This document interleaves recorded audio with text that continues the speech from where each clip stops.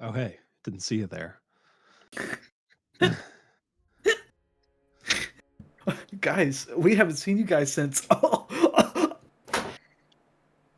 Last year. I'll cut back I to the didn't know waiting the screen. joke. I'll do it. I didn't want to make the joke. I wanted to die before I made the joke. It's a big day. We're back. Season 3 of Jujutsu Kaisen premiered today. For real? Oh shit. Yep. You First guys two want to episodes hold are off, out. actually? Can we maybe... Then what the start fuck are we doing streaming? Let's Alright, turn is this just into one a episode? reaction stream real quick for the next 40 minutes. You guys just want to stream Jujutsu Kaisen's premiere? I would love to. All these poor fools don't know what they're into. I read the manga. It gets way worse. Yeah. But yeah, it's also my dad's birthday today. Oh. Happy birthday, I thought I Matt. was going to be late because I was on a call with him, but I still ended up being the first one in the call, so worked out. But yeah, my dad's 77 years old today. Holy shit. Yeah. Rookie numbers. Let's get those numbers up. Get those up, baby. But yeah. So we're gaming today. Piper. Amy went off to boarding school. Still not here. So I think she's just waiting to tell us that she hates us. So Amy doesn't Piper doesn't fuck with us anymore. Yeah, Ever But I since have a she frog sent thing. me to like a really specifically long rant about how she was leaving the campaign because I keep not introducing her parents or something like that. But little does she know, she's literally missing out on it. Well, right, does she have to talk about that? I've been looking for my dad since we fucking started, and I keep able to talk to him. Yeah. Also getting closer to that every session. Yeah. Just like how we get closer to the end of the campaign in every session. It's all ticking down. Yeah. Only 8 more seasons, roughly. But yeah. So what happened last time? We talked about it a little bit. Like I said, not a lot of story happened, but a lot of lore. It was a boys' night. You know how it is. Gotta We talk got those about lore drops. Yeah, Julia doesn't know how it is, and she will continue not to. I'm never invited to those. Defeats the purpose. You may be one of the boys, but not like that. That's a sacred oath. Fucking life. Oh fuck. Jack, your voice is almost shot. What do you have in your notes? Yeah, I got you. I was at a recital singing a lot. That's exactly what happened. That's exactly what he told us when he joined the call. Nothing else, I swear. Not that he was being an incredibly based white boy. All right. First notes, boys' night. Fuck your. We head out to the palace and meet with Yurim, who is Iris's teacher. Yurim is a monk, and Iris wants to train with Azur the Grey Drake, which is the guy we met. And Azur was the guardian samurai at Tarj, and he knew Drac. And he was like, "Weren't you the guy that was burning down all the houses?" Yeah. Yeah. Maybe. You do remember me. You still can't prove it, but it's good you remember me. You don't have a motive. You have evidence, not a motive. You can't. You don't need to prove motive in a court of law. Wait, what? You don't need to prove motive in a court of law. It helps with a conviction. But it's not necessary. Imagine if you needed a motive to convict someone. Well, yeah, we know you did it, but we don't know fucking why you did it, and you won't tell us. We're gonna throw a dart at the board. If it hits Bitcoin, that's the reason, man. We're gonna we have video footage of you committing the crime, but he won't tell us why, so we gotta let him go. Damn it! Yeah, you stabbed your ex over 3,000 times. That's a feat, but you won't tell us why. That's a world record. Let him go. But yeah, Drac wanted to be trained by Azur when he was young. And then Azur started warning us about yokais, onis, and full blood hanyas in the mountains. And he Like in a told us, racist way? Or yeah, in just a like very racist. He dropped the hard slurs. He was mostly talking about the just be wary on your travels because in the wilds of Shinwu there are yokai aplenty, and they will at best mess with you. At worst, pick their teeth with your bones. And he told us a little tale about the Kasa Obake, the umbrella bouncing on a leg with one eye. And we were like, oh, that's sick. And he's like, yeah, there's worse ones though, man. Don't. Yeah, that one's kind of chill. He's chill. And then Ukajin is Elseia's Eidolon, which the Eidolon is like a conjuration summon. And Ukajin is the serpent goddess of harvest and fortune. And we found out that Ukajin or Elseia is more of a support fighter. So if we just have her one-on-one, she's fucking dead. But if we fight her in a group, it's gonna be rough because she's gonna buff everyone else. And then we talked to the head court mage at the Silver Palace, and found out that Elseia had to swallow a snake and digest it to actually get the contract with Ukajin, because there was a tail to it. Yeah, but that was like ritual. It was a whole ritual. But like Ukajin was like tricked to be like, there's a lore about Ukajin being tricked and swallowed by a woman, so their power got trapped inside of her. So like it was kind of like following that tradition. That woman ended up ascending to be not quite a god in Shenwu, but minor deity-esque Benzaiten. But and she took on Ukajin's traits. Mm-hmm. And I believe she has yellow eyes. She has eyes are golden, and she has a golden snake as a familiar. But when we were talking to the head court mage at the palace, his name is Yasuo or Hirose. Yeah, Yasuo Hirose. Yasuo Hirose, yeah.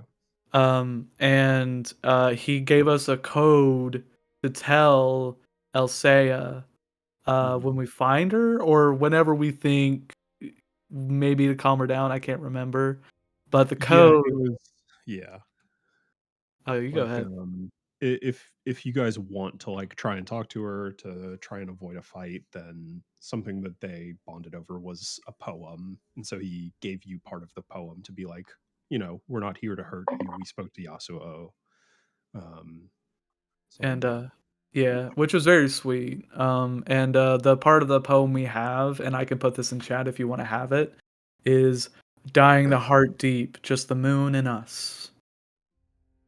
And dying like dying like food coloring shit and all that stuff. Yeah. So that's in chat. And we can also bring up that Yasuo misses her as well. And we started making plans to head out after we got all that information, because now we know exactly what their fighting style is. So we know if we separate them, it's good. And we're gonna Heisei to Suzuki is 10 days, and I believe that is where they are located.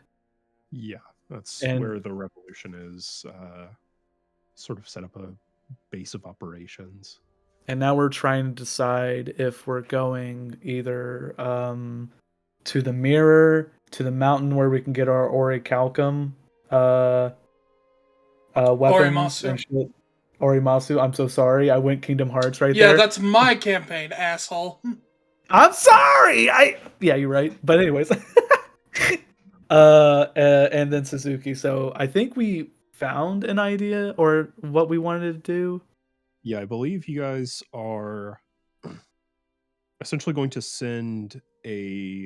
have the palace send a courier out to the swordsmith to essentially have him start on your gear so you can pick it up after. And then you guys are going to go to the mirror and then up to Suzuki. Yeah, so we're not going up the mountain at all. So we should be good. Yeah, at least until after you're finished with all that. Mm-hmm. And what does the mirror do? The mirror is the one that lets you speak to the deceased. In a different way than how Emmy does it? Yes. Yes. Because Speak with Dead, you have to have the body there, and it has to be... there are a lot of parameters around Speak with Dead. Like, Whereas they have the to have a mirror, functioning like- mouth. Whereas mirror is more like magic mirror on the wall, let me talk to this dead dude. Right. Or maybe it like the Harry calls Potter mirror. kind of, yeah. The soul of a departed close to you is drawn to the mirror and can speak with you. And it's also it doesn't have the limitations of Speak with Dead, where it's just like 5 questions. You can actually just like converse with them. Okay.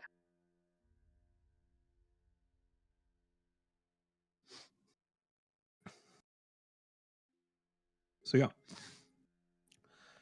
And you guys are fixing to head out of Heisei. I don't remember. Are you guys leaving the same day or waiting a day, like until the next morning? I can't remember. I think we were gonna wait, right? Or did we want to just rush and go? What time is it? It's like mid-afternoon, like 2, 3. How long is the trek to the place we're trying to get to first? The mirror? I don't remember the time to get to the mirror. But Mirror, I we think, can is... mostly get there by boat, right? You can take boat to make it faster. Also, we're not able to see the map. Oh, okay. Hell yeah. Because Heisei is here, and the mirror is over here. It's also on like more common paths. Like the roads are pretty straightforward, so it's like, I'd say like 2 to 3 days travel to the mirror. That's not that far. I mean, I'm personally fine with heading out now. Yeah, Did we want to I'm fine do with the thing where we leave our ship here, head there, have Ivanov use the teleportation circle so we can just go back to the ship and save some Well, time? that was my follow-up question was, can we take our ship to the mirror place or do we have to hire a ship? Because it's like different water size. You I could didn't see where you pointed on the map, so sorry. take your ship through there. It might get a little hairy in some parts, because this is past Heisei. Like, after around this point is kind of where the canal ends and kind of turns up for more river travel. From here to here, it's pretty much all swamp, so it would be a bit more difficult to traverse. So we Bogged down. should probably hire a boat or something then. Or do If the Slayers Guild people have a boat we can use, or have we talked about boat procurement yet? No. Yeah, no, that was not discussed. So Because I say We we could go always- do that and see how long that takes us. And if it takes us into the evening, maybe we spend the night here and then move out in the morning. Yeah. But if it takes us Alright. like 30 minutes, great, we'll leave. Like, unless, do we have all the supplies? If we're then ordering a boat, do we then also need to go like buy supply things, or can we just say we bought supply things already and move on with our lives? I mean, we would probably, if we buy a boat, probably rations would be on board. I'm assuming if we buy a boat service. Yeah, and you guys have rations as well. So I still have a deer ration from the second season, so we're good. I haven't looked at it ever since, so I'm just assuming it's okay. Oh you're a no. sailor. You know the process of salt curing and stuff like that. So Yeah, it's fine. And you know you didn't follow any of those steps. I know those steps. Didn't follow any of them. Look, I'm not worried about Kelfor, like his rations and like preserving them. I'm more concerned about the meat that Emmy keeps shoving into Hopper. Oh no. Yeah. Remember the monkey bread we found? Gonna straight up look like the upside down in there. Like just going in there, just oh. Yeah, it's not great.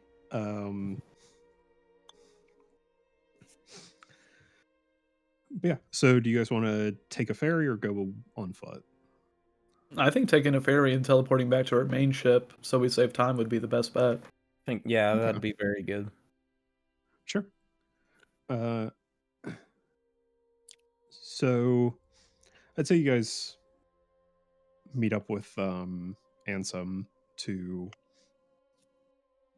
get the lowdown on a good ferry that heads that direction that is reasonably priced, and he points you in a direction of someone good. Uno momento.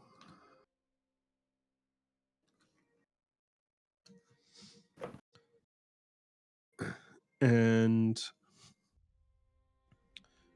he'll lead you to near the waterfront. You see a man on an older, fairly small boat, and he looks over and you see this man, mask adorning his face, and "Hmm, who are you?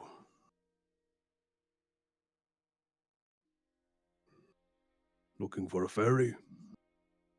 Yeah, we're looking to see if maybe we can get passage to. Do you know anything about the mirror that shows you dead people that's close to you and makes you probably feel really sad? Of course I do. I was actually just wanting to see if we can take us there if you don't mind. Yes, I can do that. 2 days by ferry.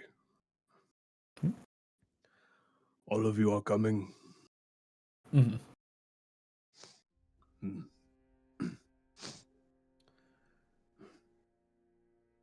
Looking for round trip or one way? One way should be enough. Where we're going, there's no reason to come back. You All right. you can't just say that to people out of nowhere. Yes, we can, and we'll continue to do so.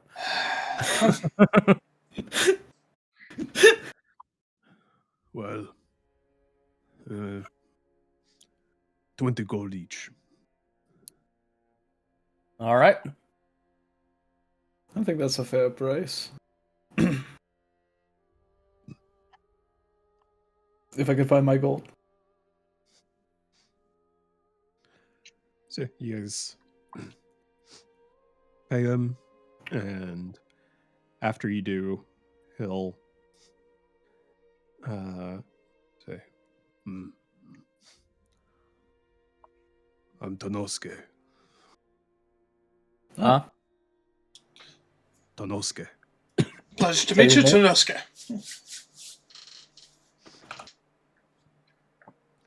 When do you want to depart? Soonest available time. Yeah, I think we're ready. Whenever's most Ready. convenient for you. We have nowhere else to be other than there. Well,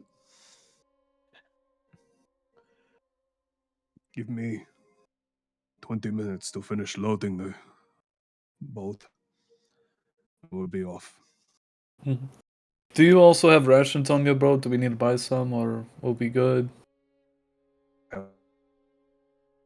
Uh-oh. I think...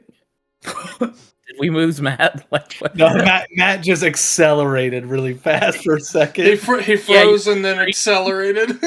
Just stopped and then... I have some. Perfect. Do you have eggs? He wouldn't have No. enough. He wouldn't have enough. Don't worry about it. I put my hand on Dragon. See, this is Eggs character aren't really development, good Dragon. rations.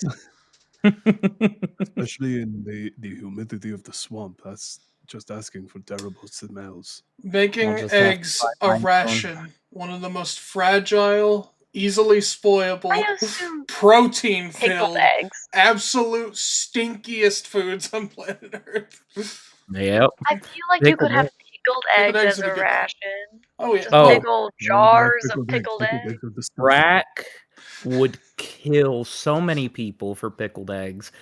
You have to understand the saltiness to it as well. Like, it hits different for reptilian He creatures. just goes so, feral. Hey. He just gets one pickled egg in his mouth and he's like,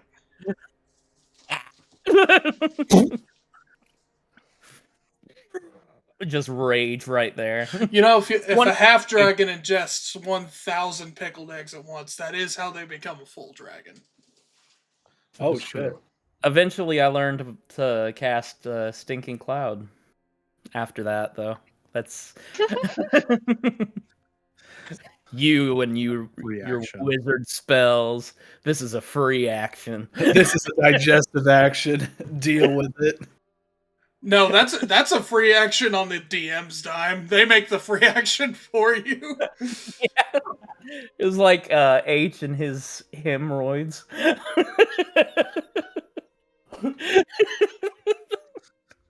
Oh.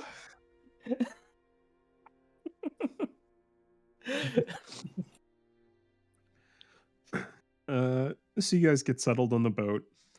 It's not too big. It is completely and he dark ends up- on our vision, just a heads up. We need tokens to view it. Or just disable the visibility fog. Yeah. We love that being default. We love it. Thank you so much. One we're fighting for. Boundary. I love it.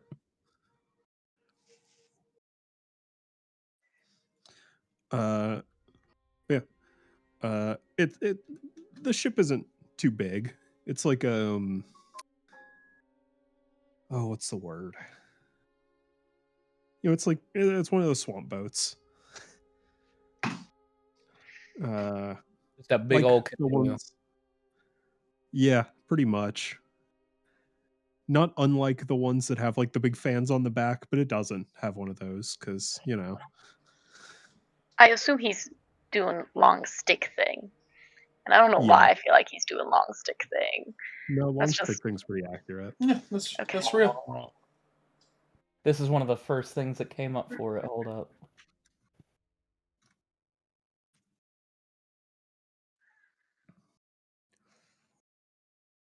I know it's a miniature, but hey. Yeah, not dissimilar from that. Oh hell yeah! But yeah, the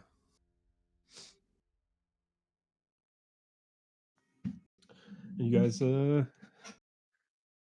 sail out on your way. Right. Let's go. Is there anything you guys are doing in particular while traveling on the boat? Since we got time, Moss, is there anything about our mission at large you want more clarification on? Because I feel like we haven't had a great chance to talk. Um, Or if you want, we could just give a rundown of the events that led up to right now. yeah, I'm like, do you mean like overall or like in our current what we're doing? But yeah, maybe just give me a overall summary. That wouldn't hurt anything. I've definitely gotten an overall summary before, but it wouldn't hurt to get it again. It all started when I was born because I'm the oldest. So Technically, yes. do we want to start whenever we all met up in Lynn, or like are we starting for our overall objective? I mean, we all met up in Lynn with different objectives, but it did become pretty apparent that we had a bigger objective coming pretty quickly. Mm-hmm. No, I have a question. Mhm. Whenever you guys all first met, were you all part of the Slayers Guild already, or did you join together? We joined together. Yeah, we had gone to the tournament and essentially, the arena, and fought. I've No, heard of the arena. there was a tournament for the Slayers Guild itself. There were people competing Right. to join. The arena was just a fun side thing we did. The arena was just really, really fun. Drek almost killed a guy, but And Yep. I almost beat Drek. Almost. That stick. It's only been But, upgraded now. we So- I mean, we had 3 trials we had to go through to get to the Slayers Guild. First trial happened, we had one big mission we had to do, which is we found a doctor who was trying to resurrect his dead wife by taking the life force out of other people. Killed his ass. as you Helfor know. was very close to dying. I almost died because he did inflict wounds on me, and I was 2nd level, and inflicts wounds is a 3d10. You were first level. Were we You first? did? I thought we were 2nd. Uh-huh. Oh, we were first level. Yeah. We didn't level up Yeah, till no, after yeah. that fight. It was bad. Kelfor, I believe, was 2 points away from being fully dead. Yes. He got a nat 20 on a gunshot that alerted us that something's wrong. Mm-hmm. Spicy. Yeah. Literally, as he was put on an operating table, I believe. Yeah, basically. Yes. Like, oh yeah, I've got a cough. Okay, well, come and sit down on the table real quick. Yeah, But- probably pretty bad hindsight on our part. I mean, if you remember, the way I led up to getting in there is I had Nevia punch me in the stomach. Well, I meant maybe we shouldn't have let the you being sick and you going alone be the plan. No. Hindsight's 20/20, but it's fine now. I'm not dead yet. But that happened. And then the second trial we had, I believe, 3 missions we had to complete. We went through those. One, we went into a painting world, and it was rough. We had to fight painting monsters, if I remember correctly. Underwater. Underwater. Underwater, yeah. That was very cool, by the way. I would love to see that person again and see if they could still Like- make paint worlds. Yeah, honestly. Like acrylic? Mhm. Okay, cool. Just making sure. I'm in the okay. And then the second trial, we had to go to the Mage Academy and find out who killed one of the professors, right? Or something? They invited us to the Mage Academy, and I believe it ended up being the Baron, right? Like we went to a party to figure that out there. That did end up happening because of that, yeah. Mm-hmm. Or no. I have notes. Why am I not looking at my notes? Because that was the Masquerade was the third thing. I mean, you're doing a good job of that so far, so. I think they coincided, those two. Let's see. I don't Ancient remember the dwarven guy knows Katri who was kidnapped. Matt doesn't know directions is what I have put down for one of my sessions. Ouch. It's all I see is on session 3, Matt doesn't know directions. Thori is who I fought. I will fight the Sparrow next fight, is what I had to put down. Lydia is who we need to speak to. She had red hair. Corpses are mostly in good shape, but they're hidden. No blood on the corpse. Oh, we also there was an All Mirage that we had to hunt randomly. I do remember was a that. side mission. Oh God, It was yeah. in between rounds 1 and 2. You guys went to the arena, and then you did the All Mirage. The first And time we used also- Emmy as bait, First time. And Far not the from last. and not the last. Went better the first time. An All Mirage, by the way, is just a rabbit with a horn on it, and it Mhm. stabs. It stabs creatures with a horn and drains the creature's blood. Yeah. Consume. Matt Uh, originally that's intended for us to keep it as a pet. We didn't know what it was the until it was already dead. Should not Because happen. I rushed up and did an axe kick on it, and then it immediately died. And then I held it by its horn, walked to the farm people, like, hey, here's the what it was doing. And they're like, it was a fucking All Mirage. We're like, yeah. And they're like, God damn it. Here's your money. There's I a was like- picture in chat if you want to see what it looks Yeah. like. It's the exact picture of it I used. It's cute. I So know. after finding out we didn't need it, I was like, is there anything valuable on this thing, Matt? And he's like, the horn's kind of valuable. So I'm like, cool. I broke the horn off. And we met Ares at the arena, by the way. Yeah. Ares. Ares had just joined. Ares just joined. I threw on the All Mirage's body to Ares and she just ate it. Yeah. Great. Didn't keep it as a pet. To believe it or not, our first season was the most unhinged we all were as people. Oh, 100%. Not unexpected. Yeah, they did the side mission to hunt the All Mirage, and that's also When we fought they Keith. took 2 jobs, and they met Kyle there. Yeah, Kyle. Stop giving him Yeah. different names that start Kale. with K. Sure. I think it's funny because I can't remember him. Kyle! Harry. But Kenny was really cool. Shut up. Yeah. Kale, who was a novice necromancer who had fashioned himself a flesh golem from robbing graves. And being a novice necromancer, that flesh golem had 1 hit point, and Emmy put it to rest.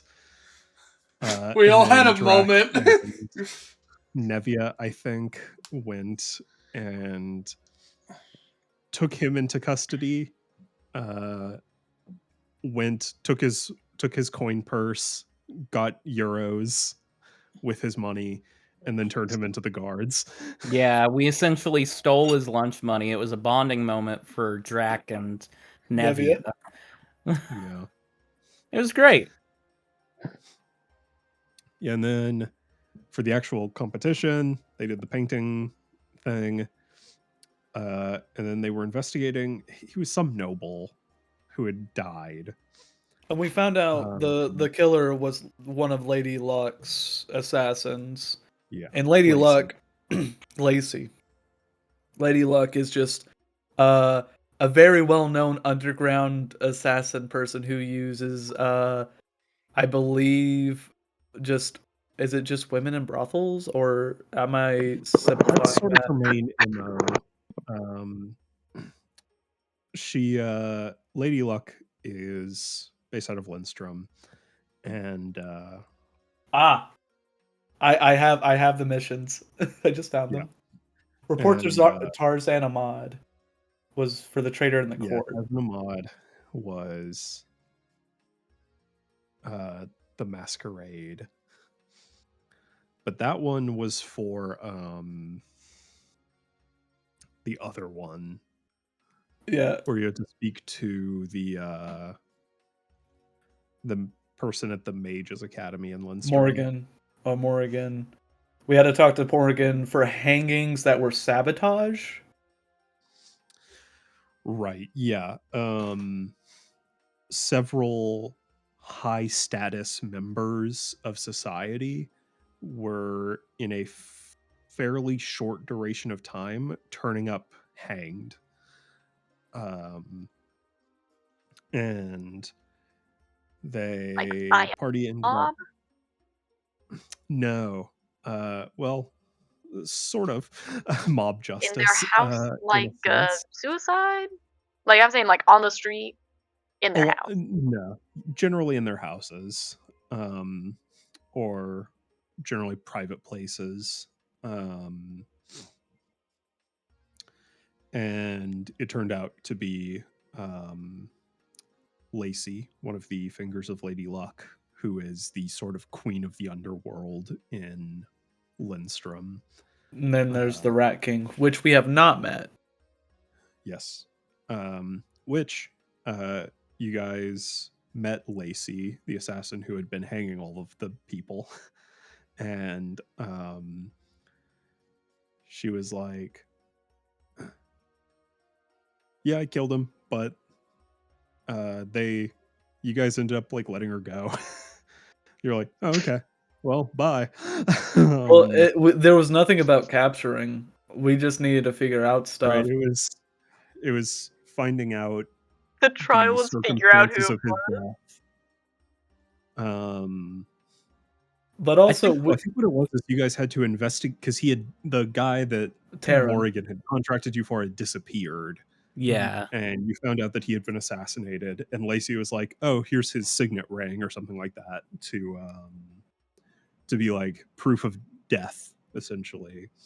And that was good enough for them. And Lacey was just doing her job.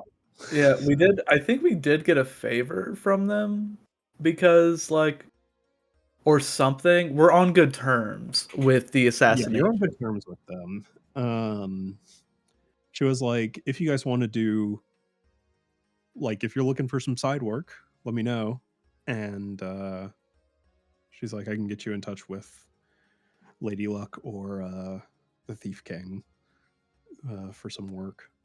Which you guys said, we'll get in touch if we ever want to. And you still haven't done any of that. I still got to assassinate my first target, man. That's true. And yeah, and then they were asked to the residence of a Baron Tathrin Ahmad, fan favorite character, I think. Fuck no. I mean, everyone hates him. Fuck that guy.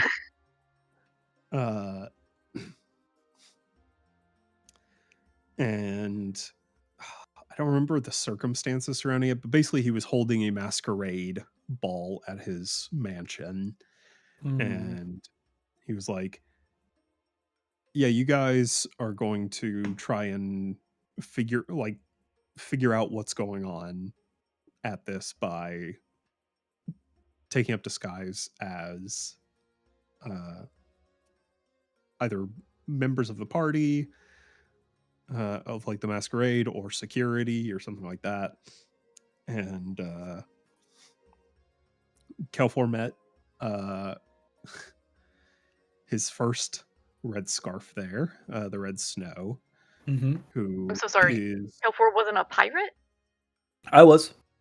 Okay, I was like, Kelfor didn't come into this as a pirate? That seems crazy. But he did. Okay.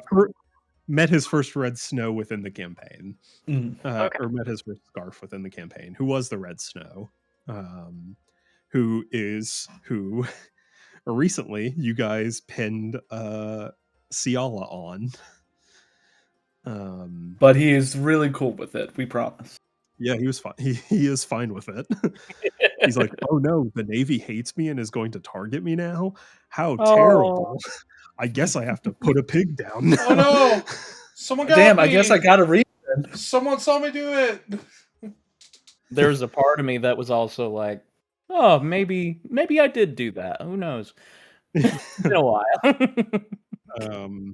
But it was at Baron Ahmad's mansion where the party met Monsieur Jacques, who was his personal tailor, who made the thing for Hopper, He right? did make the bow Okay. tie for Hopper, The yes. goat. He And also made a bow literally- tie for me. Yeah, and literally all of Ivanot's outfits except for the first one.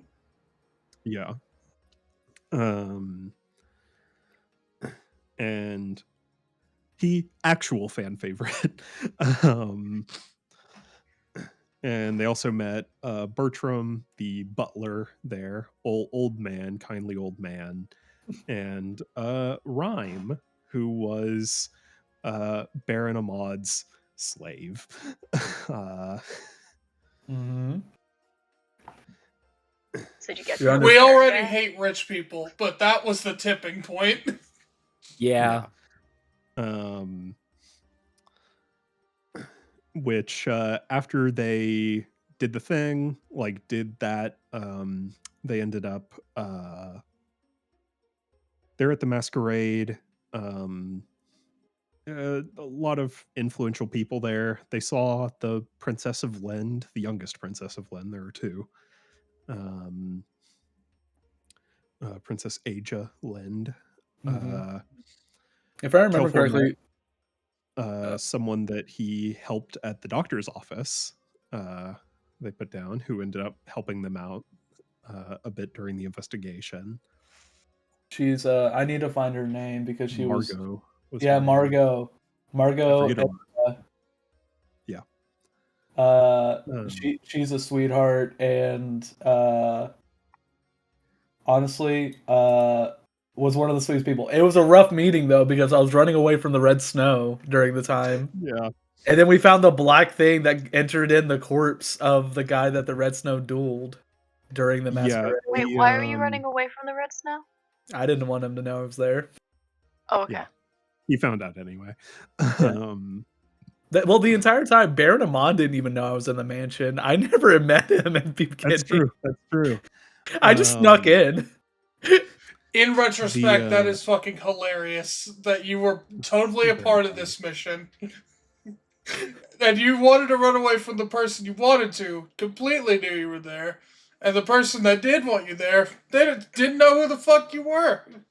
I know. Yeah. Which Margot ended up finding the body of the jester that was there, who out in the garden behind like a hedge had been split in half from the inside. And then the Red Snow challenged one of the nobles to a duel because he was there on an assassination contract as well. Challenged him to a duel, killed his ass dead in that duel. This is Kelfor rolled an insanely high perception check and saw something enter the body of the guy that the Red Snow had just shot and killed. And I can't remember the name of what that creature was. I think. Let me see. We sold it. We sold that creature. By the way, selling it. It was a minor devil. Oh, it's That's right. androgynous. Janice. No, it's This is what I have put down. Devil Leech. This is what I had. Is that right? That doesn't feel right. I could be wrong. Androgynous? Androgynous. Maybe it is. Let me search. Oh, or is it with a J? It might be a J. So like this, because I had two different spellings. Androgynous. Oh, it was very funny because that was also the first time we met I say, but we were in close proximity to the Princess of Lend. And I think the first thing she saw was me running up to the body and punching exactly where that thing went in. I'm like, sorry guys, I have to do something real quick. Oh, excuse me. Sorry, man. But yeah, they ended up getting this leech thing, this little leech devil that had been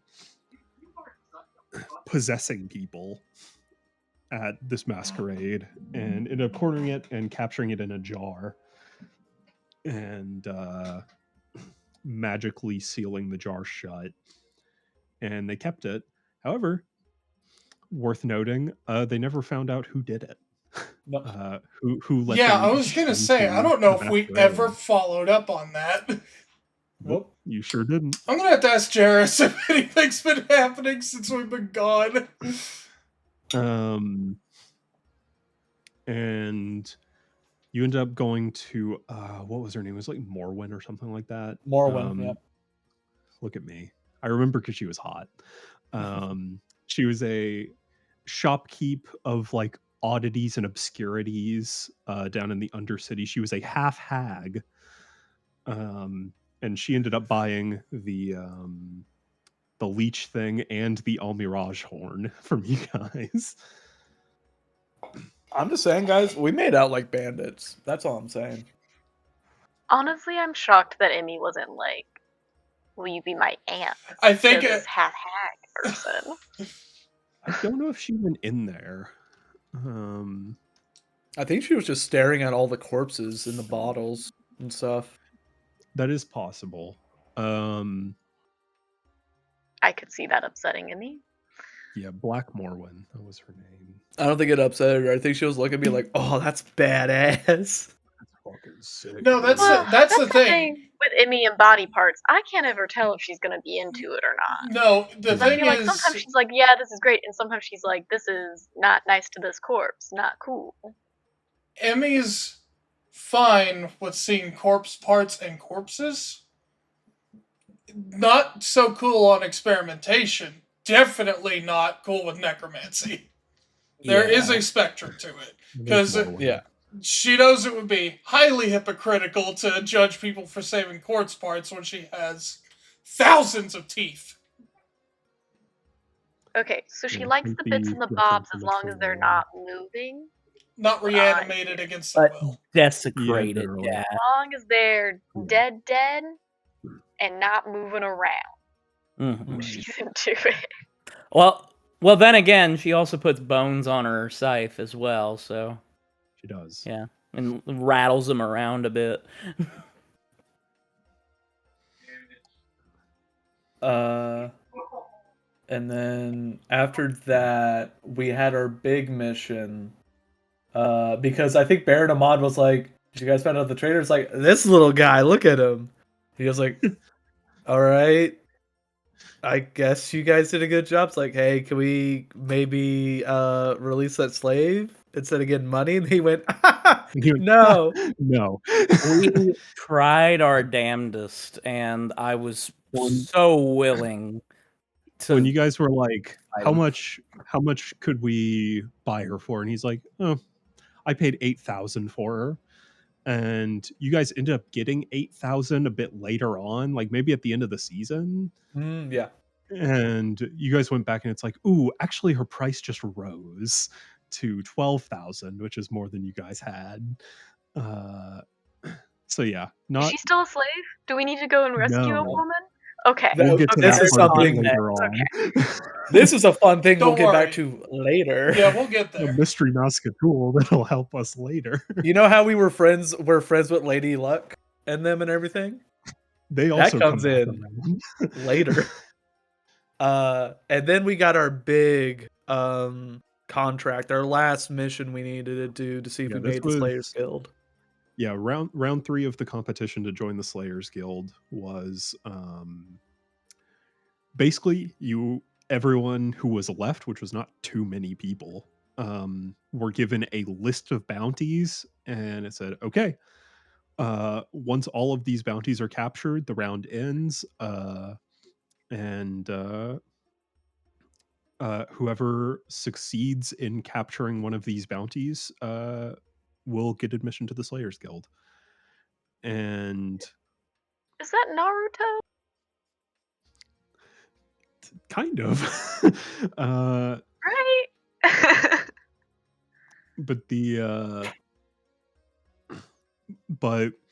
And there were tiers of bounties. So for some, like if you just got like the lowest bounty there, then it's like, Yeah, like maybe. Like you'd probably want to get like 2 of the lower ones to really qualify. And then the most expensive one was for a terrorist. That Yeah, was worth a lot of gold. You guys got I me the terrorist. Do you say I have 5 gold? no, I A have lot. 5 I don't know how much bounties. it was. There's 5 bounties that were up. And like we went for the terrorist attacks with blue flames, which was worth 12,000 gold. Yes. But there was the rogue wizard needs capture for 2,500. I think we didn't care. Reports of disturbances of woodlands and missing people for 1,500. Meh. Series Which of is what the heists. Gringotts moved after. And Yeah. I believe the Rogue Mage, the Neon Bones, captured that one. There's a series of heists for 2,000, and then strange noises that are making people sick for 2,000. I don't remember which one that was. Strange one. Oh, the Strange Didn't we Noises you guys finish that actually one? did. You guys Yeah, Yeah, we I did was too. gonna say. Yeah, we did the strange noises one. Yeah. Oh god. That was What the was Bellboy. the strange noise? Oh Oh, my no. god, that was the bellboy. Yeah. Oh, that's what we Ringing his met. bell. You can ring I almost forgot about that little guy. Yeah, that was the guy where every time we shot him, he would ring his bell and it would suck. Mm-hmm. Yeah. Every time we would hit him, just make a con save. Yeah, and I had Shatter, and Matt was like, "Oh fuck, he's not Also, that I kind of know it's construct." not. I'm really just picturing like one of those like ding ding ding bells, you know, There he is. like, that you have to lay Bellboy. flat. Yeah, it's He's much just a cooler little than what I guy. was thinking, which was a like hotel bellboy, but holding a bell, or maybe it was on his hat and he just goes bong bong bong bong. It's Zero from Grand Budapest. Yes, but also being like a weird little menace, zipping around, being like bing punch. Yeah, the party, I knew they were going to do this, went after the highest bounty, which was a terrorist who was attacking various points around the city, and they were also a rogue mage. They were using fire evocation magic, blue flames, to perform these terrorist acts. That was our first real rogue mage. This was the mission that Yeah. led us into what we're now doing, which is stopping all these mages from completing a ritual. And the way that she would complete it is blow up certain places on Lend. And I think their name was the Azure. It Right? was Yep. the Azure, yes. You guys ended up meeting with the investigating officer who was searching that case, Rallis. Guard Captain Etienne Rallis.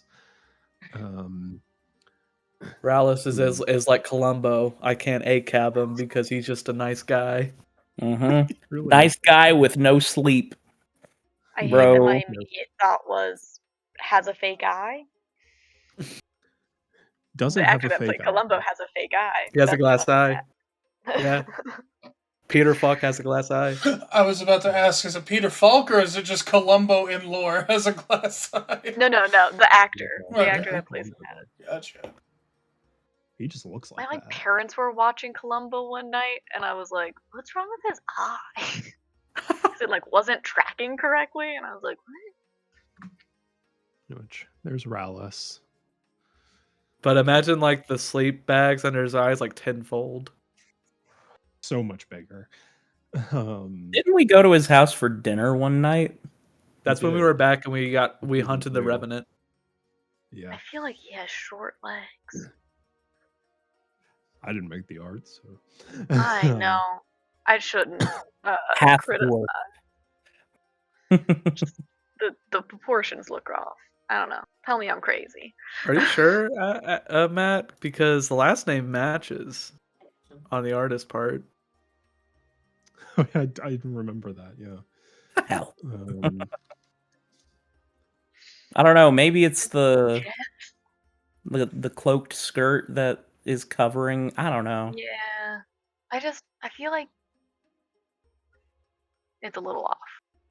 Nah, I kind of see. I don't think it's. I think it might be the cloak, and also the ways the legs are bent. Yeah, the way that his legs are, it does look like that foot just disappears behind the other as Yeah, it just well. kind of looks like maybe his shins are the wrong size for his body or something. Cause like if his hips are there, that's like kind of the correct length through the like thigh. But then I don't know, it gets weird. Mm-hmm. But yeah, so you guys, they searched. It was Rallis who had a map of all of the bombing sites and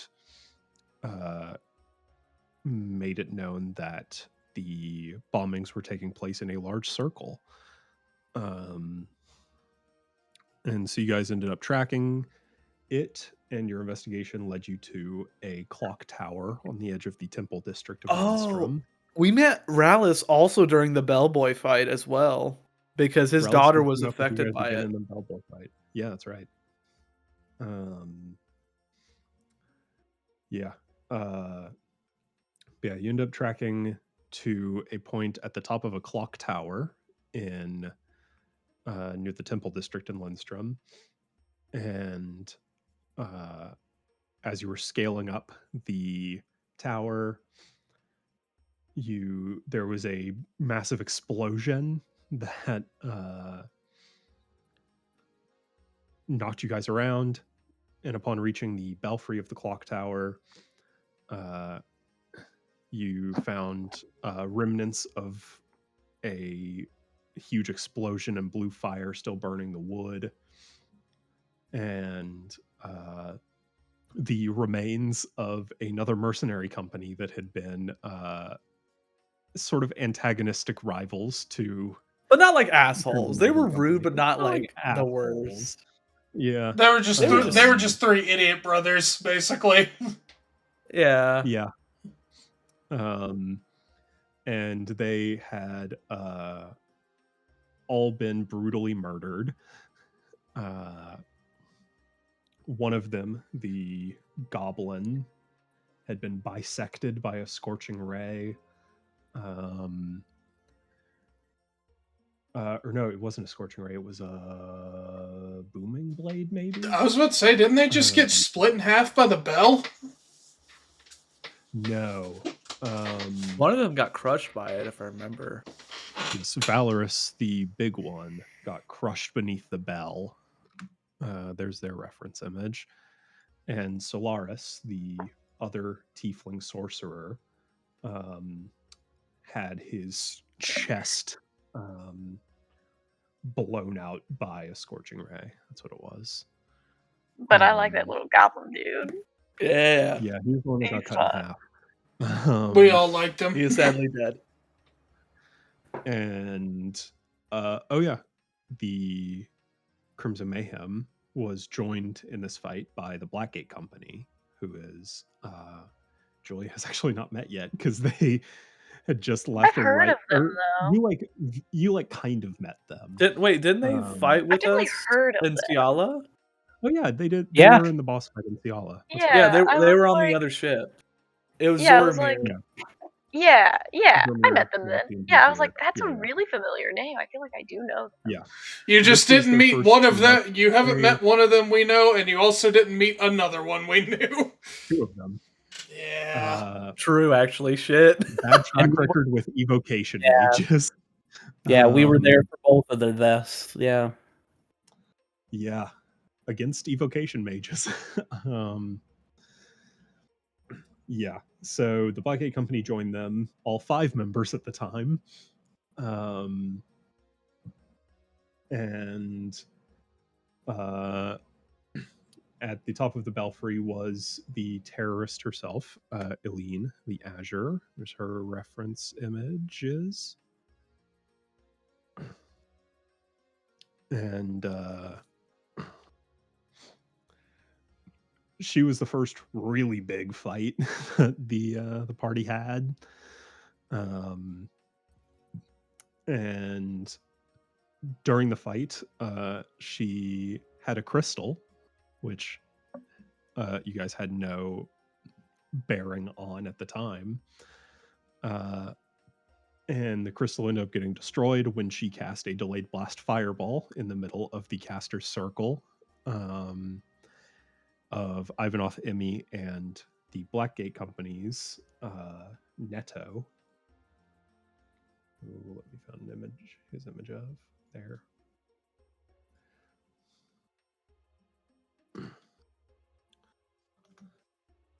And whenever the delayed blast fireball was detonated, Ivanov took it like a champ. Didn't even go down from it. I did the quarter exact damage. same strat that let me survive the meteor swarm. That's what Yeah, happened. literally the exact same strat. Low diff. But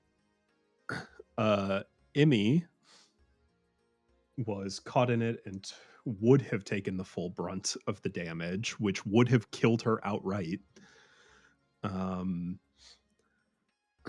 But Netto, the sorcerer spirit of the Blackgate Company, had held their action the turn before and used it to cast a gust of wind spell to push Emmy out of the detonation zone, giving up their own life to save Emmy. And yeah, and then the party fucking killed Aline. Yeah. It was a team up attack between Kelfor and Nevia that ended up killing her. Nevia got the killing blow.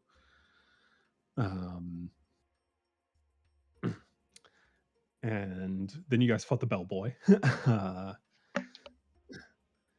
And that was the end of season 1. We also can't forget Joseph. Joseph exists, and he's the guy. He's the Gyro. The Euro guy, yeah. Yeah, the Euro guy. And also, I did give a coin to Bertram that whenever it touches any other gold, it turns into a dead fish. Yeah. And I made Bertram give it to a mod. Yeah. So Absolutely fantastic. And then season 2, the party had to go to Harge. Left Lindstrom. The entire season took So, place. Into outside season of 1 Lindstrom.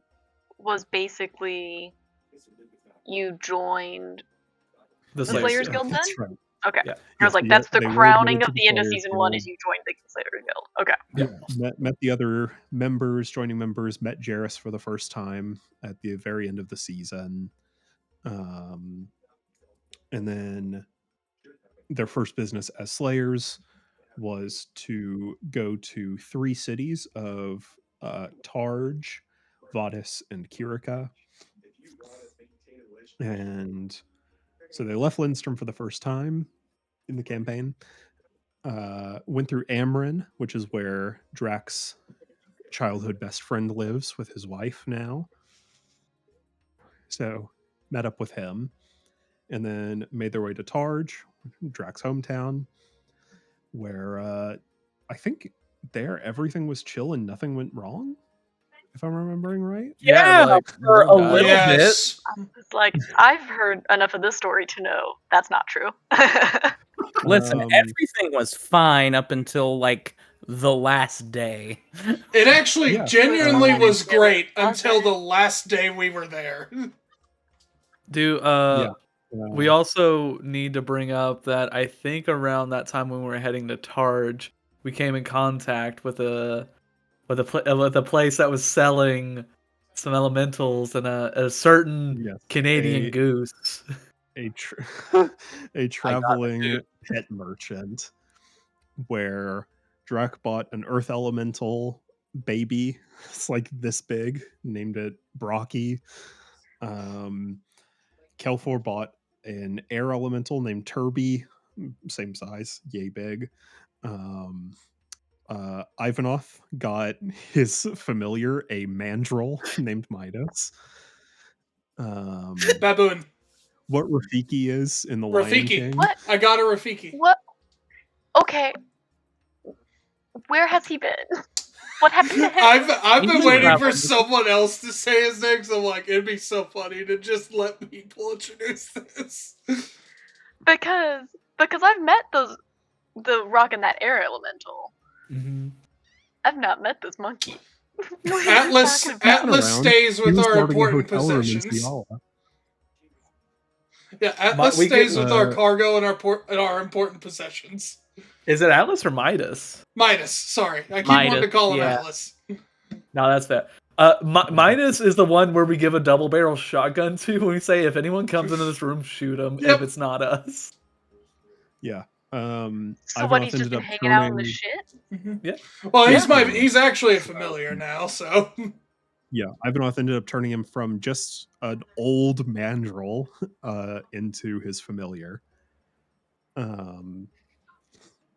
Actually, now that we're thinking about it, Moss, we may need to get him to recognize you before you go into the cargo space. Yeah, you might. I mean, take I could summon him now. You might take a slug. Midas is on a boat immediately, points a gun, just like, Just hi, Midas. I always imagine Midas just flying back. just a Yeah, it's a regular Elmer Like the Fudd, that idea- one. I like the idea that Moss has done absolutely nothing on the ship in the cargo area at all. I like the idea that Moss has been on this ship for like weeks now and just I'm sure Moss has hasn't met done Midas any at hard some work. point and it just hasn't come up. Maybe. But yeah, Midas is there. He's currently, right now, actually, at this moment, he's playing poker with Sigmund. Yep. Sigmund is so fucking cool, by the way. I'm so glad Sigmund's joining. Glad he's sticking around. And oh yeah, also Ares got a baby penguin turtle named Birtle. Beans. Oh yeah. Named Beans. Where is She keeps them in her hood at all times. this is some delightful whimsy that I've been missing because nobody told me. Look, we've been in a dark spot for the past few weeks. Remember, It's a season real- All 1 was whimsy got great. sucked out No of our one body. remembers their pets. Season 2 was rocky. Season 3, even more rocky. Season 4, the rockiest. It just keeps getting rockier. Also, yeah. I think Drac ended up purchasing a Canadian goose. Yes. A country which does not exist here. I believe it's Or did you eat Theolan it? goose. Oh And god. it was so antagonistic toward the party that they ended up killing it. Yeah, we We- ended up we- just dinner. killing him. Well, no, we put the bow on the goose because we're like, this thing is not stop yelling. Maybe if we understand it, it would help out. And then then it all started fucking like, saying so screaming many swears. all of these obscenities, slurs, everything. It was. I don't know if bad. it said And slurs, we gave it a but chance. I pointed a gun at its head, said, "If you say one more thing, I'm gonna blow your brains out." Or like, shut up in 5 seconds, or I'll blow your brain out. And then I said 5, 4, And then it went 4. and joined in. I So what we completely forgot did- that gag. What we did is we put a fucking firebomb in its mouth and set it free. And Drac just fucking blew a fireball or Drac fireball, firebolted it. blew it up, and we had goose Had it for dinner. And I do need to make it known, Ivanoth had to ignore all of this because he was not happy about it. Listen, Uh, I really wanted it to work out. He just didn't make the cut. didn't pass the vibe Maybe check. he survived the fireball. Also, and the Correct explosion. me He if would've I'm made not the cut. mistaken. That the night of that same day is when Kelfor ate the goddamn steak. Yes. Let me check. Yes, I believe it was. Wait, what steak? Oh, you'll learn. The fate. Was it a mistake? Oh, it, We'll it find basically out. was. So that night they were camping out on the road. Kelfor and Emmy were keeping watch, I believe. and Kelfor ended up seeing just some random bandits that were approaching them. And he said, "Hey guys," and they were like, and left. Notice that they were wearing these black sashes. It didn't come up again. No, that matters. Yeah, That matters a lot, actually.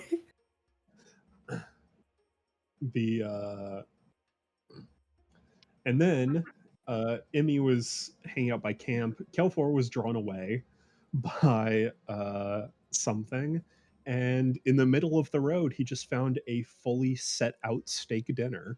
So he said, "Don't mind." No, I've heard about this actually. I think I've already been told about this. Okay, am I fucking wrong I to don't remember enjoy what delectable happened. meal? To be fair, I have always said the fact that you ate it does not bother me. The fact that you just went to it. It was so clearly either a prank at best or a trap at worst.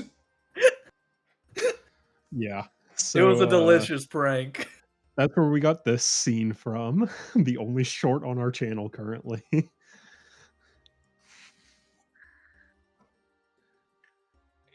Don't mind me while I watch this real quick. Yeah, go ahead.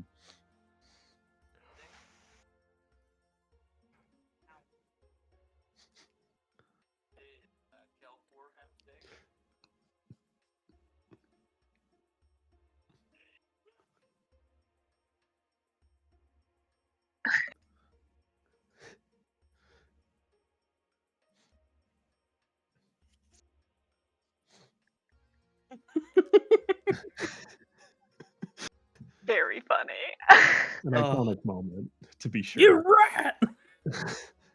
I was so upset because I asked Emmy, I was like, "Hey Emmy, what just happened? Don't tell anyone." Immediately, You know why she did too, right?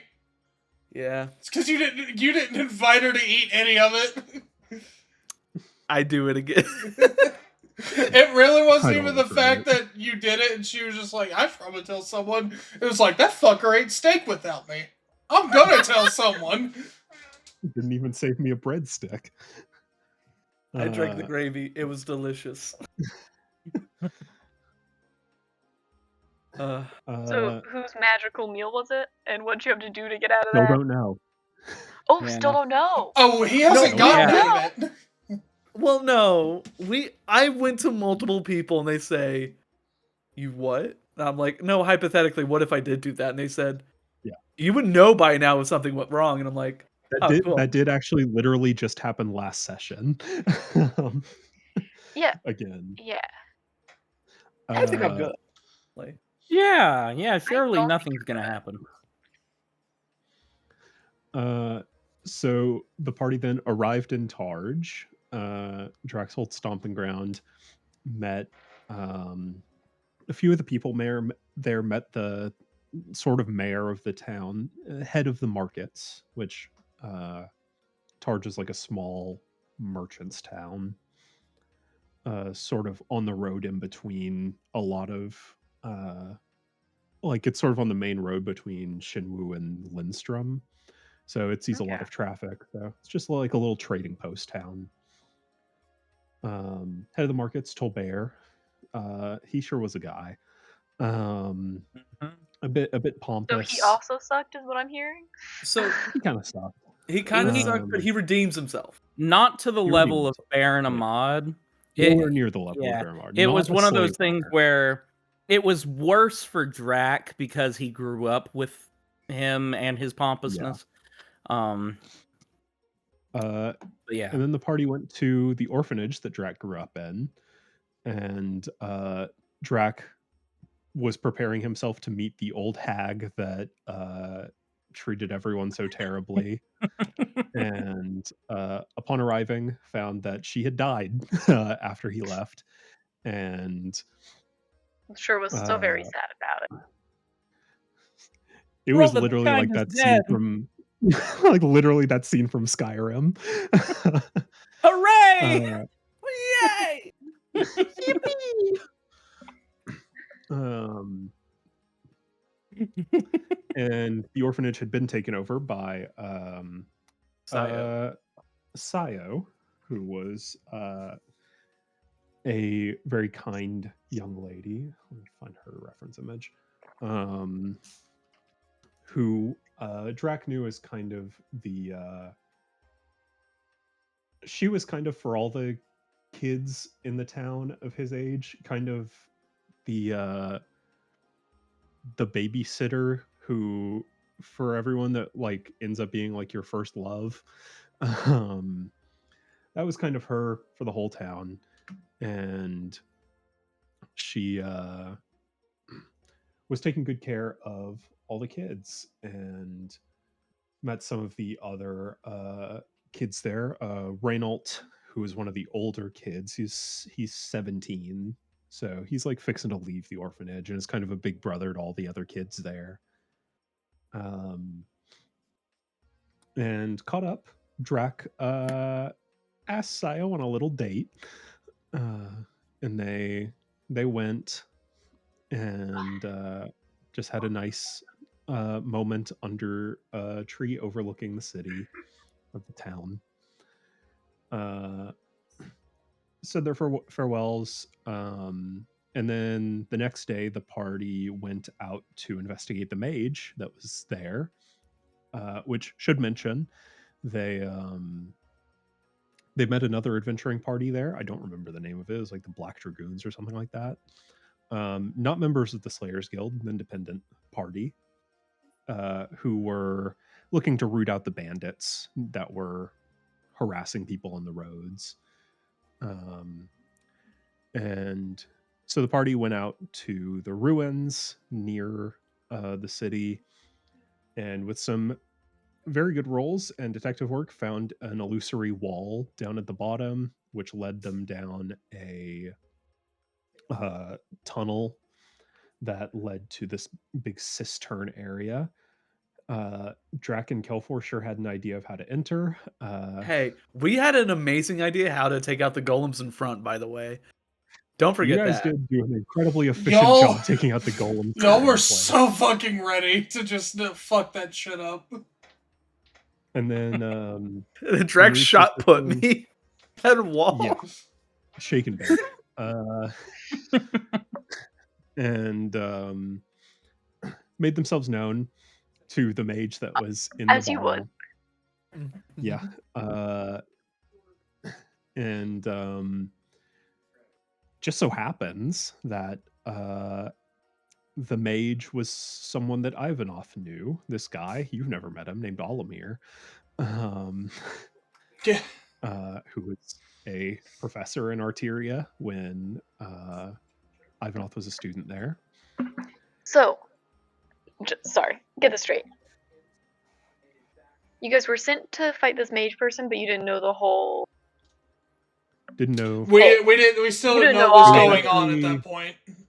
Mm-hmm. It was actually from Olimir that they ended up learning a lot of the basic details of Yeah. this. Oh yeah. As soon as we um, talked to Olimir and actually sorted everything out, that's when we finally got the bigger overall plot revealed to us. Yeah. Yeah.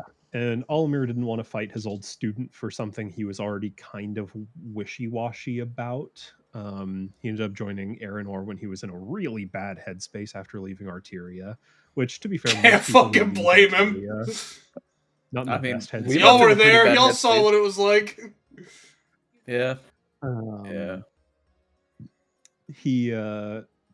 So he ended up surrendering himself to the party, was willingly taken into custody by them. And upon leaving that ruin, this old fort, they found that off in the distance there was a massive cloud of black smoke coming from the direction of Targe. And Oh no. Oh yeah. Oh yeah. And so they ran down to the city as fast as they could. And upon arriving at the gates of the town, they found the other adventuring party, displayed at the front of town, all of their heads on pikes. I do faintly remember being told about this as well. Yeah. And so the party started fighting all the bandits that were out killing people.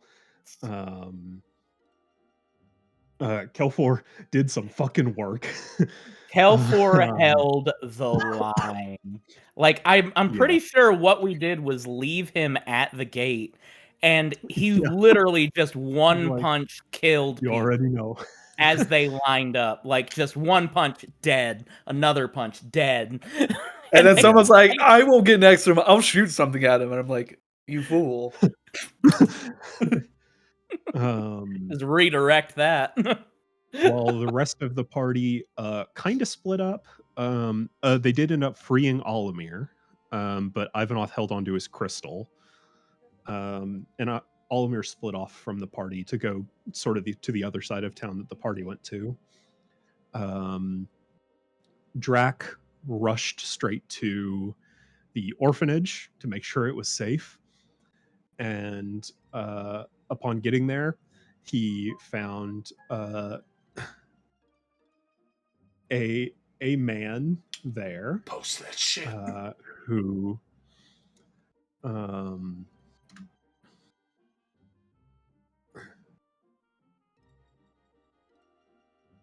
was the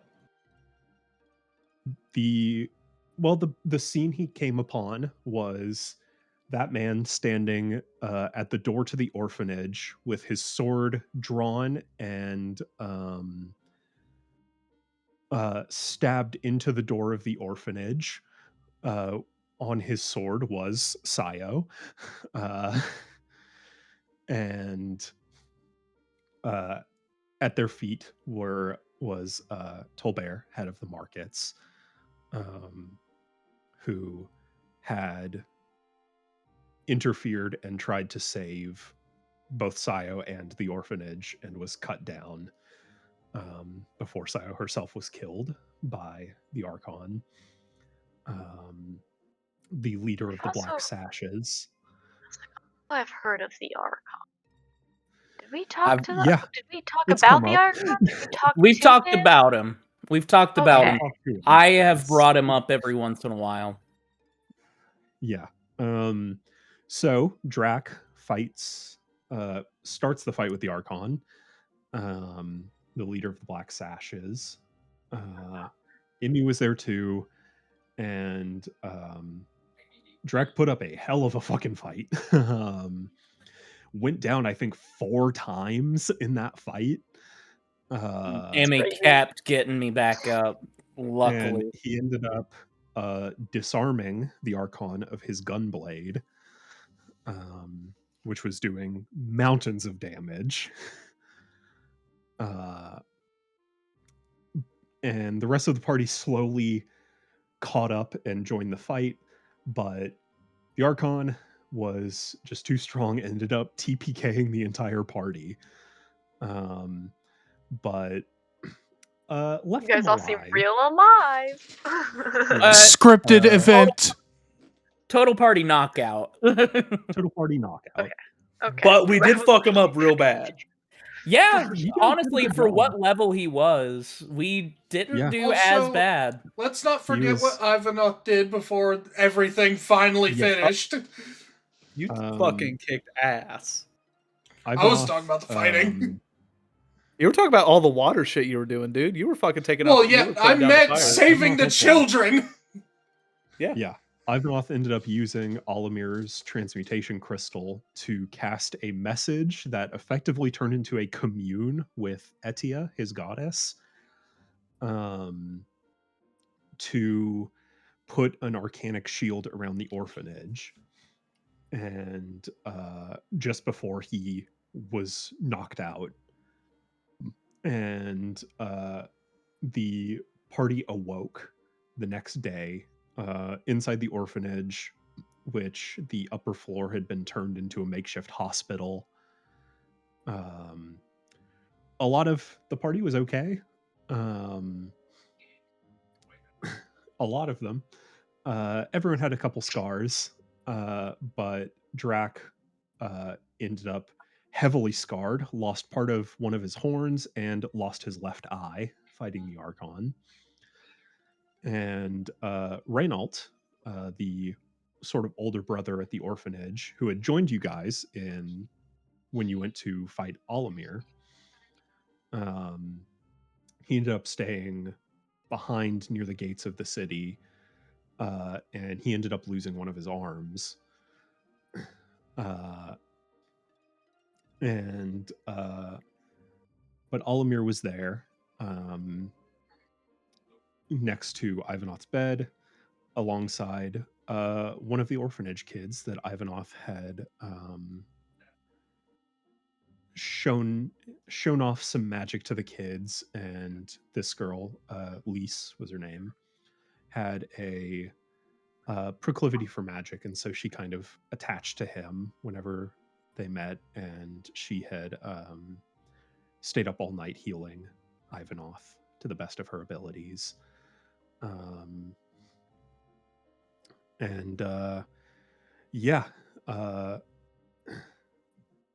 Olimir ended up staying behind in Targe for a little bit to use his animancy to his creating golems to try and aid in the reconstruction and the search for bodies.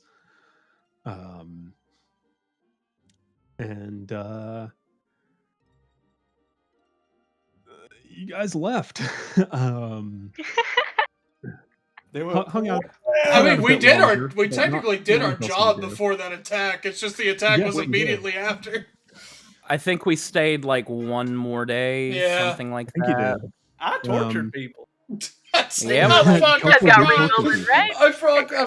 fucking forgot. How can I forget? Kelfor did end up torturing two of the captured Black Sashes for information. And it worked. Also, you guys tracked Don't down forget, he shot one dude's ear off and casted silence. Yes. Actually shot one ear off of each of them. It's like you know how like cows get like the little stamp in their ears? Had to make sure. Yeah, it's kind of like that.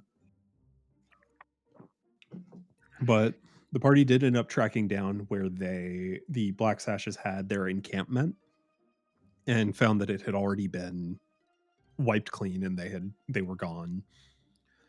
And so they left. Emmy, you speak with Dead on Sayo. That was a fun moment full of laughs. So I went, airline food, guys, am I right? We're like, Sayo. Wow. It was really sad. And so the party moved on to Vadis, which was kind of under the thumb of the Red Scarves, Kelfor's Pirate Order, under the what was her name?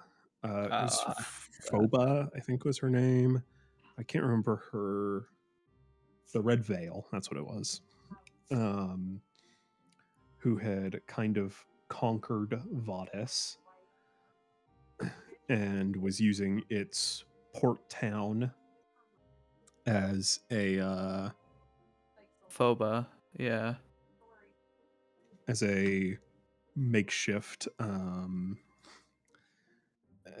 sort of kingdom racketeering scheme. The party didn't end up doing really much about it. Not that they really could have. It wasn't their job. But they ended up meeting with Ezra, who is one of the senior Slayers Guild members, in the same adventuring party as Mora, the Dragon Slayer, who you guys met a couple sessions ago.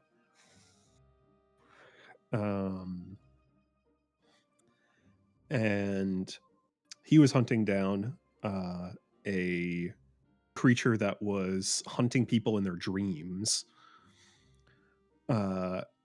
And while searching, you guys ended up meeting a little hermit mage named Merza.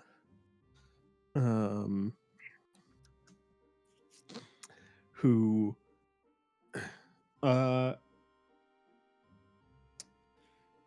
you guys smoked loud with. Smoked loud and smoked proud, brother. There's Ezra, the Slayer, and then Oh, he's cool.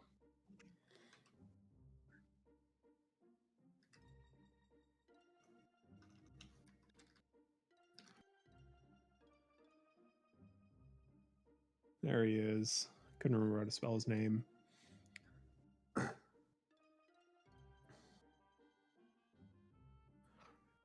And there is Mirza, the hermit who had the most pristine Lincoln blunts, Like Mirza.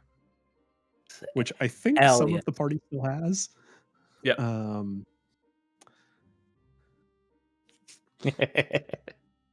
The I'm so glad that kept going.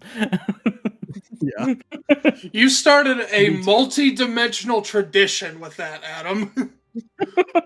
I think The it's been in every corporation is campaign fantastic. we've ever played in. Yeah. Lincoln Blunts. No, it hasn't. It hasn't been in God and Monsters yet. Yet. Season 2, baby. That's actually crazy. When are the blunts dropped? All right. But yeah, you guys ended up hunting down a Wendigo, which would have been really scary of a fight if Kelfor wasn't Kelfor. Yeah. No, it felt like 'Cause bullying. The Wendigo was a stealth hunter, where if it had sneak attacked any of you,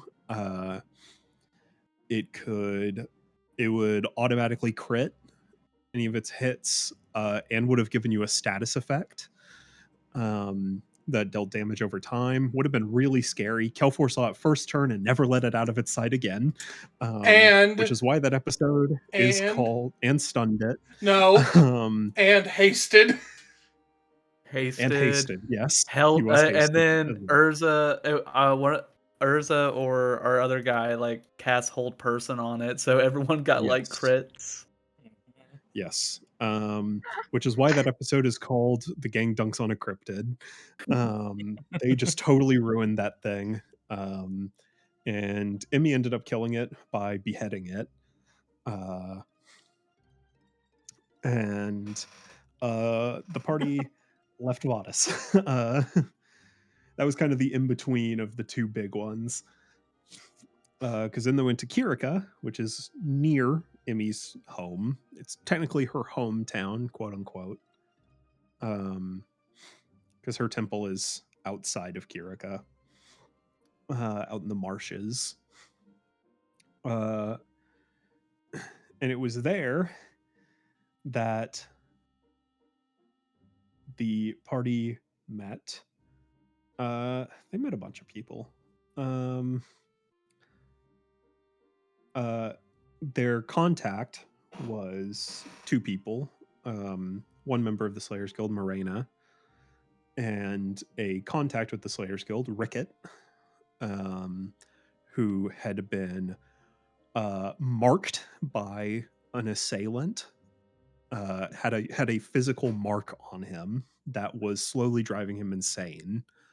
The party later learned that the mark was someone had essentially etched into his body the Crown of Madness spell. So he wasn't doing so hot. He was going through it.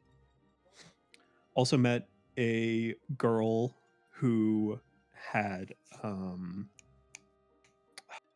I don't remember what spell it was, but she had also been marked and had amnesia because of it. She couldn't have any memories because every time the spell procced, which was pretty regularly, her memories would get wiped again. Like 50 First Dates. Mm-hmm. Just like that. And the party actually met the person behind it really early. That was actually how they met the Amnesiac girl, is they rescued her from one of his rituals that he was casting, where she was meant to be the sacrifice. And that person ended up using Modify Memory on the entire party and erasing their knowledge of him from existence. Yes, and I counterspelled something before it, and then I'm like, oh fuck, I can't get this one. I think he did Hold Person on you guys first, Yes. and you counterspelled that, and then he did Modify Memory, and you didn't have the counterspell for that. Yeah, that was rough. That Very was infuriating. Yeah, I mean, that happens. Oh yeah, no, absolutely. Well, actually, it didn't happen. If you think about it, Technically, we didn't think it happened. So, Ivanoth met up with an old friend of his from Arteria, Nen. nothing bad will who happen. We swear. was investigating something similar out there. I don't actually fully remember what it was. It was a dragon, wasn't it? Her partner that was with her, hell yeah. He was investigating the dragon. Sorry, her partner's name was Hell Yeah? Yeah, hell yeah. Post What, the you don't art, know Hell Yeah? please. Yeah, one sec. Hell yeah. This cryptid, let's see him. This is an old Hero Forge model. Hell yeah. So he's a bit out of date. He was a character that I played in Woodrum Must Die for this section of story that was Oh yeah. there. Yeah. His whole shtick was that he was a consultant with the Mage Academy, but his whole shtick is that he had no magic. So the glow stick in one hand is his light casting, and the blowtorch he had is, of course, his fireball. Jesus.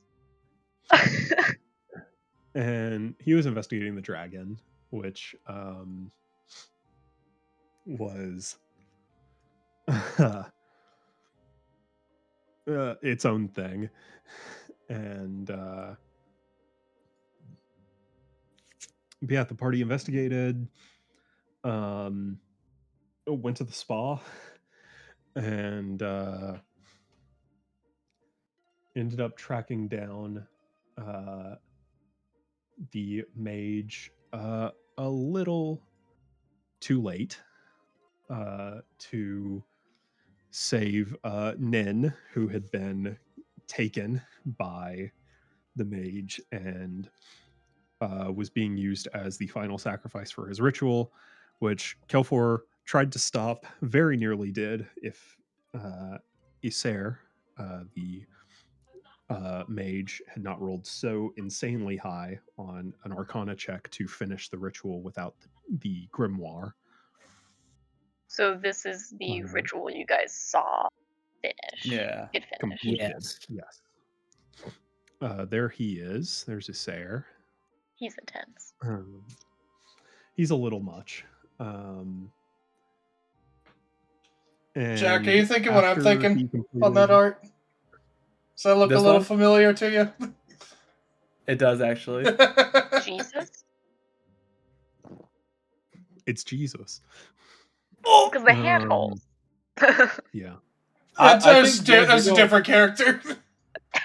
Yeah. But the party ended up, after he completed his ritual, he turned himself in. What a bitch. We wanted to kill him so bad. The party captured him, interrogated him for information. I feel like that's where you guys really learned quite a bit about. Oh, yeah. The whole ritual that was happening. Really thought you were going to say, I feel like that's where you guys really learned about torture. Ivanoth came real close. That was the. Kelp already knew about torture. That was the session. He did like the Chinese water torture on him. That was the session where Ivanov really leaned into his dragon blood.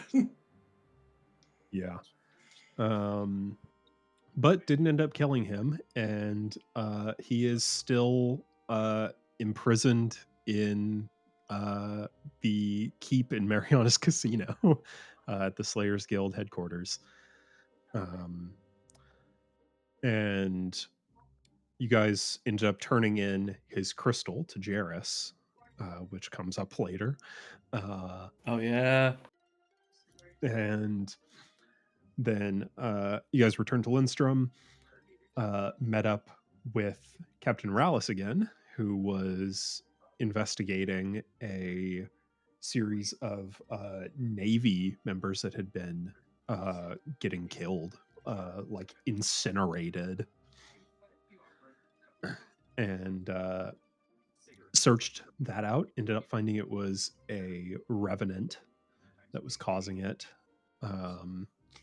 of someone who had been who was a pirate who had been killed by the Navy off the coast of Lindstrom, and their soul, full of regret and anger, ended up manifesting into a revenant, which other souls then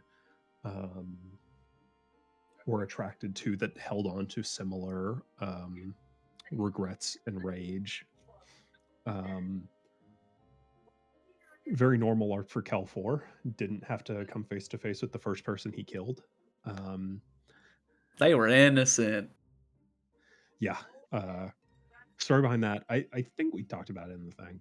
We pretty much Cal 4 was sent on a mission to like procure a boat, and was handed a gun and being like, anyone on the boat you shoot. So the first person he saw on the boat who didn't have any weapon or anything, Cal 4 was like, if I don't shoot this guy, I die. So yeah, a young man who was protecting his family, his wife and son, who Cal 4 shot and killed. Cal 4 is not a good guy. Did you also shoot his wife and son? No, the other scarves that were with him ended up killing his wife and throwing his infant son overboard. Oh, good. Mm-hmm. That's not dark at all. Yeah, took the worst option and letting the boy drown. Believe it or not, the red scarves, not good people. I never would have guessed. Oh, the more you know. You know, people can change. In a bad route. But yeah, his ghost manifested whenever Cal 4 came face to face with the Revenant, as well as a short visage of Aline, the Azure, also manifested in that. Also, we knew the Revenant. Do you remember that Simic hybrid guy we met at Ciala that was with the Justine? Yeah. Whenever we were left Ciala, it was that guy that like talked to us like he remembered us, and he was the one. The one that had the crab arms. The big guy with the Russian accent. Yes, I remember crab arms. Yeah, crab guy. Yeah, crab arm guy. He was one. He was the target. He was the target of the Revenant. Current target for the Revenant when the party killed it.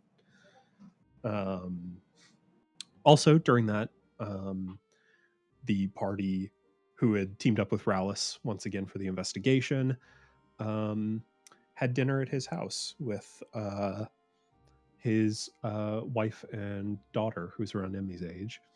And it was a good scene. It was a very good scene. Yeah. Good job, Matt.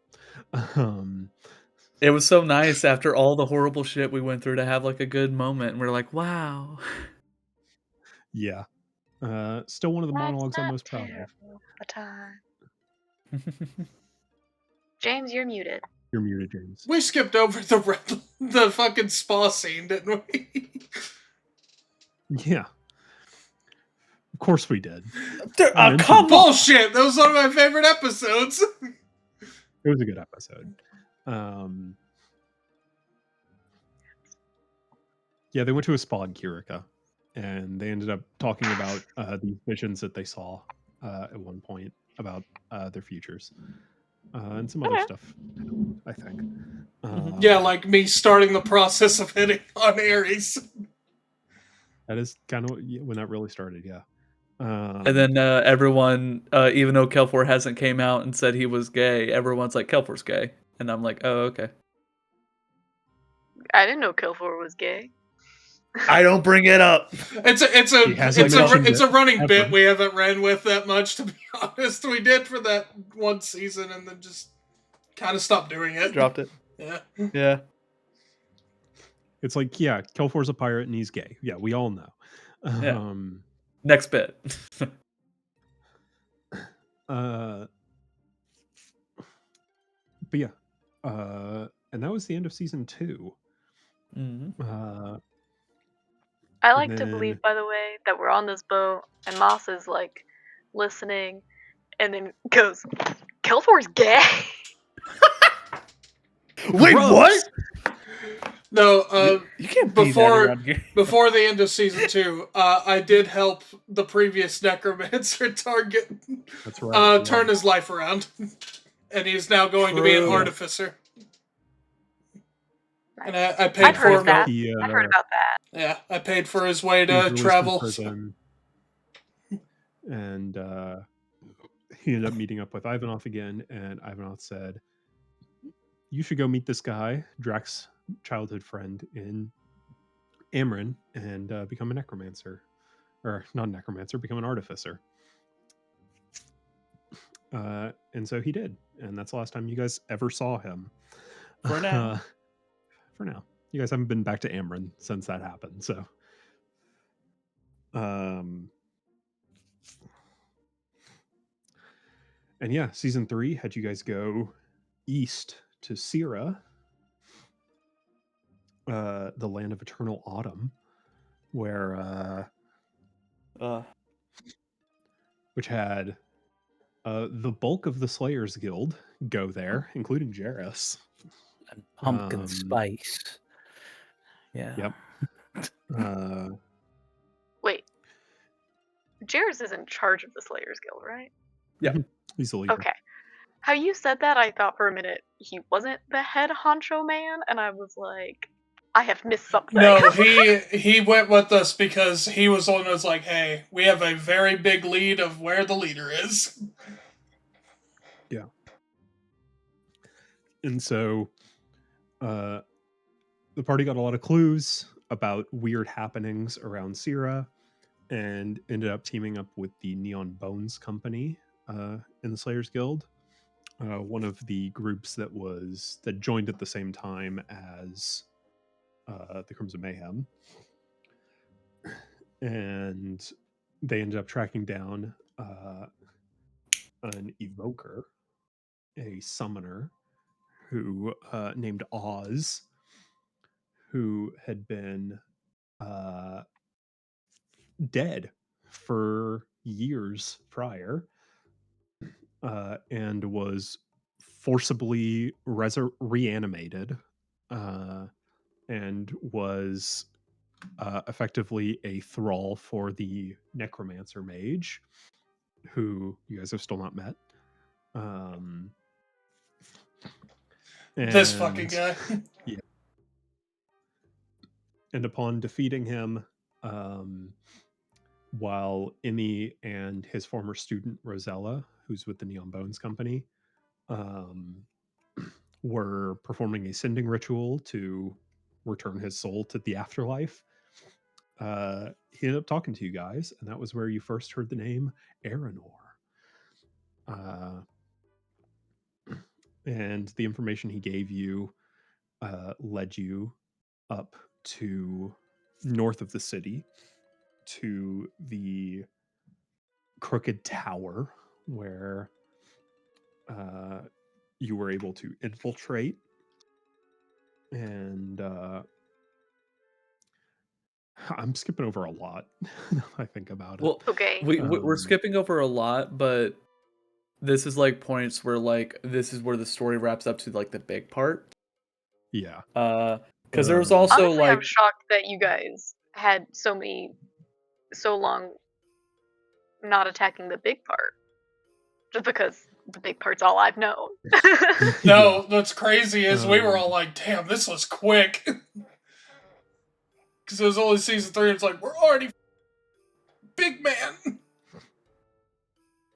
Yeah, Season so- 3 was like a lot shorter than I am envisioning for some reason. It was 20 episodes. Yeah. It was the same length as season 2. Yeah. Which do have to mention, the party did a lot of investigating at the Mages Academy in Sierra, where they were guided around by this guy Gogo Zan, great dude, no problems at all. Yeah. A lot of Um, problems. Yeah, I'm also just now remembering this is the part where we found out way more than we bargained for. Yes. Mhm.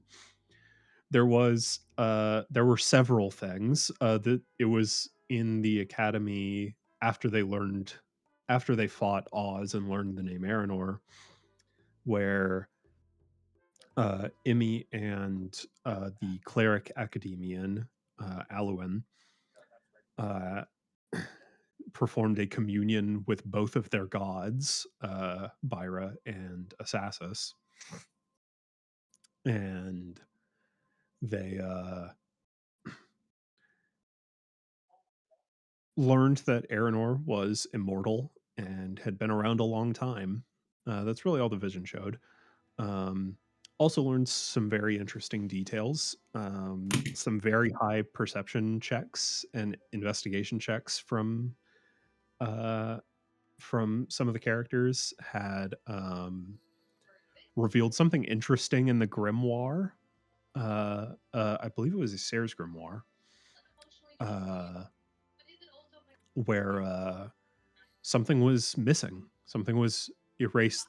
Anytime they looked at it, their eyes just skipped over something, but it's like they felt like something was there, but their eyes couldn't see it. Like it was skipping words here and there. Still don't know what that's all about. It's concerning. We're we gonna try have to things we still translate don't it in know Braille. about. Well, we do Yeah. technically know what it is, because we definitely had the revelation. I assure you, you still don't know what it is. Oh Fair fuck. enough. You Unless had the I'm... revelation that it was there. What are you talking about? Let me message you. Sure.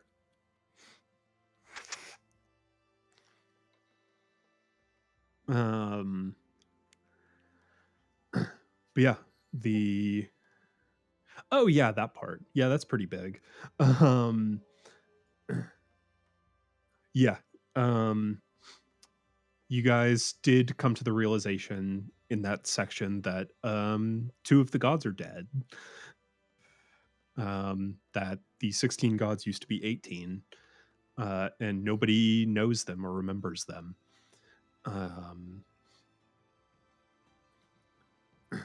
And yeah, but you guys ended up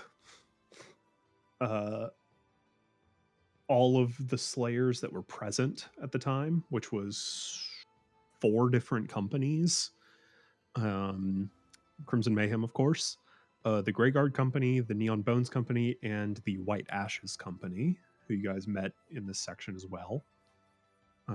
Emmy's a big fan of them. Does that mean Emmy hates them? Emmy hates one of them.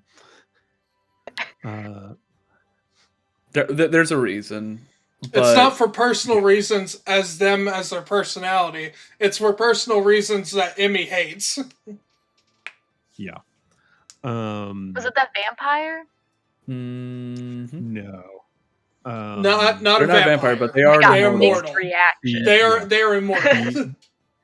Okay, so the not the captain of vampire White that Ashes was. Company is immortal. Yes.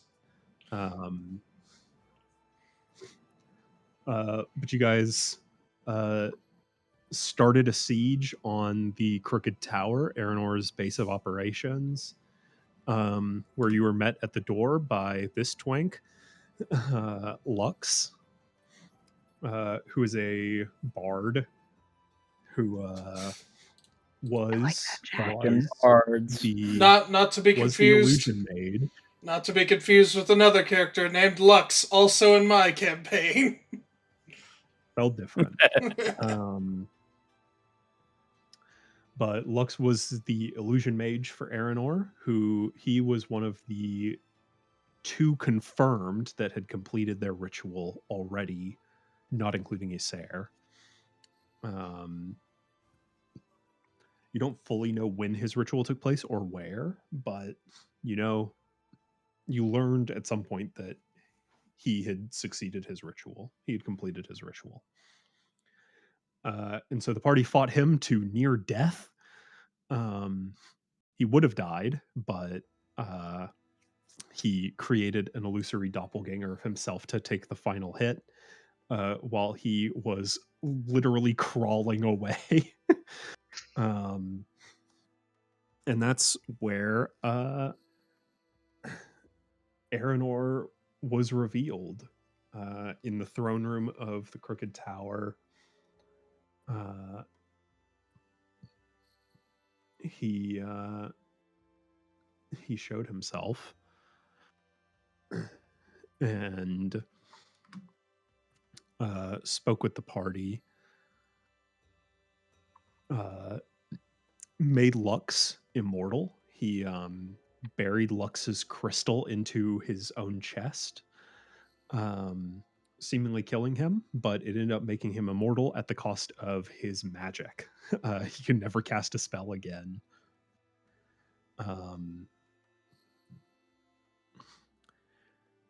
So that he can be the messenger for the new world that Aranor will create. But Aranor talked to the party for a bit and said, hey, I'm going to be through this door. Come get me.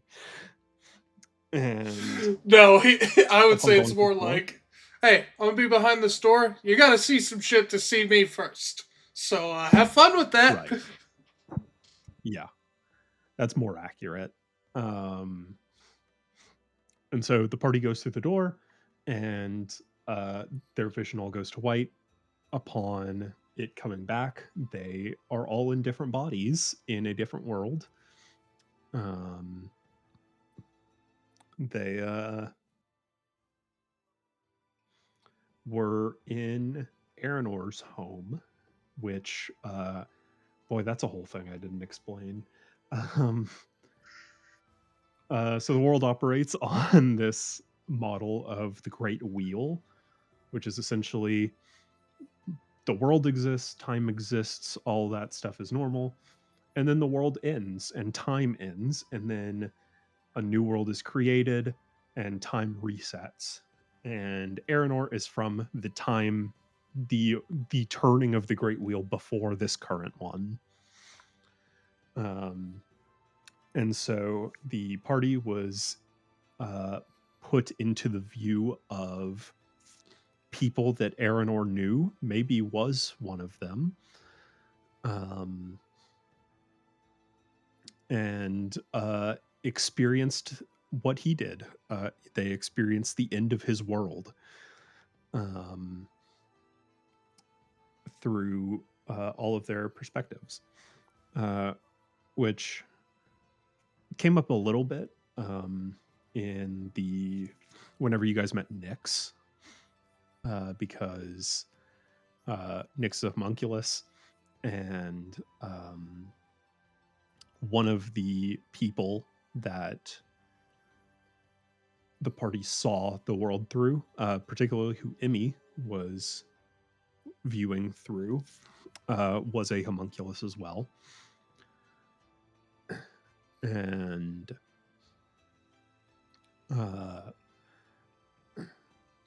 yeah, just saw that world end, saw at least most of them die.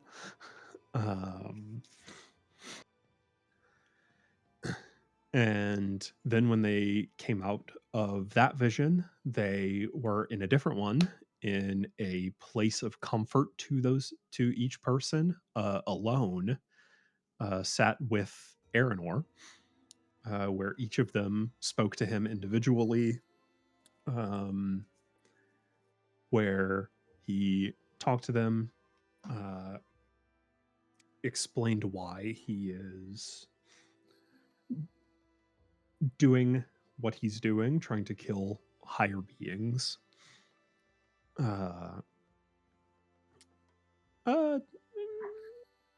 Lent to him, be like, hey, you want to join? To a couple people, Drac and Kelfor mostly. Both declined. But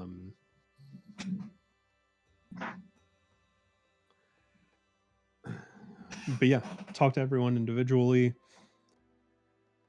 And then when they came out of that, they were up at the top floor of the tower, where in Aranor's library, where he, as the rest of the Slayers Guild joined up with them, and they fought Aranor. They fought the big bad.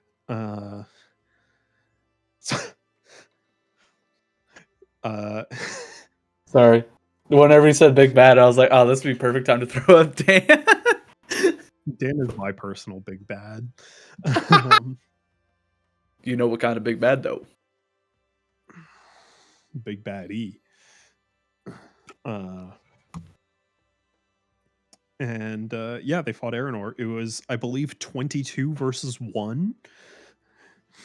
And Aranor killed some people.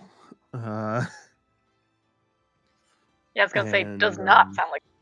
I mean, shockingly, pretty low And by body that I count. We mean- were expecting more. I was gonna say, and by that I mean, You guys I think you need more did- people to fight Aranor. Not a fair fight because Aranor's scary. Well, he's You're immortal, and he's the below only one my- we don't know how to fix. Yeah, we were below my over-under. Because my over-under was 4 deaths. And we only got 3. Technically 2, because one of the people who died was the immortal person, and she came back. So Fucking She got cheater. better.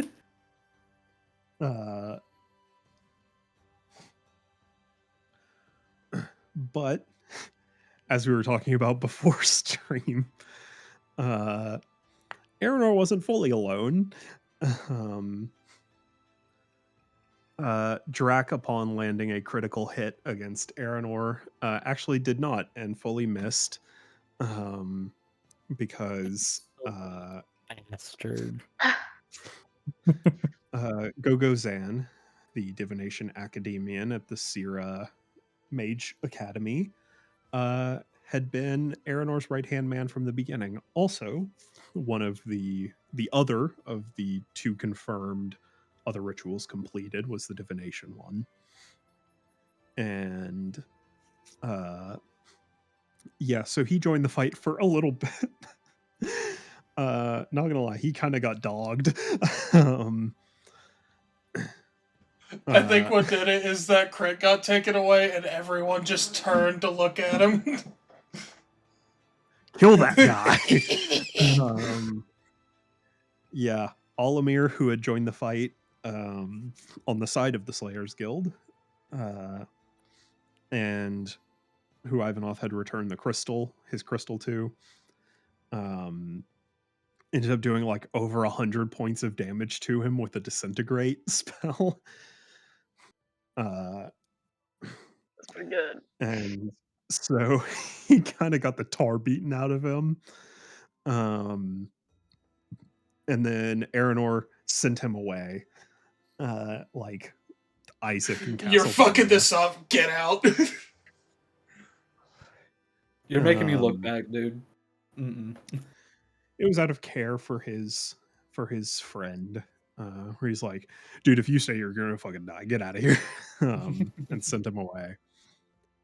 And then through a series of incredibly good rolls, Aranor's sword, which was taken away from him, and Ivanoth took it, which is the Morning Blade that he has now.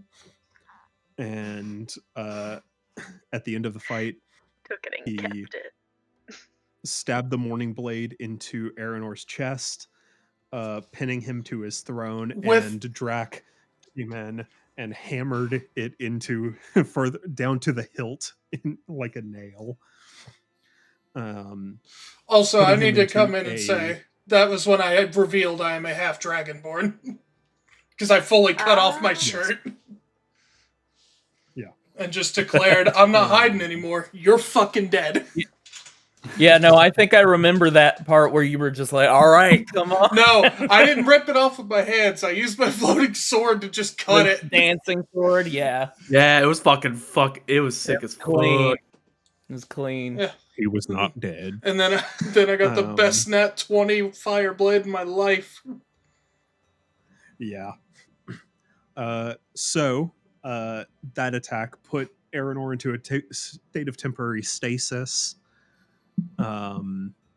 where he was exhausted by the end of that fight, because he's immortal. So he was basically sat at 1 hit point for like a good third or a quarter of the fight, and just couldn't be brought below 1. But the Morning Blade was able to get that down temporarily, and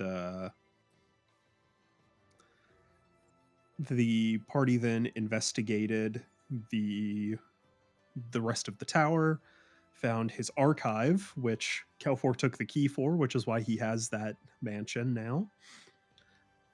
The magical archive. And the party learned some interesting things there, which it was in that scene. I've mentioned it before. It was in that scene where I'm like, this is a massive lore bomb that is so important to the entire series. And you guys were like, this is huge. And by not 20 minutes later, you guys had all forgotten it.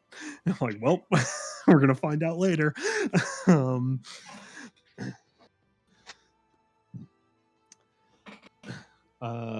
gonna tell me the lore bomb, or do I not get to know? Because it's a secret. If these guys remember it. Okay, so let me hit my notes up because I probably have it. Yeah.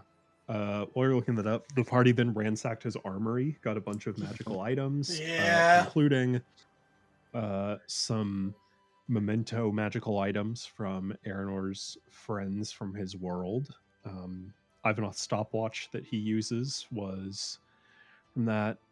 Drac got... What did Drac get? It was a rapier. That's right. Yeah.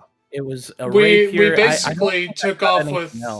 We basically took off with all of our mirrors. We got the ornate key and the galaxy orb. Ivanhoth looks at the orb and it has the moon deity magic. Kelfor looked at it and saw his whole life. And the heavens shall fall, and only man shall remain in celestial. When doom falls upon the world, when doom falls upon all the world in infernal. This is a line written in the secret library I was able to access with the ornate key. This place seems to be a secret study. Oh yeah, was that it? Because that's what I have. Fuck, dude. The one time I was slacking. Wait, Matt, can we do an history check? If I remember right, it was right after that. Oh. Can we do a history check? Yeah, roll me 2. We haven't rolled this session. All right. James, we got this. You can do this. I believe in you guys. All right, ready for it? I'm gonna show stream because this is gonna be 2 nat 20s immediately. All right, you guys. Yeah, now what? See, it's a 15. Good luck. Keve kiss. Mwah. Okay. Close. Wow. Close. That didn't count. That didn't count as a warm up. It's a 17 on the die. Close. But that is a total of 25. Oh, that was even closer. Oh my god, guys, look, it's a nat. One more time. One more time. That didn't count. Hey, brother, I think you need to put it away. Put it down. Halfway there. all the way up. You to should a make nat Ivanov 20. roll with disadvantage for him rolling that nat one. I was about to say, I think Ivanov should be the one that rolls. Ivanov would be the one that remembers. I got this. 25. Got to get in at 20. Yeah. Can I I go? roll Wait, can I go in the advantage. archives? Right? Yeah, Could I go try? for it, Yeah, Jack. Yeah. can we go into the Miracle. archives and rediscover the I'll piece roll of for Emmy. information? I'll roll for Emmy. I was like, I did roll. I got a 14. I know I wasn't there. I just wanted to be part of this. 13. Emmy got a 3. So like, I know those first rolls didn't count. All right, that's an 11. So yeah, no. You just have to go back and watch the VOD. Yeah.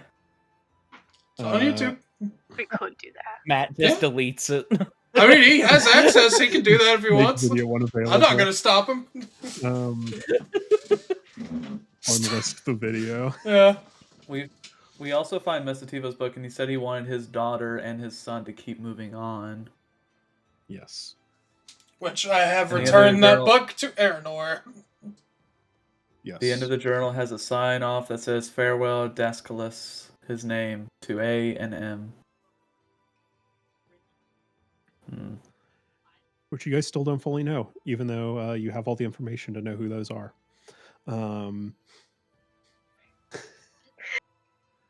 Specifically, Drac and Emmy do.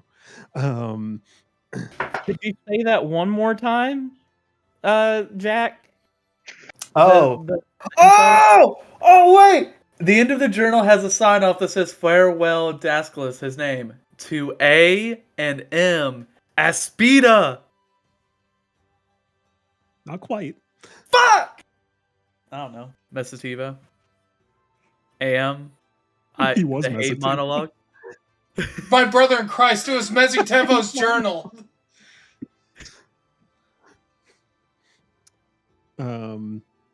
Yeah, there's some information that Adam and Piper specifically have access to that can answer that question. Can We I have- ask? Do they have that information when we went into the other world, or no, or is it something else? Jack and James, you guys have kind of that information as well. If you were to open up your character sheets for those characters, That's what I was assuming. Did you guys I was also go curious over if you that? got character sheets for Otherworld Shane characters. Piper's I was not curious here. about that. yes, they did. We did, in fact. We never went into combat with them, so we didn't get to use most of it. But Mhm. we did receive them. I'm gonna guess it's whatever characters Adam and Piper played.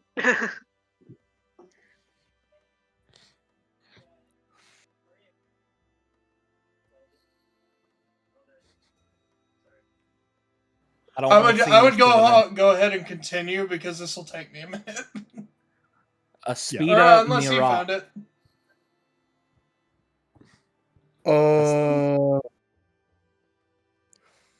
Okay. I Yeah, blow Jack up. actually might I have just- done I blow up at the slightest insult. Insane. Actella, Aspida, and Megaleo are childhood friends. They spend much free time together now. They shows the birth name. Oh, Aspida, Marat, Megaleo is DOS. It's real names. Okay.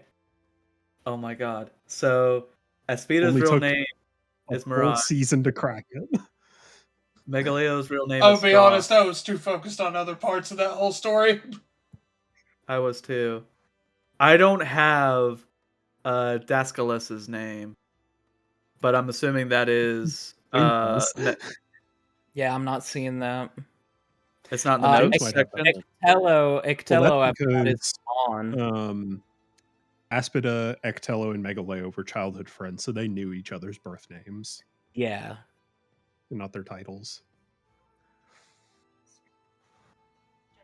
And Dascalus was Mesitevo's birth name. City. And I believe James has Kovos in his character sheet. somewhere. I believe you should. I also have Kovo. Mainly because of the relationship that Espida had with Mezitevo. That's right. Yeah. But I can tell you, I'll tell you, since Piper's not here to search it as well. Kovo's birth name is Aeus. Aeus. Aes. Oh, Aegis. Aeus or Aegis? Aeus. Aes. I'm adding the G because I have an Aegis. I have the Shattered Aegis from Ectello. That's Ectello's. I know. My brain's going everywhere, man. I'm losing it. I'm gone. I'm dying. I'm back. And in chat. Dead.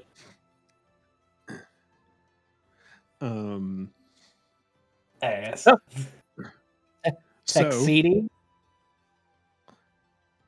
Tuxedo, I don't remember what her name was. First friend that Espida made after moving to the capital city of Zenith. They become very close friends over the years. Tuxedo and Megaleo often drag Espida to parties and gatherings against his will. Yeah.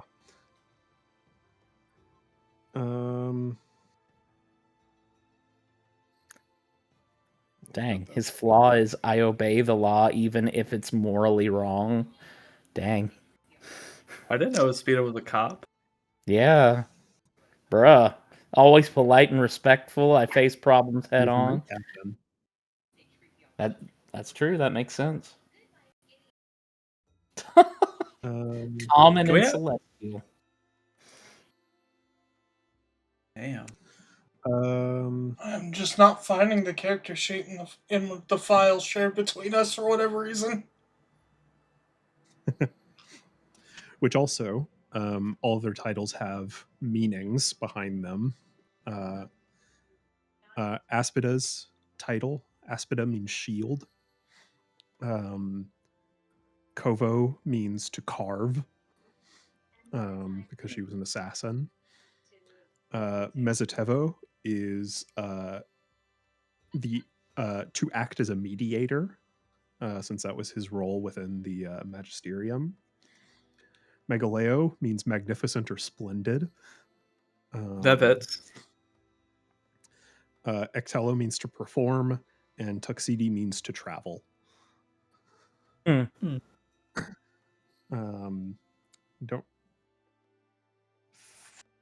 have Tuxedo's real name at the moment. I'll find it. Doo-doo butt brain. Sorry. I'm lashing out. But yeah, to A&M.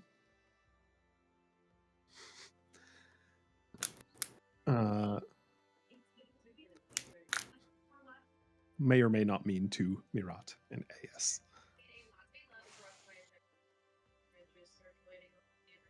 Umarat. Oh, because they were the last two. Yep. They were, I remember. They were the only two that you don't have confirmation of their death. We know Megaleo killed himself. Megaleo killed himself. You guys saw Tuxedo die. We saw Tuxedo die. I definitely saw Mezitevo die in his bed. Yeah. You learned that Ectello died, though you didn't get the cause of death. And you learned that from his journal that Mezitevo died of old age. Mm-hmm. And Mezitevo's journal was the latest in the timeline that you had. And at that time, Aspida and Kovo were still alive.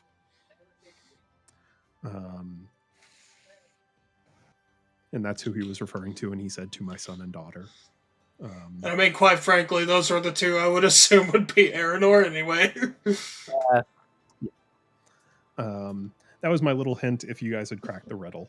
That, yeah, it's if Aranor is any of them, he's one of those two.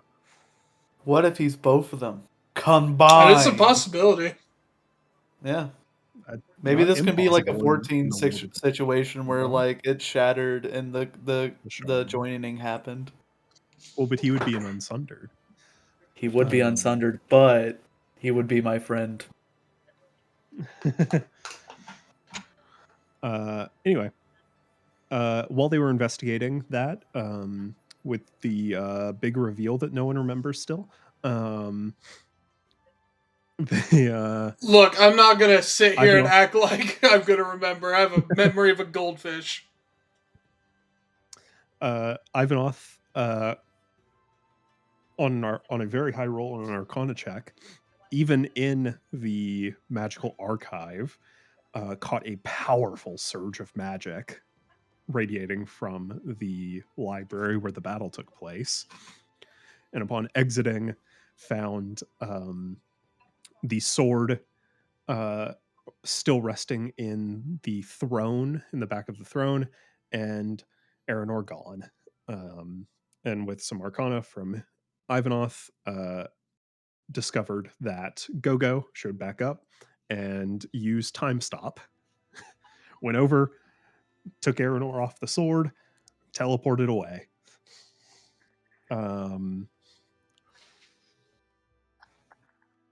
And you guys were kind of unclear until recently when you contacted Aranor again, what his state was. He's fine. Yeah. Yeah. Well, I of wouldn't course expect he him is. to be that exhausted where it carried on for that long. Yeah. He had a long rest. Um, He got better. I Yeah. go better. uh, and yeah, so you guys went in, raided the archives for the weapons in there and armor. Got a bunch of magical items from that. A bunch of them. Who was it? Was it Emmy or Drac that found Eileen's old room? It was Emmy. I I want to say it was Emmy. Yeah. think it was. Yeah, which Emmy then took took her toys, including the paper cat that now accompanies her. Yep. I don't know if we've said it explicitly, but the first rogue mage we fought was basically Aranor's adoptive daughter. Yeah. Um, It's so Emmy coded to take a bunch of toys, first of all. Second of all, Mhm. did you say paper cat that follows her? Is there another magical creature that I've somehow missed? there is, yes. This one has come up while you've been here. You know, but Yeah, that's Emmy crazy. has a little sentient is a strong word. It's alive. A magical origami cat that whatever it observes, it will magically scrawl onto its body. But yeah, there. What was I gonna say? With you guys finding Eileen's older. Oh yeah. Yeah, you guys kind of got more of the full story later on, like kind of like right before Moss joined, in regards to Eileen's backstory. But Yeah, I mean, that is probably one of the last things we'll cover before we'll be like, and now we're here. Yeah. But she was whenever you guys fought her, she was a mixed wizard and cleric. And I don't know if this has ever come up, but her patron for her cleric was Aranor. Like, she literally worshipped Aranor. That's I mean, fuck, he's Kind of he's badass. powerful enough to be a god patron. Yeah, he he could definitely be a warlock patron. But yeah, like he saved her, essentially made it to where she could live a normal life, and she essentially became a zealot following him as she grew up. which Aranor was none too pleased with, but he couldn't really do much to like be like, all right, chill. Um, but yeah, she was a cleric of the fallen king. I'm gonna say it. I genuinely think that's badass, personally. I was pretty proud of that. It's like the Oath of the Crown, but the crown is broken. Pretty much, yeah. Like, I like I'm gonna get a drink real quick. I love nothing. I love You guys more keep than talking for the villains. rest of season 3. Nothing I love more than villains that you don't get to see a lot of, but retroactively you do learn a lot. Mm-hmm. So at this point, Julia, do you think this party is strong enough to take on Aranor again?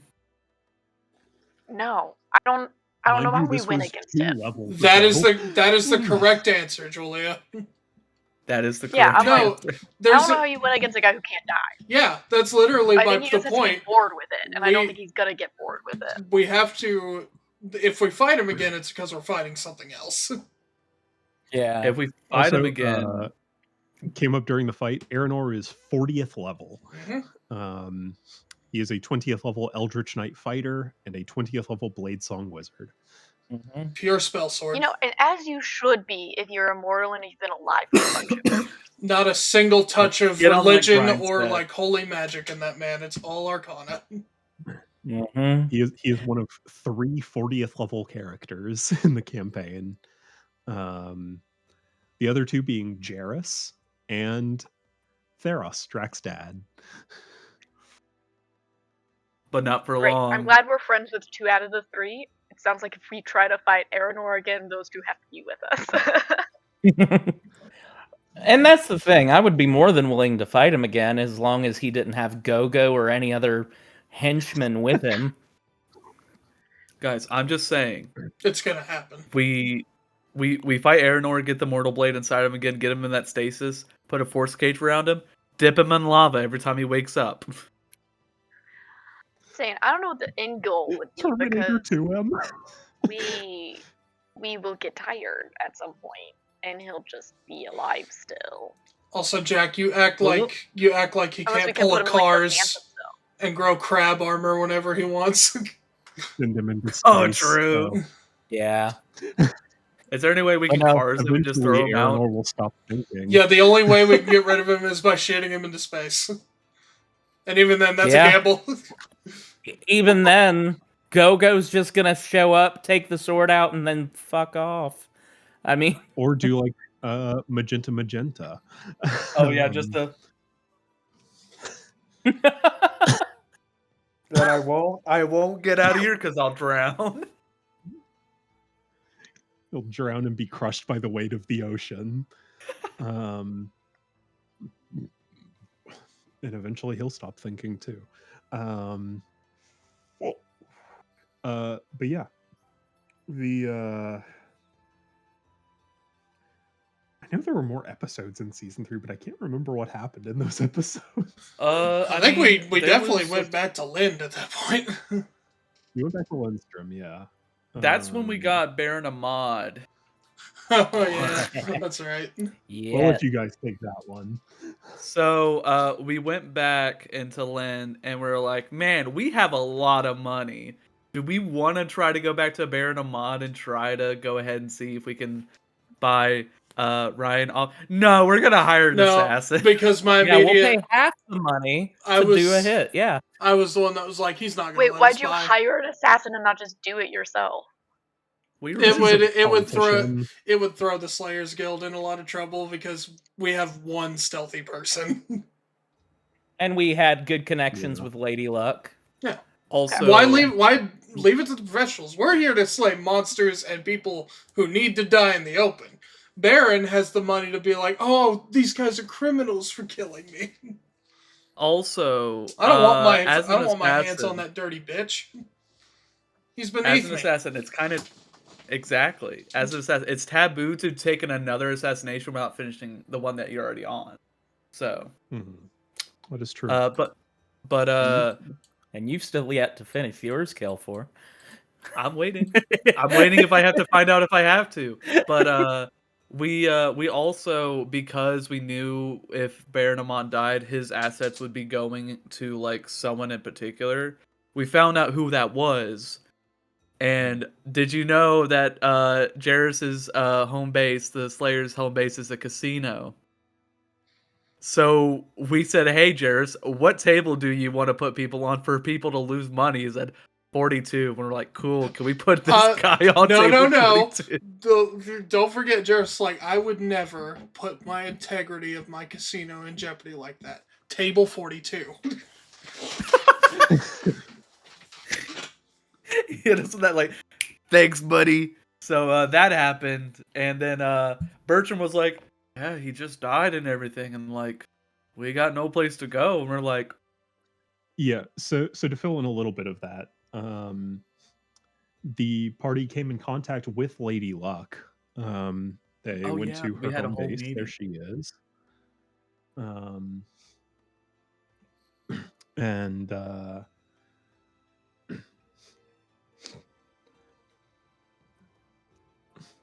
they contracted her, not her in particular, one of her Oh, girls, to kill him. And Kelfor had heard word about a raid done by some pirates that was going to happen in a few days, in the upper city of Lindstrom, and so used that as a window. And the assassin went in. Ahmad had upped security. He had been tipped off that these pirates were going to be attacking the upper city. And so she went, well, plan B, and ripped his guts out. Just slid him like a fish and pulled his intestines out, and As he wrapped them do. around his neck. And as planned, with that fallback plan, his death was blamed on the pirates that attacked the upper city. And that assassin led out his help. A lot of the help split off, went back to their homes, left the city, what have you. But Jacques, Bertrand, and Rhyme all are currently taking up residence in the casino, in the Slayers Guild hall. So yeah, they're good. Then I think that was the end of season 3.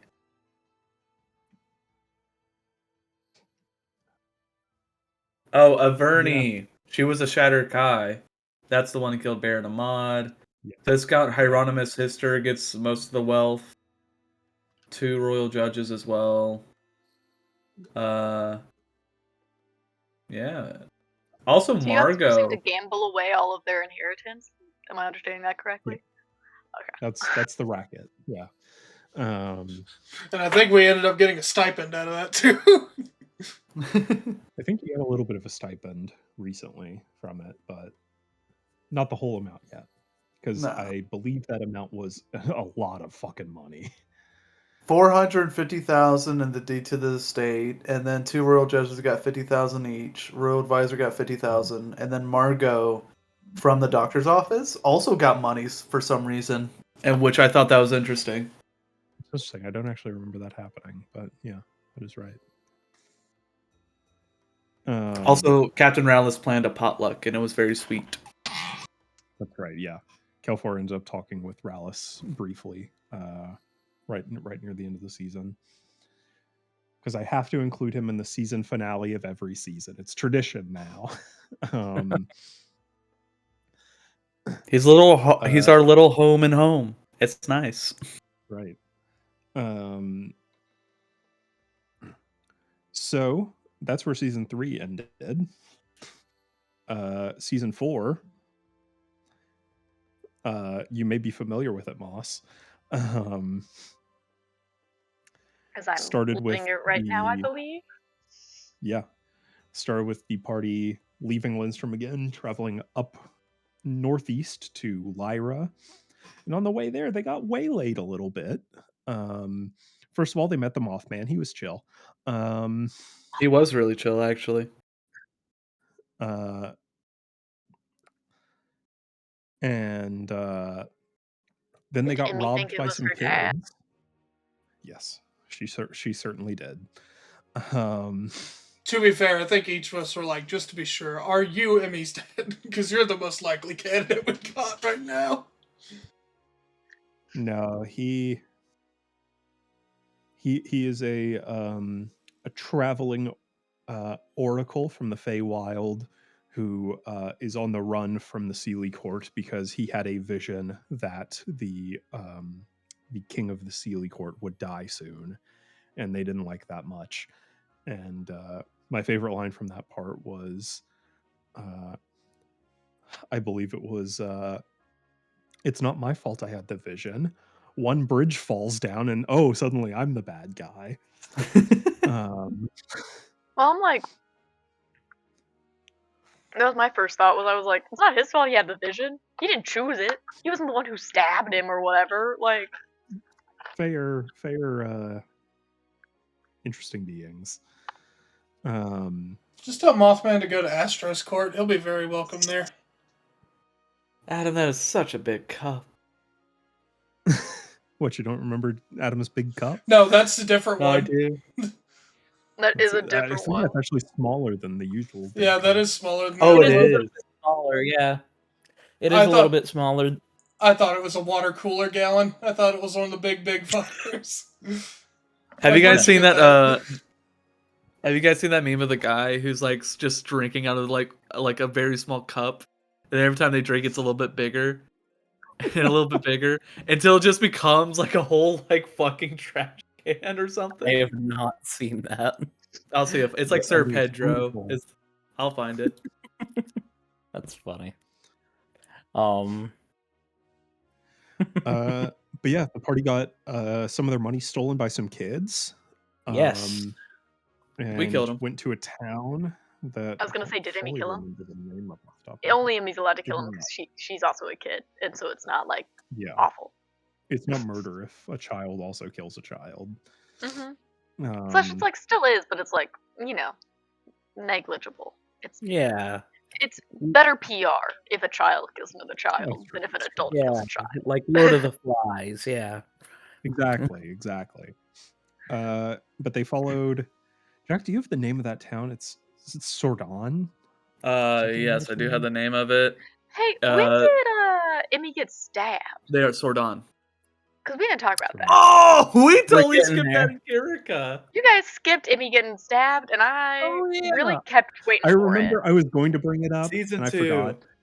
Yeah, while they were in Kirika investigating Issair, The person who did the they memory were shit.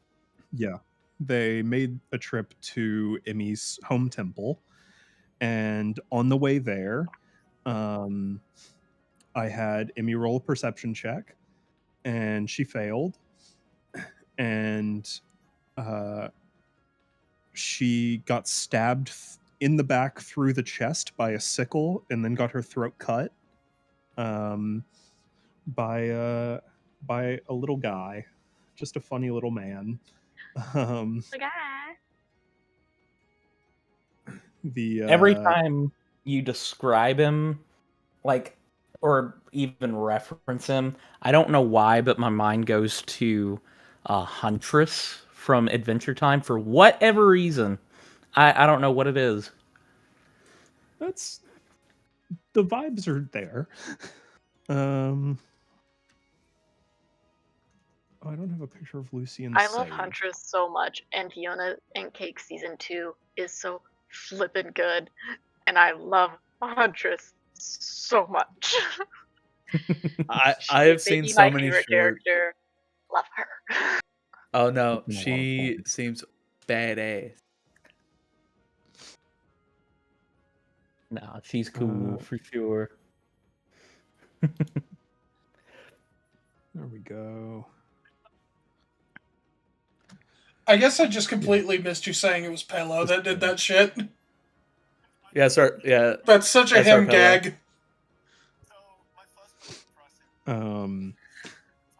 And so Emmy then collapsed to the ground and turned to mud, along with Hopper.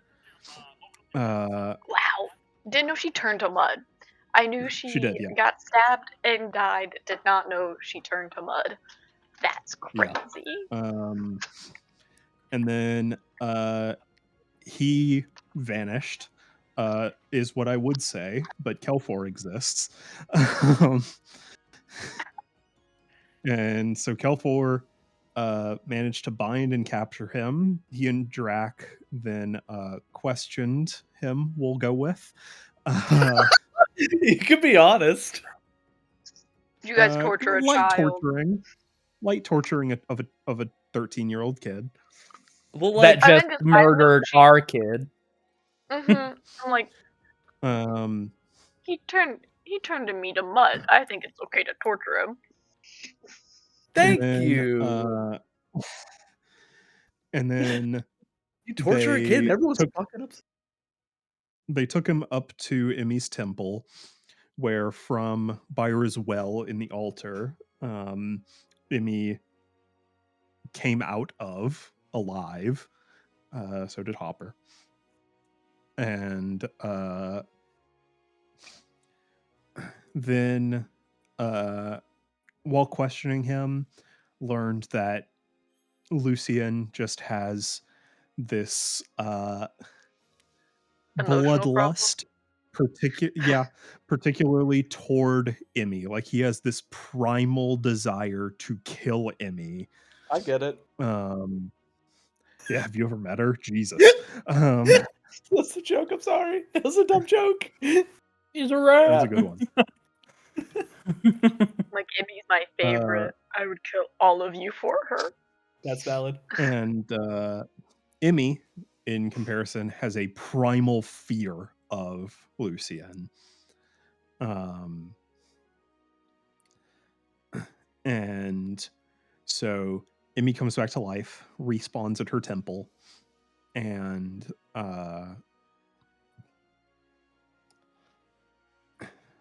they question her. Then Byra appears, Emmy and Lucian's goddess, and kind of explains the situation a little bit, where basically Emmy and Lucian are both two halves of a whole, and so they are both incomplete, and Lucian happens to have more of the soul, which is why he wants to kill Emmy. He has this primal need to kill Emmy to get the rest of the soul to be made whole. And because Emmy has less, she has a primal fear of him. But if Emmy were to get more and more, like if she were to kill Lucian over and over to the point where they flip, then she would have the primal desire to kill Lucian. So if they kill each other like a bunch of times, eventually they'll have a whole soul, or is it like a half a thing where you'll never have a whole soul?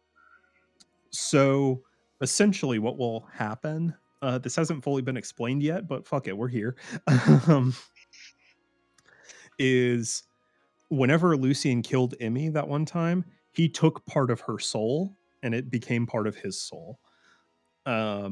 And so if he killed her several more times, or vice versa, just more for Emmy, to the point where Emmy ran out of soul, Emmy would not come back. She would be dead, and the part, like her part of the soul, would just be Lucian's. And yeah, and vice versa. I do wonder if she died by any other means than Lucian. Byra did state that if either of them die from another's hand, that they would be dead. And that soul would then move on like a normal soul would. They And the have other to would kill go each on other If to Emmy- to get be parts of the complete. soul. If Mm. Emmy or Lucian died, they just have a half soul forever, and the other half of the soul goes somewhere else. Damn. And then that other half of a person, they then have to kill them a bunch of times. So that's the vibe. Sorry, I got lost in the sauce at the end. It's complicated. I'm like, so what it's happens fair. to the other half of the soul? Does Yeah. it So- reincarnate? Does it go back into the like nature? Like, It will reincarnate eventually.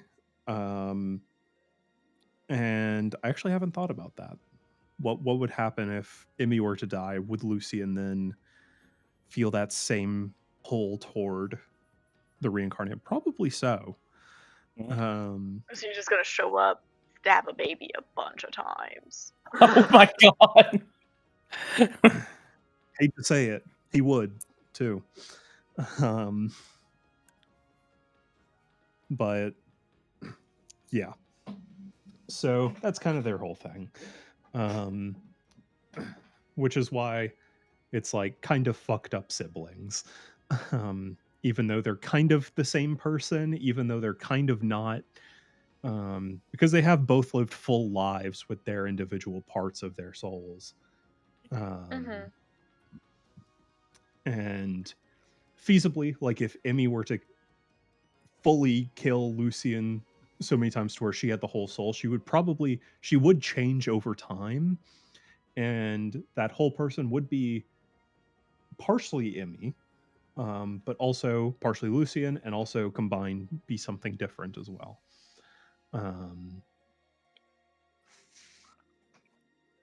What that looks like, I don't know. Yeah.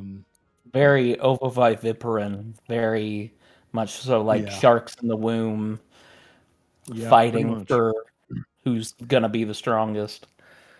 Yeah. And there's an argument to be made.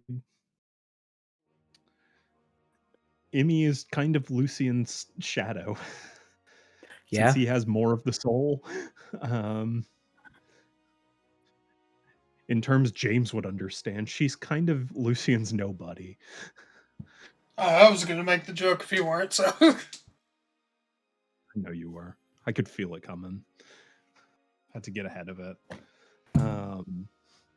My brother in Christ, you and her made the character. Should Emmy made that story? I was just like, yeah, that's cool. Yeah, Emmy's kind of the Vent Sus to Lucian's Sora.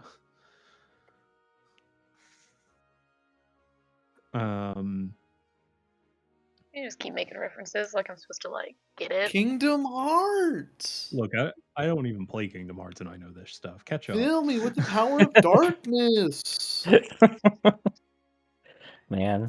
Did she also lose a part of her soul whenever she got that one homunculus disc? Like, just like, homunculus aren't real, you idiot. You didn't hear it, but I definitely heard Emmy go. She may have lost a part of her soul, but not necessarily in the same way. Lucy didn't take that part of the soul. She just lost that part. That went to the ether. Learning vicious mockery. Yeah. But yeah, so yeah, that happened. On the topic of Emmy, in Sordan, the party was contracted to kill a Songnareth, which is a basically giant bat monster. Emmy doesn't do well with flying things. No, she was kind of alright with that one. And the party killed it pretty easily. But then weird shit kept happening in the town, and it turned out that the traveling war refugee from Armadon, who sold candy to the kids to bring a smile to their face, was a hag who was essentially putting these children under their spells, would lure them back to her hut, which was magically inside of her candy cart, and would eat them. You may have heard where this Also- one goes. Really off topic. Still mad at Adam for That was campaign just I in the played with him module. That linking- was just in the I'm actual still- I don't D&D care. story. I blame Adam. I mean, I Adam blame did Adam choose. for Adam making me did eat a choose to kid's do soul that one. unwillingly. I blame him, and I'm mad at him still. Continue. It's okay. Me and you put in the work to burn that fucking windmill to the ground. I mean, they were some good pastries, though. I don't know. Like, And argue with the results. Still upset. I still just can't been decide years if and it's I'm more or still less upset. upsetting that none of the meat or the fillings of the pie were anything but just fruit and meat, but the crust was the bones. yep. That's so fucked. Old bone grinder. So it She turned looks so out cool, though. that Rolled up. she's so cool. I love her Yeah, design. no, she's terrifying. This is like the one So- session I missed in a while too. Jack wasn't there. And the party found the entrance to her little hideout inside her candy cart and thought, okay, we need to investigate this. She's hunting and killing children. Emmy, you're up. Sure. To Let her which, go in by Emmy herself. went, spoke to Herolda in her magical domain at the door to her hut.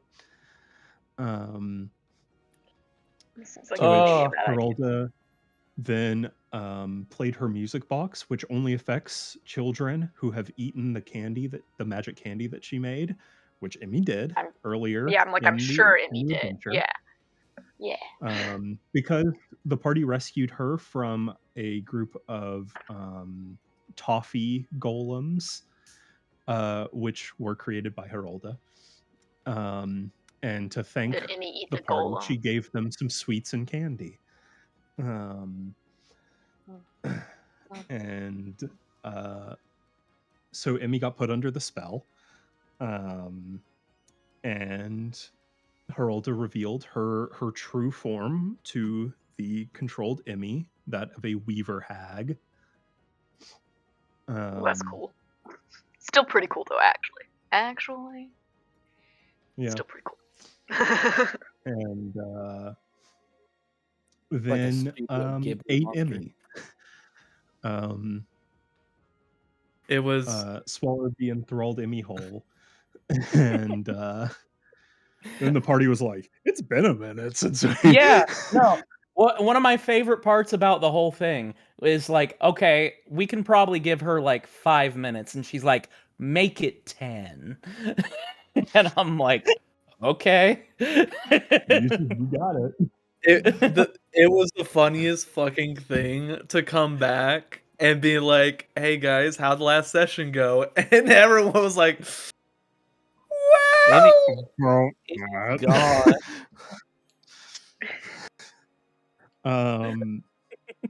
That was the one time we made the joke of this person's dead, and it was almost true. Yeah. Um, We That was were the closest one of very us- close. That was the mission. I swore we are never using Emmy for bait again. It always goes terribly. Yes. Well, I'm fucking done. If she ever Um, volunteers, I'm pushing her aside and I will volunteer. I volunteer as So- tribute. I'll learn illusion magic to disguise myself. I got you. Oh my god. no, guys, I'll get vored by the hot spider lady. Don't worry, guys. You guys I'll go. do it. No! Don't Run! don't let Get me! out! I guess there's no other Please. choice.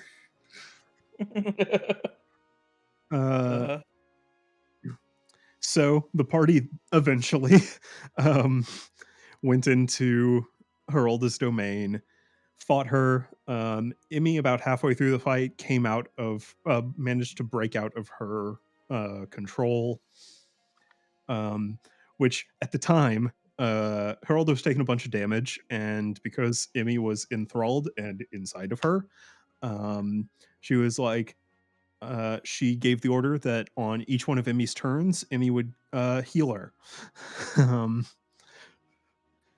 So, like about halfway through the fight, Emmy broke out of her control, still in her stomach. And Kelfor ended up punching a hole into her stomach, with a fun moment where he went, "Poof." Hey, Emmy. I do think I also heard about that. And funny enough, Emmy ended up getting the killing blow, still inside Geralda's gut, casting a blight spell on her from the inside and killed her. Which I think, other than Eileen's delayed blast fireball, is the closest Emmy has ever come to dying. I think at the time Geralda died, Emmy was at 2 HP. Ooh.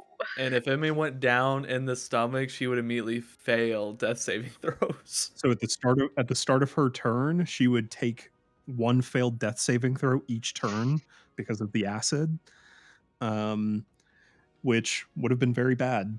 And she would have still had to roll a death saving throw after she takes that failed death save. That's not good. So yeah, Glad it didn't come to that. long story short, that's never happening again. Emmy is not allowed to be bait anymore. Yeah, so so that happened. And then the party continued on. Oh, that's where they met Dop. I was about to say, that's also where we met Dop and got potions. The goat. Yeah. Oh, freaking love Dop. It was also an Anoran. The first Anoran in the Dop. campaign. Dop was the one. I've already asked Matt that she could be an ant, and I think he said yes. Yeah. So Yeah. Okay, all Anorans are related. I like that. I think they should be. I have 16 Okay. parents. How would we not all be True. related? Like, Yeah. through complicated Anoran family structure. Yeah. But party continued on to Lyra, a magical city, a city full of mages, where they got a little tour, learned about this this history where a dragon burned down the town, and that didn't have anything to do with Drax's backstory. And then they went to this unassuming magic shop where they had a bunch of family pictures up on the shelves of these two older people, these loving parents of their son who was a prodigy of magic and did so well in the academies and is a rising star within Lyran society. And great timing, Ivanoth and Kelfor happened to notice one of the pictures in this old person's shop. Ivanoth did not notice. It was only Kelfor. So I rewatched this episode recently. Ivanoth saw it, but he did not recognize. Oh, sweet. Only Even Kelfor better. Listen, I didn't want to put people through pain. One of these pictures had a girl in it as well. A bit older than the son. I said she was around 10 in the thing. I think that's a little bit wrong with the timeline. She probably would have been around like 8 or so. And Kelfor looked at it, made a history check, and looking into the tired eyes of the child in this picture, remembered standing over someone as they died and seeing the blue flames leaving their eyes to reveal those same tired, dead brown eyes. And he, and only he, realized that this magic shop that they entered was the shop of Eileen the Azure's parents. And that's where we learned a bit more about Eileen's backstory, where also learned a bit when Ivanoth was talking to Aranor individually, where she was incredibly weak and frail and sickly growing up and couldn't cast spells because it would like break her bones from the recursion or make her violently ill. Oh my. And in a society of mages where status is everything, that child gets left behind, especially when your other child is such a prodigy. And so What did I say to them? eventually, Oh, yeah, I don't remember the exact eventually words, but it was the Eileen, coldest thing that um, anyone's ever said in this campaign. it was cold. Yeah. Eventually Eileen left. She fled the city, and that was where Aranor found her. And using his magics, the same kind of magics that he used on Nyx to reinforce her body so she could walk, he did to her, which is why, I don't know if I've ever mentioned this, which is why Eileen had so much HP. Because when you guys fought her, she had like 500 HP or something like that.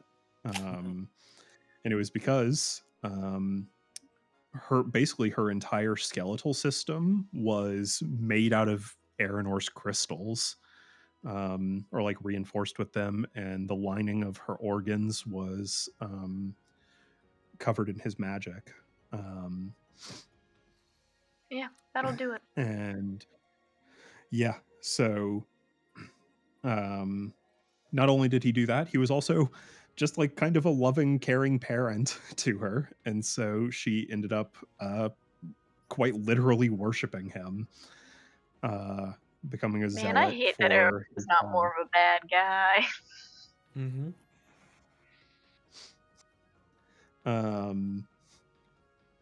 And so yeah, and then you guys bought some stuff from them, and then everyone left, and Kelfor stayed behind a bit and gave these two people the dressing down of a lifetime. I don't remember the exact words, but it was brutal. mm-hmm. I remember after I said it, You have to go back and clip that back. after this. Yeah. I remember after I said it, I looked at everyone and people were just going, Yeah. I don't know what I said, but it was rude as fuck. It was well, it was something along the lines of like, you are the ones who might as well have killed everyone in that situation. I was like yeah, go for it. I think it was something like, if you really loved her, you would have kept her around rather than push her away. And I want you to know that every death that she's done is on your hands, or something like that. I think you're right, Adam. Something like that. Yeah, it was something to that extent. I think the start of it was like you pointing to the picture and being like, "This girl, who is she?" And he's like, "Oh, she's our daughter. She vanished." And she's like, "Oh, that's funny because I know her, and so I can tell you she's dead, and that she killed a lot of people." And like, yeah, it was brutal. Because like I remember, like I asked, I was like, "How did what happened to her?" And they were like sheepishly like, "Oh, she ran off, and we just never were able to find her."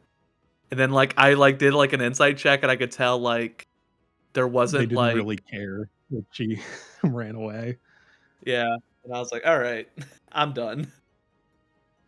Yeah. I think a Honestly, this comparable makes so much dressing more down. sense when I came in and I was like, "Oh, my parents weren't proud of me for not being able to do magic," and everyone was like, "That's horrible." Makes much more sense now because I was like, "They still love me." They're We've encountered too Yeah. many parents where Um, that was the line where it's like, "Oh, you're not good at magic." Yeah, they don't tell a people I comparable Kelfor dressing down is the one he gave to Archbishop Sabrisa at the end of the Yes. Arteria, which was it? You where should he's like, kill yourself right "You better be now." holly and jolly right now."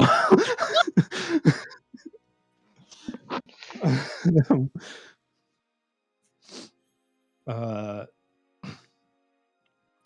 so then in Lyra, um, the party ended up very quickly meeting up with the Blackgate Company again, who were in hot pursuit of a mage.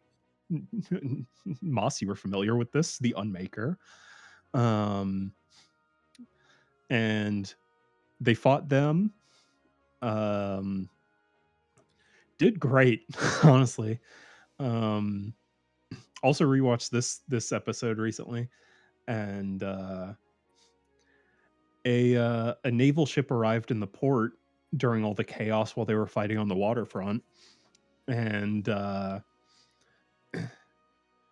it was chaos. Kelfor got trapped in a force cage. All kinds of stuff was going down. It sucked. Drek got poison gassed for like half his HP. It was rough. Yeah, and then my favorite bit was the Unmaker was flying around and shot over, dashed, and landed on the ship, and everyone had the best reaction of, "Oh shit, the vice admiral's his target. Oh shit." And then like 2 turns later, the Played vice us like a admiral who was goddamn present for the fiddle. fight ran down to the end of the dock, where Melifaro of the Blackgate Company was, the captain of the Blackgate Company, who had taken a beating and a half. Like, I think when that happened, This also he makes so much was more sense why you guys hated her so much. Oh, yeah, just wait. he was sitting at like 4 or 5 Because her- HP. When he And describes what's about to happen next, you'll understand why Ivanoth in particular really wanted this cunt dead. yeah, important to mention, the Blackgate Company has been like kind of the closest friends to the Crimson Mayhem Company throughout the whole campaign. And Melifaro runs to the end of the dock to next turn to climb up on the ship and keep fighting. And the Vice Admiral, you may have heard of her, Gwendolyn Vestra, runs up to next to him, talks with him quickly, and he was so fucked up. Because he had taken like every AoE hit that was there. He's also he was a blood hunter, he- so he was damaging himself, wasn't he? No, Or is that Zormir was a blood hunter. Zormir? Melifar was a rune knight. Oh, yeah. Oh, so that's the blade that then Zormir had was his, right? Yeah. That also makes sense why he was so sad. Yeah. And the two talked briefly, and then she took off her glove and touched his cheek, and you could see these motes of green light coming off of him. And you could see some of his wounds closing. And then all of the motes of light congealed into this sort of glowing orb of light. And she took it and absorbed it into her body. And then Melifaro collapsed to the ground. And by the time Emmy reached him, next turn, he was already cold. Also, dead. This is 5 feet in front of Ivanoth, who could not do anything, and he was extra pissed. There's the man. Yeah. Oh, he was cool. Yeah. He was very cool. I'm a big fan of Mellifaro. Cool. Yeah. And he collapses to the ground. And the Vice Admiral turns to the party, bows, pulls out a crystal, teleports onto the ship, and sails away with the Unmaker on board. Not without resistance from the party. Yeah. We did insane shit. Oh my god. We almost had her. Not really, but Well, I think the thing is, I will say, you did not almost have Gwen. But you did almost have the Unmaker. Yes. Because We got very right close. as they were sailing away, Zormir's next turn, he runs up, sees Mellifaro on the ground, dead. His best friend since childhood and possibly lover. And they hey yo. and used a Blood Hunter right on the Unmaker, who was leaning against the deck of the ship, or against the railing of the ship, barely still conscious. And casted a right and then stabbed himself in the gut, rolled a natural 20 to stab himself, did a bunch of damage to himself, and with the bond of mutual suffering, did the same damage to the Unmaker and knocked him unconscious. Which is a very cool scene, and that lit a fire in the rest of the party. So we're like, we can kill him. We gotta go after that ship. Cue like 2 more hours of combat as the ship is sailing away. It was like 1 a.m. by the time that session ended. Honest to God, if The ship and Mellifaro the Unmaker heavily damaged. if Mellifaro didn't die, we probably wouldn't chase. But Just we let were him all go. so mad. Yeah. Oh God. I all I remember on Draxend is he did a number on the rudder. Like absolutely Yes, he did. fucked it up. It's like, Yes, he did. well, they're gonna take a bit to get there, so we're gonna beat them to Ciala. Yeah. Because doing repairs in the middle of the sea, not great. And so the party gave chase to of the Vice Admiral's ship to all the way to Ciala, where they docked in hiding, and then met with some of the townspeople, and then received an invitation from the Vice Admiral herself to speak with her at the naval compound there, which she was the head of. And the party was like, why are you doing this? What's going on? And she's like,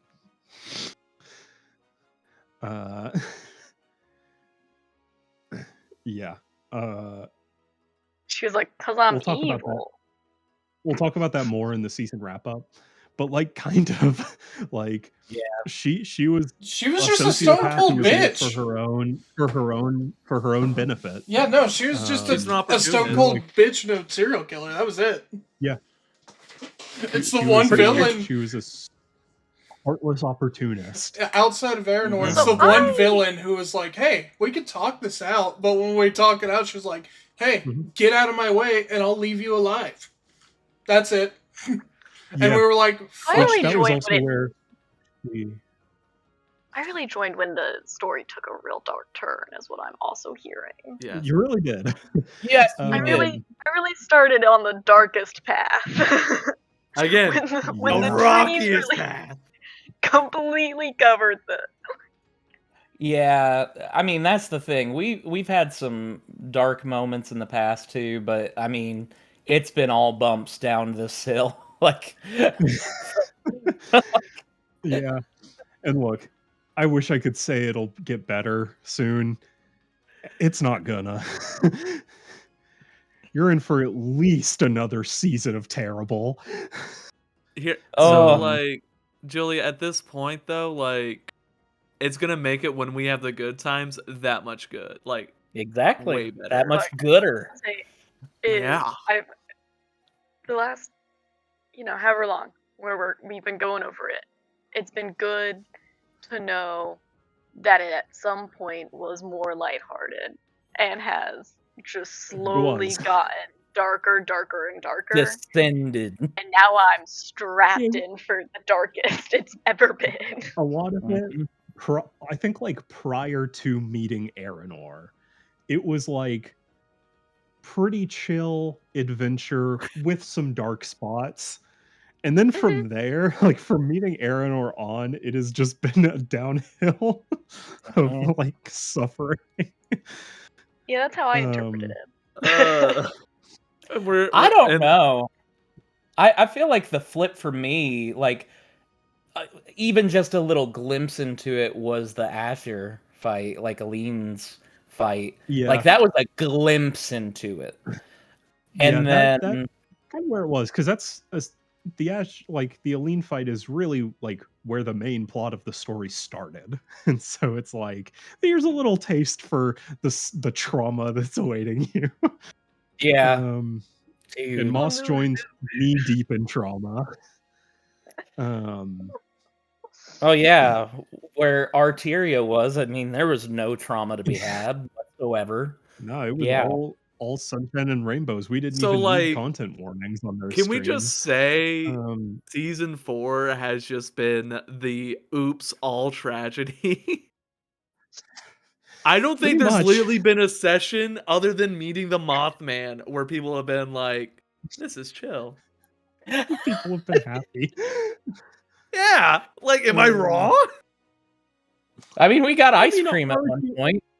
Arguably up I mean, to look, like Ivanov's Geralda- worked out a lot of his whole the childhood Geralda trauma. How is Ivanov doing, by the Hey. way? You doing all right? He's nice. he's mentally exhausted. Yeah. He just unpacked Um, everything he's been bottling up for fucking 8 years. That's So The now- I got one whole but, year of during that downtime. talk, yeah, during that talk with the vice admiral, that was where she was like, "So here's your options. You're welcome to stay here. This is a public port town. You're welcome to stay.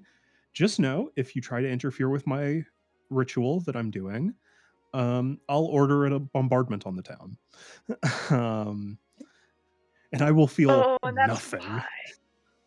Yeah. That's okay. Okay. Starting to connect the pieces. Yep. Mm-hmm. So the party left, went back to planning, and then heard about this old hermit who lives up in the mountains, and thought, well, that could be something worth looking into. We thought it might have And been went up the Aranor for a mountain. while. Did think it could have been Aranor. And It so would they have went been up. so funny if you guys just hadn't gone to see who the hermit was. If you just been like, I don't give a fuck. Look, That would be very here's the different. thing.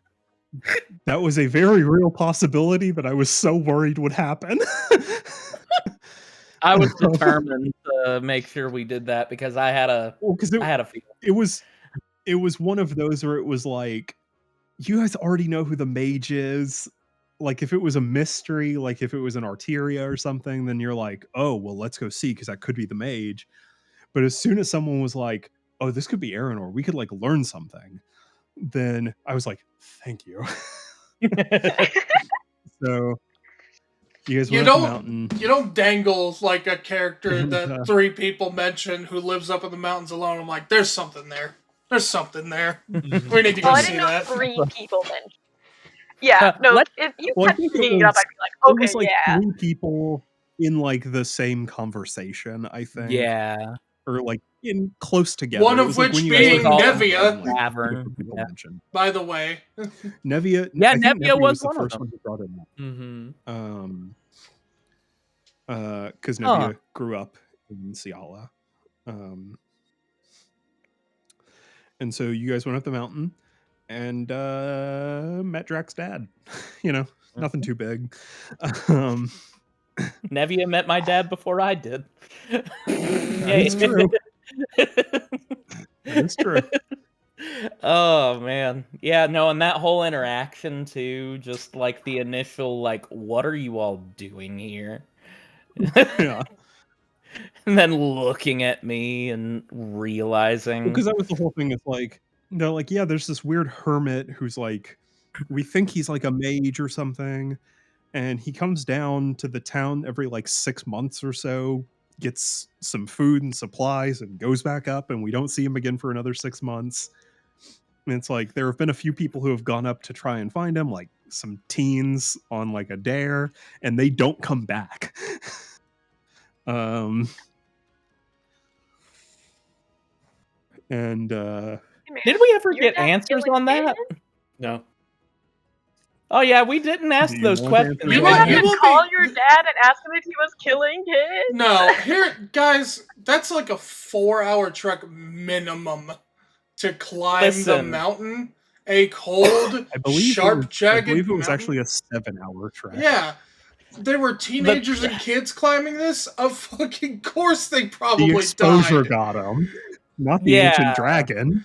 Yeah, I frankly believe totally. they just did the stupid thing and did not prepare to climb a 7-hour trek in the cold.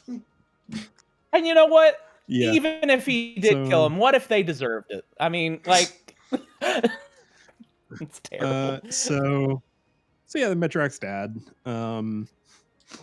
And then went to planning, sabotaged the ship, and then met Sigmund, who said, well, I'm going to Lyra.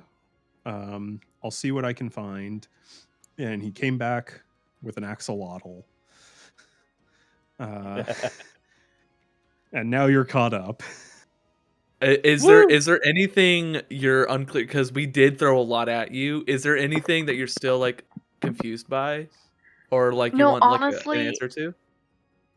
Honestly, no. My takeaways are I'm surprised at how much I did know, how much had been filtered to me. Honestly, a lot of things have now made more sense. Specifically, the Ciala portion of our travel, the part that I came in on, Drop right in the makes a middle lot of more that sense. 'Cause one. I was just like, why do you guys hate her so much? Like, yeah, she sucks, but like, Killed a you guys friend and hate is her. a real bitch. But like, Yeah. Killed a like, friend guys is a bitch. hated And also her. killed the friend 5 feet in front of me. Yeah. Yeah. So that makes more sense now, because I was like, I'm sure she did something to deserve this hate. Because I, as Julia, know all these people, and I'm sure she did something to deserve this hate. Don't know what though. But yeah, so that makes more sense. A lot of things make more sense, but that makes. So Lucian's only showed up that one time. Yes, but Outside we've of been in sending. contact. Yeah, I can because send Emmy's like, sending what to would him whenever I Lucian want. say about this? And I am I often want to get used. Lucian's take on this. I am often Has used happened as a cell multiple phone. times. Yeah. Mm-hmm. Yeah, which I knew, but I just wanted to make sure we'd only. Last met time we him knew where he was is we knew he was teleported across the world from us in the sands. Yes, that's right. Yeah. But he was Yeah, making his at the way end back. At the end of that conversation in Emmy's home temple where Byra showed up, Byra ended up teleporting him back to his home well, where he would respawn if Emmy killed him. Is that the same country is that in the Inland Kelfor's Sand, from? on the other side of the world. No, Kelfor's from the south, like south of Lend in the Lucent Sea. Lucian is from the Endless Sands, which is like Lend is kind of Europe. The Endless Sands is like America. Like it's on like the Okay. other side of the world. Okay. Like it's across the ocean to the west. Okay. Um Um, but yeah. cool. No, mostly just things make more sense. Also, what was the timeline between meeting and now? Slash meeting, everyone 6 meeting months. up So and then competition, meeting me because we've been hanging out for like 2 months or something, right? yeah. So the competition started in March of this year. And it is And you guys met in September. And it's now it's now um Almost November? December. mid-November. Yeah. Yeah.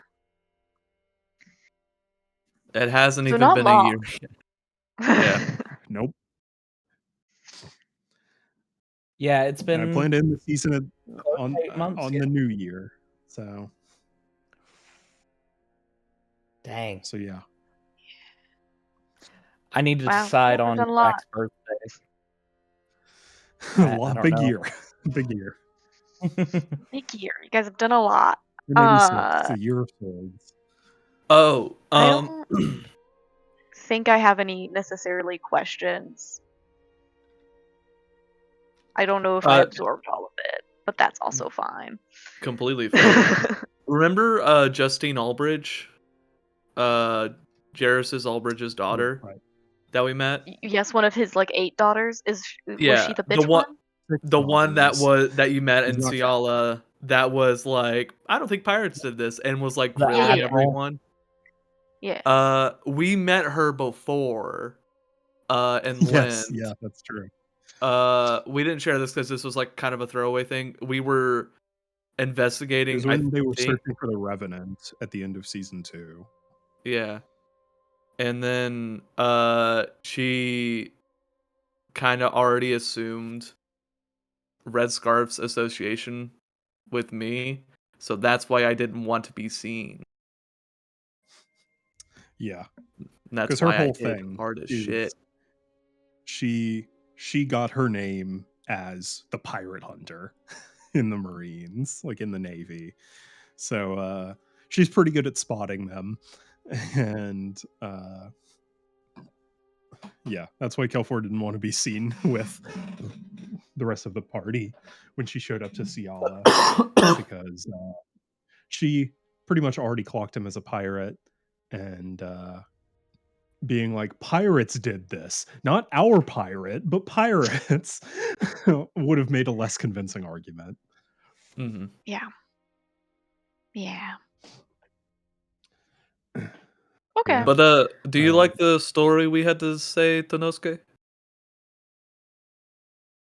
Very interesting.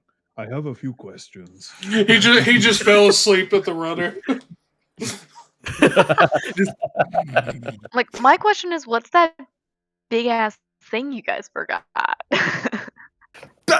That's what I'm wondering. That's That the problem. big story point that you guys forgot. I mean, I can feel make like it's another. I can really- make another roll. We've exhausted everything. Yeah. Let's make another roll. We just went through a whole recap. Did you legend 'Cause lore look, it? if you guys don't remember it, you'll find out soon enough. I got Something about- 17. Wait, is it something about like 15. the amount of rituals that are happening, like that Not need the to be amount of done? rituals. But we know if it hits 5 rituals, the world starts ending. Yes, you learn that a bit later. We learned that in Arteria, I I'll believe. give you a hint. Okay. It is what the end result of the completed ritual is. Oh, It's to create a being that can kill gods. Or it's to make But you someone know a lot have the more power to details kill on gods. that. You learned exactly what the ritual completion foretells. I just forgot the exact wording of it. I know it creates The death a of big all bad gods? being. I think the ending ritual is like no one can die, right? No. Okay. You learned exactly what Aranor is trying to create to kill the gods. I do remember you It's a telling us. That Glocknite is important. queen. I do remember you telling us. I just don't remember exactly what it is. Yeah, I Yeah. forget. Yeah, I you thought it guys was learned that, Mm. and you're like, "Oh, this is huge," and it has never come up since. And I'm like, I think the big reason It why would is really, just because we've been mostly just focused on making sure it just doesn't fucking happen. I mean, it yeah, would really, but it would really make I'd like sense to if know it was what like it's a gonna Paul be, Contra. though. Nah, I can't It's help like, you oh with. yeah, Sorry. I'll give I a would little like more to detail. know. You guys found in one of Aranor's journals in his archive, the a record of legendary world-ending threats. The World Serpent, the Surtur, the Tarask, and you saw him Genevia's canon. taking notes and underlining certain parts of each one of those, and then writing in the bottom. And he gave it a name and everything. That funky boy. That's it. He You were gave too it a young, name funky and boy. everything. Hold on. Oh yeah, y'all don't want to know what the big weapon's real name is. World Render. I don't know.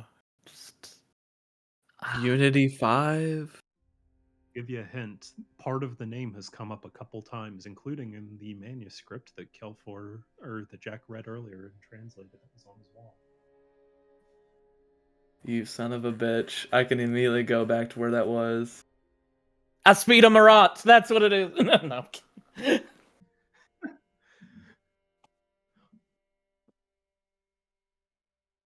I used to like not take notes, and I can never go back. I just take so much fucking notes. I am very thankful that you do. Very. I wish I could just Me make it too. a better habit. Yeah, same here. I really do. Really depends on how I feel that day if my notes are good or not. For there have me- been some days where I've literally crapped out. I can't sometimes. For me, it's one of those things where I try to stay in the scene with it, like I'm trying to absorb that's a big everything. thing. And whenever I like go over to write everything down, it's like you guys are moving on to something else, and I'm like, oh wait, hold up. Oh shit! Oh god! Yeah, that's my thing. Is I like to be in character for the whole session when I'm playing, and so I don't really think about taking notes. My Yeah. thing is like I know my memory, and my memory, like I remember stuff pretty well, but I always like miss a point here and there, and that Mhm. pisses me off. So I try It to is- like I'll get give it you nailed down. I'll give you another hint. You guys heard it before that translated text. It was Eline's dying words. I have those. I think. I hope to God. Jack, I'm convinced whatever the curse or like god curse that's in that one journal where our eyes just kept skipping over happened to your notes. I think Matt fucking edited your notes. And now he's just I went into the and now Google he's just Doc and fucking with edited you. it. That'd be fucking hilarious. All right. Where's fucking Eileen? Where did I kill that bitch? Where's fucking Eileen? Yeah. Come on, Eileen. Nope.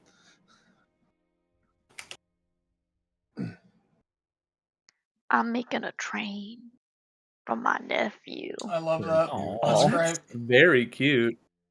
I was following a pattern and then I didn't like the pattern, so I'm not following that anymore and I've gone rogue. Rogue. Hey, nothing wrong with that. Yeah.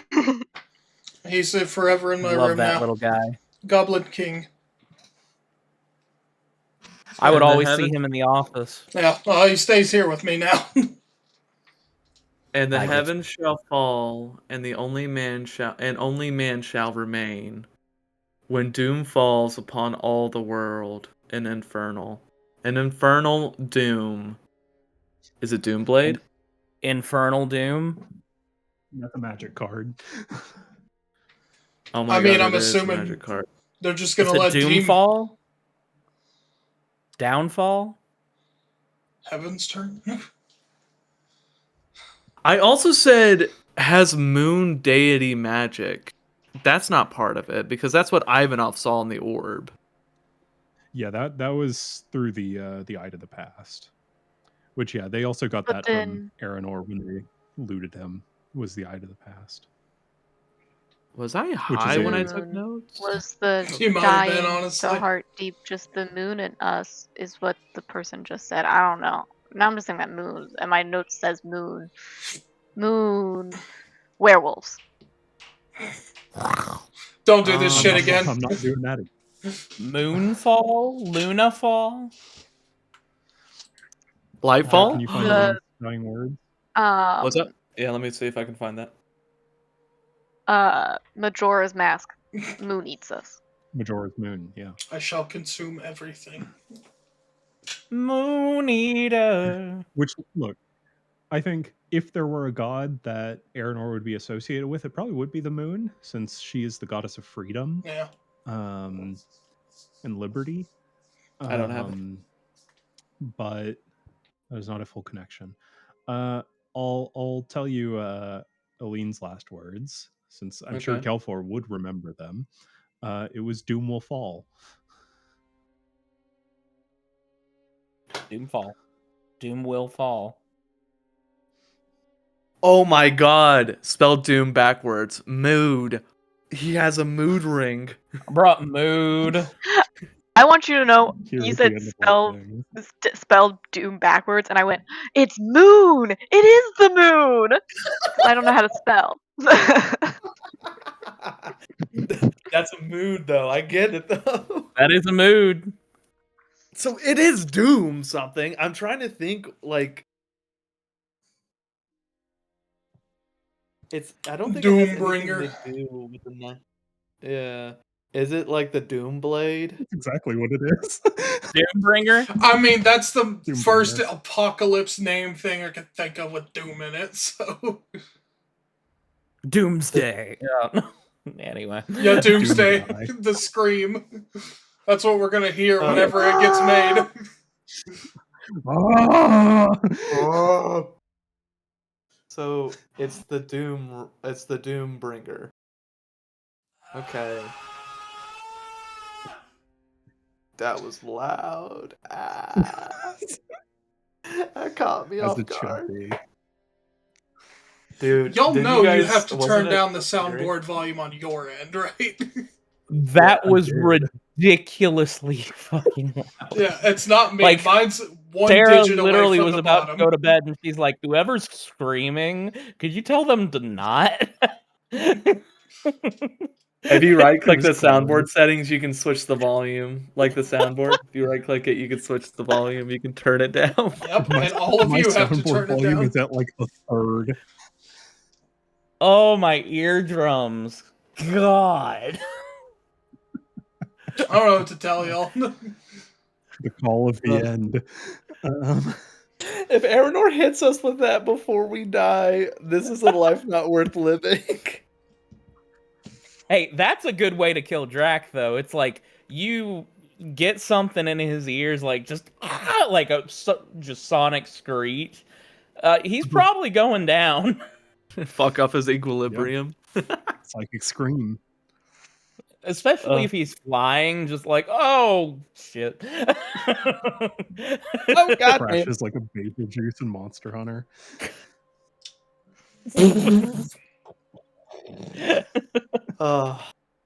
I've been playing a So- little bit of that recently too. Monster Hunter's good. I've been on a kick as well. I haven't been playing a lot of it yet because I haven't been able to play games recently. Play games. Play Imagine games? Not being able to play games. You got games Gonna on get your your phone? gamer status revoked. Please no. I worked so hard. My achievements. Cut So up your gamer license like it's a discarded credit card. is that real, by the way? If like someone has an expired credit card or something, like the store has to cut it up. Well, I don't know about stores, but if you get a credit card replaced, they shred it. Yeah. The old one. Also, if you are throwing away your credit card, you should cut it up. Yeah, you should. It is a That has good Like if idea. your lot of card information in it. expires and you get a new one, you should cut up your credit card before you What- throw it away. I cut my credit card up and I throw a piece of it in 2 different trash cans. So can't Hell connect yeah. the pieces. I do a similar thing because I'm paranoid. Same. Just bring it to the bank and have them do it. I think I burnt my last one. Like I just watched it melt in my burn barrel. I'm like, Burn. now no one will. No one will ever be able to pay. We're about there. Oh, We've been Oh, sorry. spending the last 2 days explaining Your the story story. took 2 days. Also, I feel like you guys really didn't need to kill that Canadian goose. Like, why did you guys buy it in the first Really place? unnecessary. listen, But the boys got to eat. Well, I was I like, look, I've tried been my hanging best. out with him for like 2 months. I think he bought it to eat it. Well, I'm also Honestly. pretty sure he was free. Or for the eggs? Did you buy it for the eggs and then realize it wasn't Maybe. producing? Realized it was a male goose. It was a gander. It's like, where's the eggs? Where's the eggs? And then it shoots in your hand. Just shit. Luckily, Midas can lay eggs. That's what we're here for. And lay down covering fire. Yo, if I'm ever running into a battle, I know Midas got my back. Midas You was the had monkey, This is right? Midas. I gotta write Yeah, that down. yeah. I didn't write that down. Midas the Mandrill. Yeah. No, you. I'm not familiar. Whenever we go against Aranor again, you have to summon him so he can pull the blicky on him. Like, that has to happen. Oh my god. Cameron's like, you think you can finally take me down?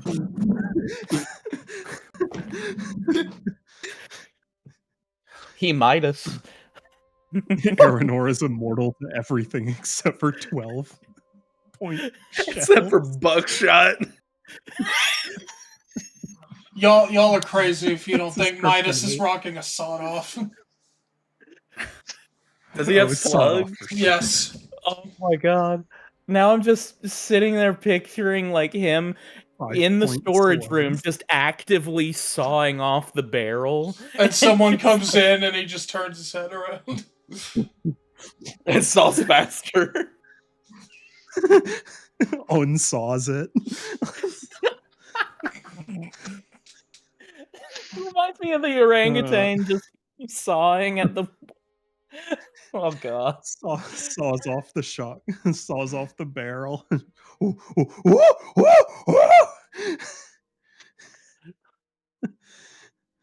my Uh, god. So you guys disembark from the boat after your 2-day travel through the marshland, and you arrive. What a session this was!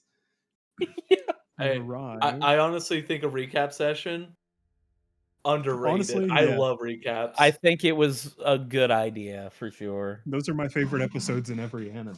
This was 100% the filler episode before the big one. Because this episode's gonna get Yeah. sad. Yeah. You guys arrive at this tired old ruin overlooking a algae-filled pond. And as you step beyond the threshold of this broken down foundation, you can feel this ancient magic weld in this place. And you see over on the far end a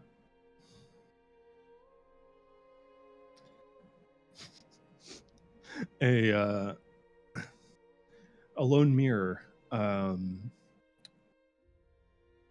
The sun is in the process of setting at the moment, and you see the fireflies dotting this old pond. And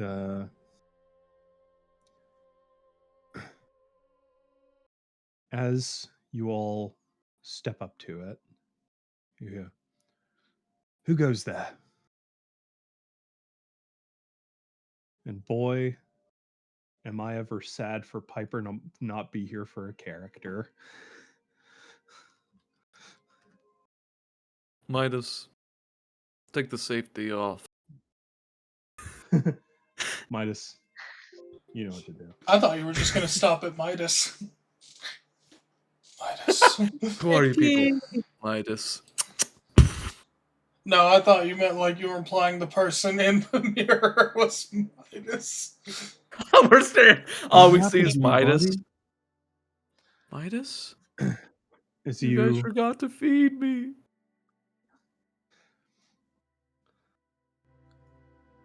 you hear light footsteps, the clinking of armor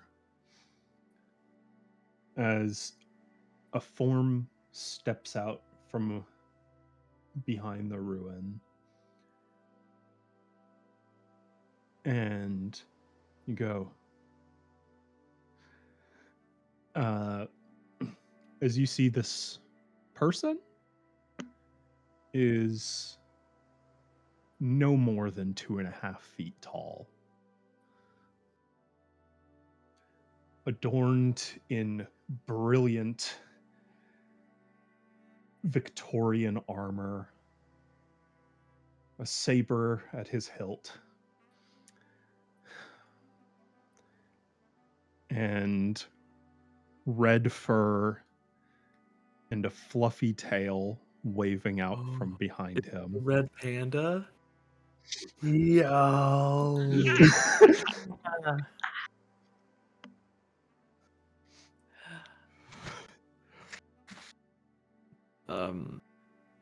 We're just here to see the mirror. Are you here for the same?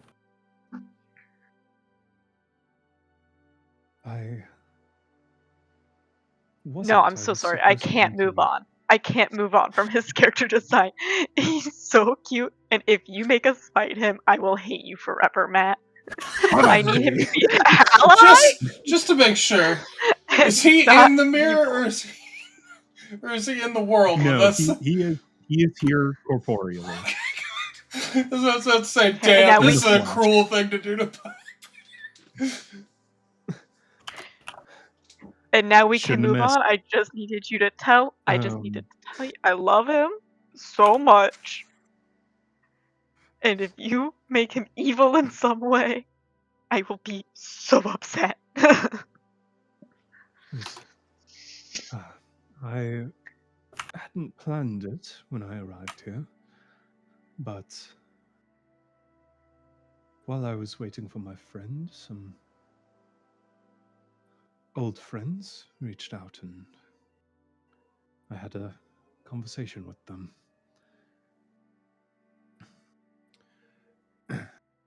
And just as I was fixing to leave, as my friend sent me a message saying that he would not be arriving for another few weeks. Oh. Our paths crossed. Well, don't let me intrude then. Well, I'm assuming you're heading back. Where are you heading back to, if you don't mind us asking? Well, I figured I would pick up a job, see if there was anyone in need of some help. Pass the time. This land is no stranger to foul beasts. And my saber itches for the glory of the hunt. What'd you say your name was? Forgive the impropriety. And he'll No. waddle over. Ah. And they offer a gauntleted hand. He says, Martin Granhold, Knight of Lend. Martin. Yes, sir. Sir Martin. That is what they call me, yes, sir. You're a knight of Lend in... This is the most Dark Souls 1 voice I've ever heard out of Matt. This is such... It really is. This is I such love what's it. his name Unfortunately- energy. I love it. Only But- I am could see- unfortunately Only I could be so grossly incandescent.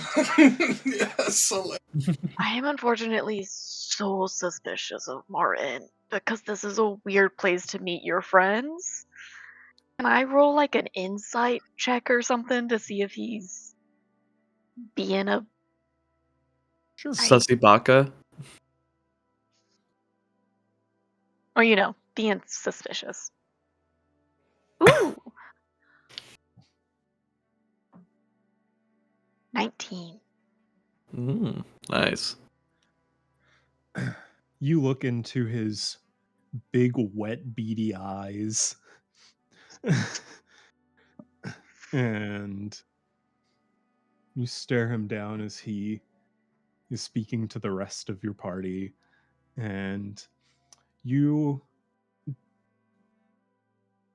are unsure if he has ever had a malicious thought in his life. Oh, So good. That's exactly what I wanted you to say, Matt. I'm really hoping he didn't somehow get like a nat 20 or some shit to deceive me. Because I need him to be my friend, and I'm just gonna ask him. Hey Martin, so good to meet you. I'm Moss. Yes. Why were you meeting your friends out here in a ruin, in a swamp? It seems like a weird place to meet your friends. Yes, it certainly is. I much prefer a nice tavern or a good strong hold. But he's something of an enigmatic figure, doesn't like being in crowded places. And for whatever reason, he chose this place to meet. Just out of curiosity, what's your friend's name? He never gave me his name, actually. ooh, very close friend. He This is very close. he's only he just Martin, come on, man. oh, he's a lovely bloke. He upon meeting a year or so ago, he told me to just call him the Hermit. So, Mr. Hermit, I await his arrival. Oh, wait a minute. Kelfor sees something afoot here, maybe. Martin, we just met you. We should introduce ourselves as well, since you're so kind. My name is Kelfor. It's very nice to meet you. And Pleasure to meet you, then Mr. Gelford. I would introduce you guys, or if you guys want to introduce yourselves. Have at it. Drac. Ivanoth. Jack. Lovely to meet all of you, is it? Oh, and here's Emmy. He I feel like she's just going.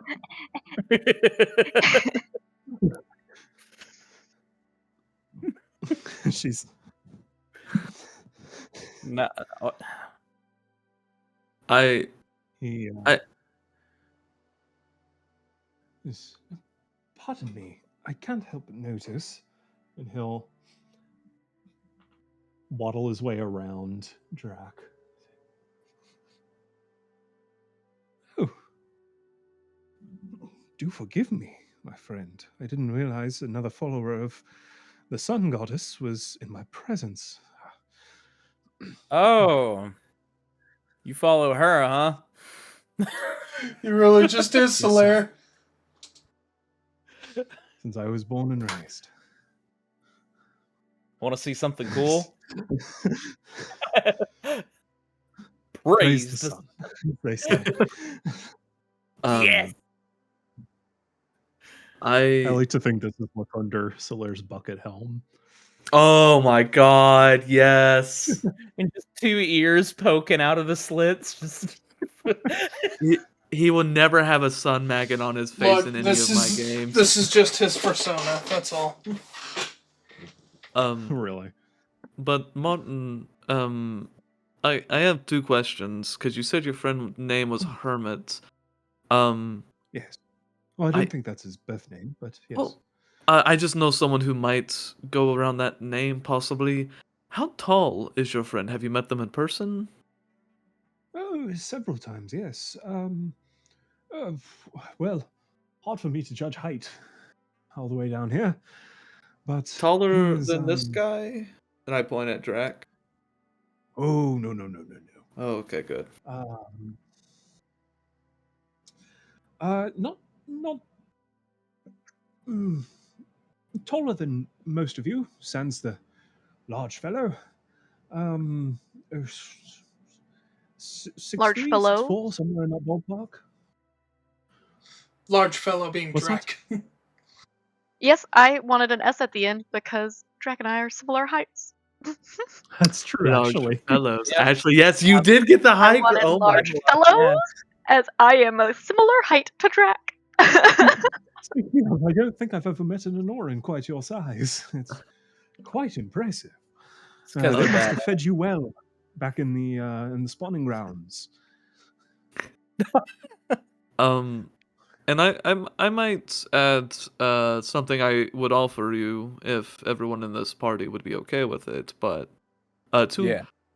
this might be a weird question, but you said you're a knight of Lind, correct? Yes, sir. And you're in Shinwu. Indeed, I am. So I guess my question to that be, with all the war stuff happening, you're good, like nothing. Well, I'm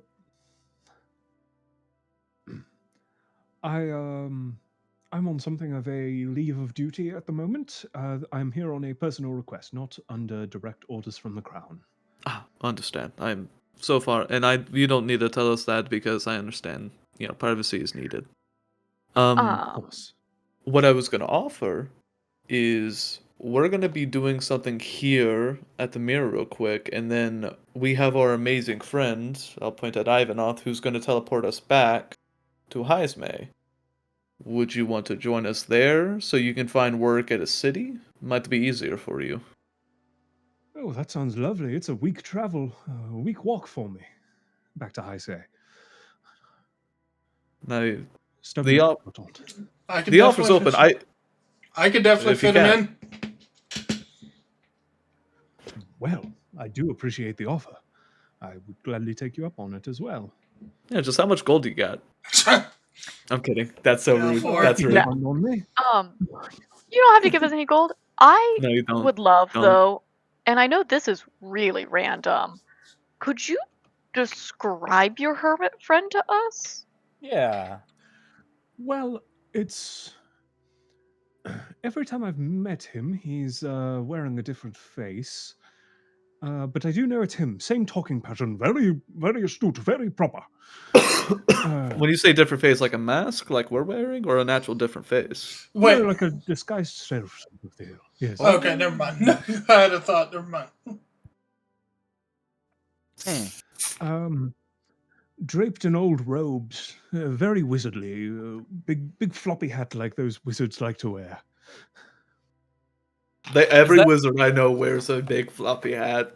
Hey, yes, I know it doesn't narrow it down, sadly, but I'm afraid I don't have much better of a description than that. If I have to ask the question that you want me to ask, Drac, I'm going to put a bullet in my brain.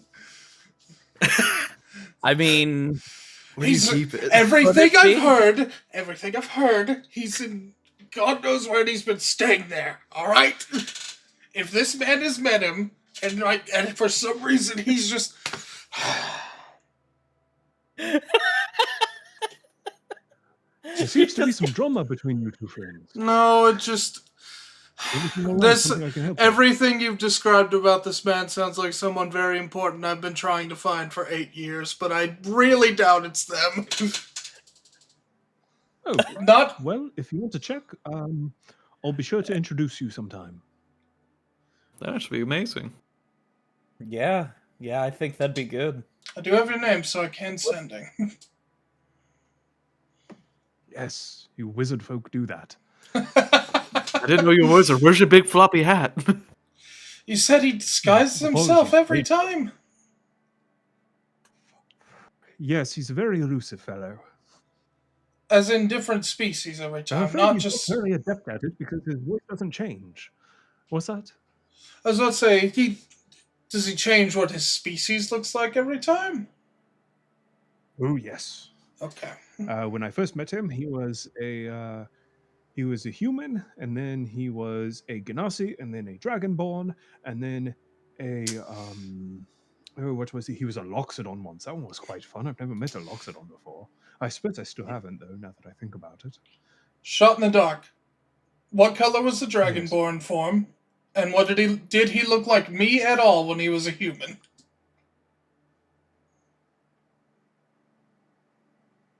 I'm afraid I have a bit of face blindness around humans. I fucking. But, yeah, a bit, I suppose. That's fair. They all. Did look he the at same. least? You're not colorblind, are you? Jeez, they said it. What's up? You're not colorblind, are you? Did they have this shade of hair? Well, I have some trouble with certain colors. Yes, that much is true. Myself. Looking I'm up going to kill myself. what colors can red pandas see? Oh, God. I would love if the answer you got back is that they can't see red.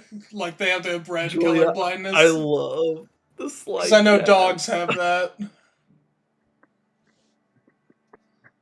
Please tell me that's the answer. They all look the same, anyways. Well, they don't got any frills. How are they supposed to look different? Oh no, I think that's hilarious. So apparently, at least it is currently understood that they see on the yellow-green spectrum. And Okay. very cute fact that I have just learned is that they think they're camouflaged because they live among trees and moss.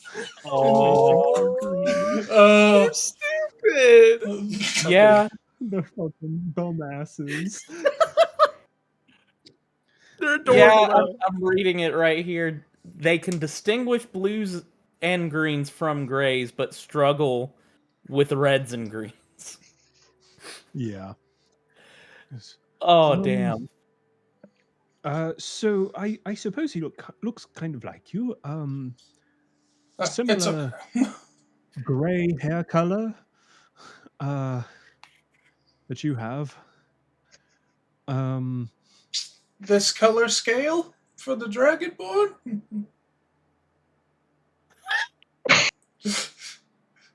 I'm just imagining he's going like Just in Ivanot's head right now, all he's saying. yeah, just Let's see here. Just in Ivanot's head. In his head, all he can think is, maybe I should have joined Aranor. Because if this is the one guy Okay. that knows my dad.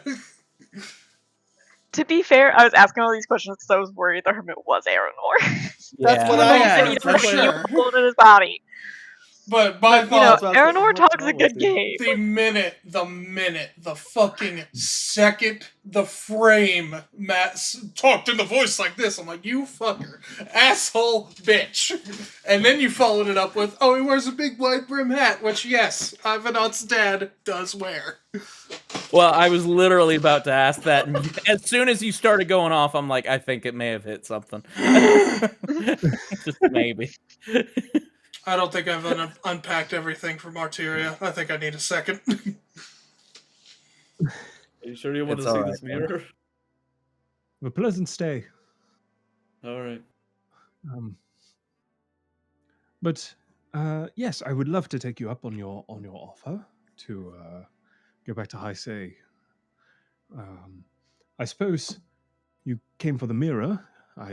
There's not much else out here. Trust me, I've checked. I've been sitting here for a few days now. I've mapped out every inch of this forest. Are you hungry? Are you good? What's that? Are you hungry? Are you? Yeah. Oh no, I've become quite adept at living off the land. A lovely fishing spot just up the creek there. Oh, that's good. Yeah. That's great. How And whiling successful? away the hours. Floating down the river with Inward Jim. What? Hold on, Matt. I want to do something. What, Jim? Yes? I'm gonna no. I'm gonna step off to the side privately. I'm gonna send What? it. Guys, I just caught what I missed. Yeah. Matt, come on. We can't do that. Whiling away the days fishing. And quite lovely. So I'm gonna shift this. Ivanoth is gonna step to the side on his own. He's gonna cast Sending to Praxton. Okay. Hello, Father. Quick question. Ran into an interesting fellow named Sir Martin of Lind. Shot in the dark. Would you have happened to have met him before? Oh, is that the red panda fellow? Yes, it is. Yes, he and I have crossed paths a few times. He said he's waiting here for you, I think. He said he met a wizard that just goes by Hermit. And every time disguised self, but also talked a lot like you. And also wore a wide brim hat. Oh, well, plenty of mages talk like me. I swear. You know, surprisingly in my line of work, I have not met that many.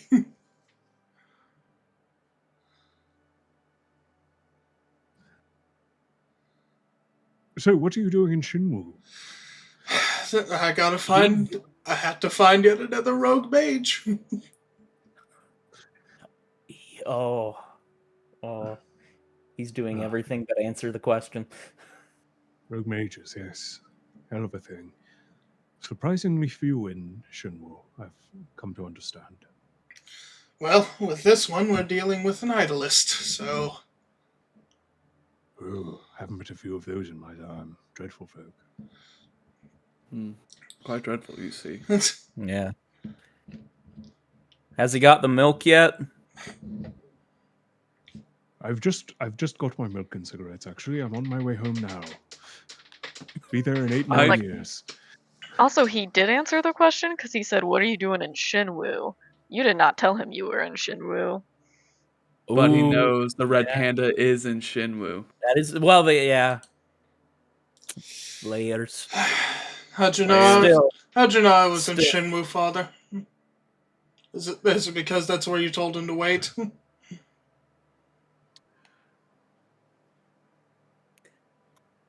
No, last time I met him, he was in Shinwu on some business, I believe. Lovely folk. You should have a drink with him sometime. He's got plenty of stories to tell. Yes, it would seem that way. Father, is there something that you're not telling me that I should know? No, just business as usual. How many sendings do you have left, actually? We've been carrying on this conversation for a long time, I think. That's it. Just phone cut off.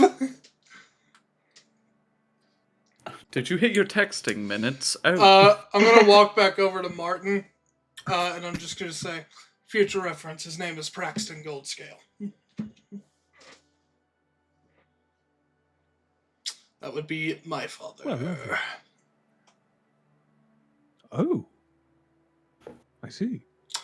Who I have not seen. I cannot confirm that this is the same person we are talking about. He says he's familiar with you, so... At least one of the times, I imagine. Does he also I talk like meet this? many people. Yes, he talks like that. I'm Oh, gonna well, go. I've met plenty of mages that talk like that. I'm gonna go stand over near the mirror now. Wait, do you?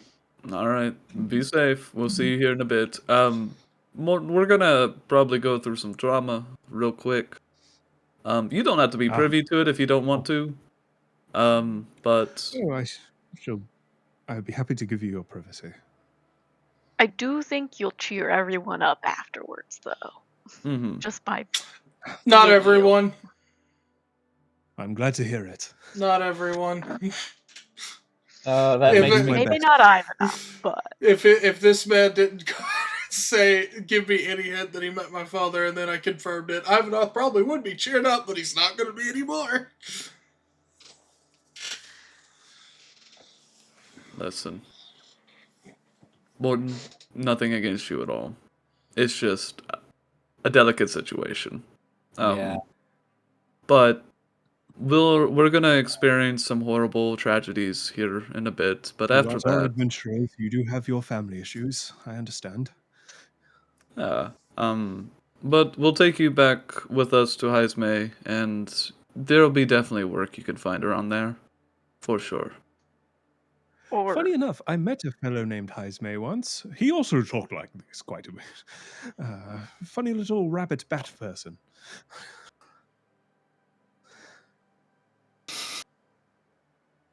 I'm the only one that fucking knows that reference, you piece of shit. Sorry. I'm getting mad for no reason. I saw him shirtless and it was weird. He was kind of hot though. Final Fantasy 14, Julia. No, metaphor. Nope. Doesn't Metaphor matter. Fantasio. Doesn't matter. Same game. look, I was thinking about little bat people, and I was just thinking about the Great Mouse Detective. Oh, hell yeah. Similar I'll show vibe. you guys a picture of Heisman, by the way. Yeah. And the little rat guy and the Great Mouse Detective. The only name I remember from that is Rat Again. And Rat not because I want to fuck him. Okay, well, I didn't think that until you said it. Hold on. Rough. I now need to know what the bat is called in the thing, though. This is Heismay from ReFantasia. I'll put it in general. There's the Bitch. boy. His name was Bitch. Tell me you wouldn't fuck him.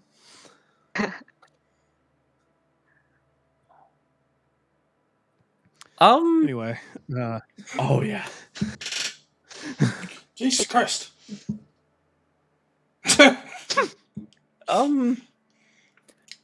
You know, not my type. Similar vibe type. Not the one Okay. Julius and the one I. Yeah, motherfucker, that's I a looked gay for the little one that said Dungeon Master. If you heard his voice, you would understand. He's kind of the Sir Crocodile of the Great Mouse Detective. We'll go to battle. Yeah. Radigan is also hot. Prove me wrong. Thank you. God, don't show me that. Not when stream's about to be over. We got 10 minutes.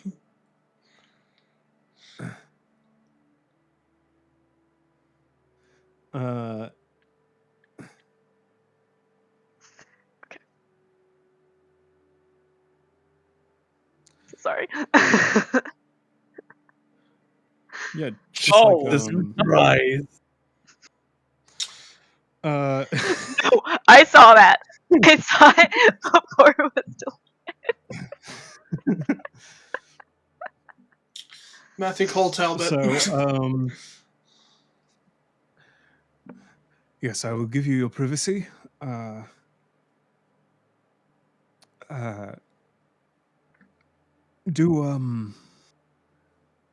Do enjoy your time at the mirror that makes you sad. Is that the official name? The That's mirror what that we're makes you gonna sad? call it. No, I believe we are currently in the Kagami ruin. Kagami of Ruin. That sounds familiar somehow. Old castle fortification that used to exist here in this place. You can, well, see what happened to it. Now it's just remembered for the mirror. Not very cleverly named. Kagami is the Shin word for mirror.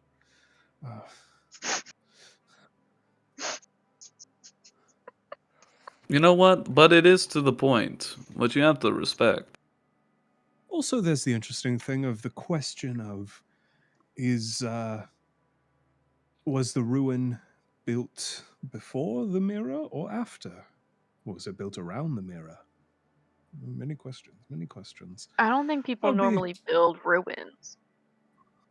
You'd be shocked. Well, I think it was before it was a ruin, when it was a fortification. Everyone builds a ruin with enough time. Yeah, you never seen What's Stonehenge? the thing, Bob?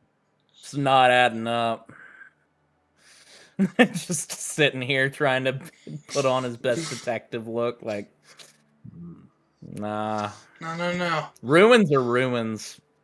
I'm gonna go ahead and say, They've always Martin, been like that's cap. You're lying. You cannot create without destruction. Therefore, they did create these ruins. True. Part of Aranor's philosophy. Yeah.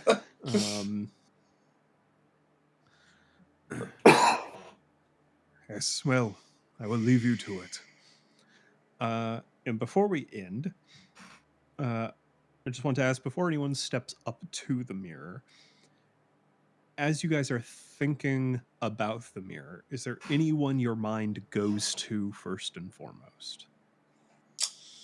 You know my answer. Do I? Yeah, Oh, you do. I do.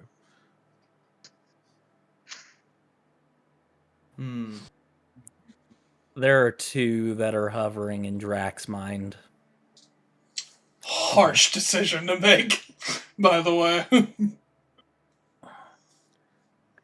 Since the story was fresh, Sayo is on his mind, but also his mother. Mm-hmm.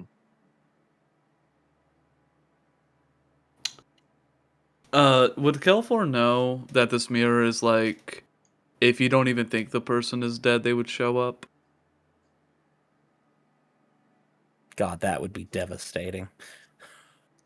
So like, oh, I haven't seen my parents in a while. Oh, I guess my parents are dead. That's crazy. Kogo shows up. Yes. Like, why are you Yes. here? I died. Why are you here? You don't necessarily have to think about them for them to show up. It is people who were close to you who will show up.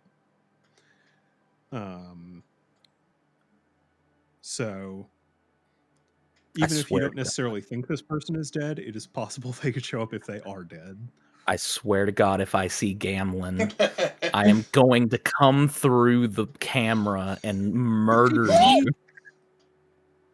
How are you doing? Hey, buddy. You I've look been all better. reversed. I got better. This guy named the Archon showed up at my door. That's the thing. Like, I mean, he was in that area. That's true. I don't know if Kelfor would have anyone on his mind in particular. I think Kelfor would honestly be like, whoever I'm about to see, they're just in a mirror. Because there's a lot of dead people. Yeah, shockingly enough, you probably have the most dead connections that are close. Very true. And I think Moss has the least. I think Moss is racking their brain going, shockingly enough, do I know anyone who dead? You probably still have less than me, and I also only have 2. Yeah. I technically I could do have think it would 3, be. but... I think it'd be so funny if Moss looked in the mirror and their entire family was in it because like a plague or some shit went through their village. 18 Wheeler was backing up, and it didn't stop backing up. But you show up at your home and just see Croatoan carved into a tree. And I go, where could that be? Where could they have gone? Yes, our neighbors are called Croatoan, but I don't know what that means. Which, by the way, learned recently that that mystery has basically fully been solved, and it's exactly what Julia's talking about. They've done an excavation site on the Croatan tribe grounds and have found so many traces of dead white people who lived homogenously with those people. So, Oh, you're it's talking like, about the shocker. Jamestown? They were in the one place they said they would be. Who would have thought? Is this the people who disappeared at Jamestown or whatever it was? The Roanoke Roanoke. colony, yeah. Roanoke, yeah.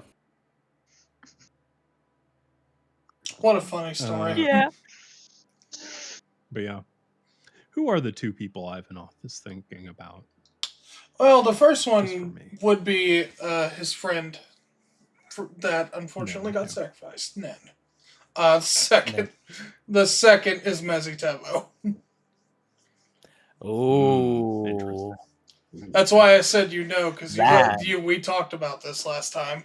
We did talk about that. Yeah. And unfortunately, considering where his mind space is at, he's probably thinking about that one a little bit more. Okay. Okay. Is it gonna be fucked up that I almost want to say Eileen? Wow. That would be interesting. That would I be think Don't know if it would be a productive conversation, but I don't would think be it would. interesting. I don't think Kelfor would think about it that hard in the sense, like, I think Kelfor would just be in like emotional protection mode, like compartmentalizing mode.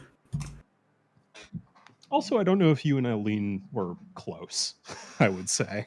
I would say more in the sense of Technically- I'm understanding in the last Eileen more. moments. Yeah. Yeah. It's not so much that they were close, but it's a lot more that Kelfor is really starting to understand a lot more. Right. Yeah. Well, I lean to the viewpoint that they Uh-huh. could have been close at Shut the end. fuck up. Shut the fuck up. I get what you meant at them. I mean, killing someone's very personal. It was true. But Kelfor didn't kill A her. random Navy soldier shows up to be like, "Hey, you killed me, Mom. Woo! And I'll go, me? You pulverized my head." What did you do?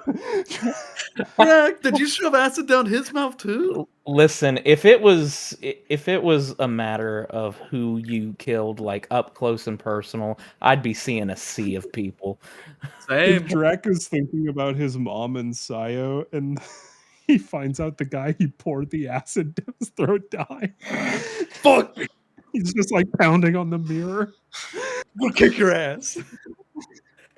Is it bad that Drac would just kind of look at him? Just Do I know you? Who are you again? I don't The even day- know who you are. No, The who day you Drac are. graced your presence was a Tuesday for me. Damn. Seems like I was your final lesson. I was the worst thing that ever happened to you. I don't know who you are. You've been focusing me on for your whole life, and you were just a blip in mine. Okay. For real though, other heartbreaking like revelations, Jacques would devastate me. I think Ivanov would give up if he saw trying to be less Jacques in that mirror. I'm trying to be less sacred with killing people in this campaign. Kill your darlings and all that. I couldn't do that.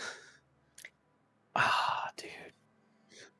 If it was a matter of just thinking more time. about the dead person or being, well, no, you can't even do that because you forget the gods whenever they die. I was gonna say It's true. that would have been a fun little hack. It's like I think of this god. Can't think about them. I think about. Can't think about what Eh? doesn't exist to you. Be careful thinking about. You might not like what you see. Did you see it? You just look into the void and it might look back. Oh, Kelfor goes brain dead after staring into the mirror. I'm just imagining, depending on like what is the reference for closeness. If it's just gonna be like an assembly line where I'm like, yeah, remember, yeah, I killed you. All right, left. Yeah. Yeah, Move swipe right, on. swipe left. I'm bored. You're not entertaining me enough. Dance, Show me come on. someone who makes me feel something. But I do think Kelfor, hearing all of the like the family drama recently, is gonna think about his family. So his mom, dad, and 3 brothers, Mhm. and then Kogos, and then after that, like there's nothing like. Cause I'm trying to think What a of terrible revelation that would be if they show up. one of Kilfor's family members showed up and they're like, "This woman showed up." I've been really good about not sending shit to him. I've only done it once. Yeah. Yeah, That's you did enough. it once though. I did do it once, but there was no trail. I made sure I sent it in incognito mode. We're good. It's true. Yeah, Moss, look, I'm really racking my brain trying to think of anyone that would apply to Moss. It's okay. You don't even have a tragic backstory I can rely on. No. Just see the I Vice like Admiral. I like making mentally healthy characters. It makes me happy for some reason. That is Because everyone else is just cool. like, everyone died who I Unfortunately, love. me as a DM, I live and breathe off of broken characters. And Moss is just over here going, everything's fine. Yeah. Well, because see, Jack at least gave me the he's like, yeah, I had a great family life. Like it was pretty good. All my family's still alive. Everything was pretty good. And then everything went really, really wrong. You know, it's just like I'm not any of my parents' favorite child, but they do still love me. Did your And family I have chose any? to leave to go pursue better things. I chose to try to make myself better. It's such a weird state because it's like just bad enough to not be too bad, but it's also not good. Yeah, it's like, It's just enough to be like, oh man. look, That's a I real get bad. Just enough for that's rough, buddy. I get that most of our The family boundary drama talk. just is mostly because of their baggage that now becomes our baggage. Yours is literally, oh, we love you, but you could do better, kid. We love Yeah, you, it's but like we don't love you that much. You're No, I'm just kidding. not quite it's good a enough. yeah, it's a real like we love you for who you are. Even though you are who you are, we still love you. Despite yeah, no. everything. Yeah, and just we're proud of you. Just don't use our surname. Just never associate with us in public. I wouldn't go as far as to Whenever say we they're would get proud a of high me. say, everyone would get a t-shirt. Yeah, Moss didn't get one, but they just ran out of ink. They didn't get one, but we got them a keychain. My family only had so much money, you guys. They didn't have money for all of us to get a present. The line had to be drawn somewhere. And the other 34 kids did get a t-shirt. Can I ask this to maybe All of our like birthdays were the same day. It's very hard to plan that We were out. from the same egg clutch. did your parents have any like miscarriages or like any kids who just didn't make it? Naturally speaking, probably. Yeah, probably. Could be. Moss talk about just sees 300 tiny Anorans. Honestly, at this point, you just It's like that's what's wrong with me is my egg was on the outside of the clutch, so it like didn't get the right amount of warmth, which is why I Runs wasn't the like litter. wizard.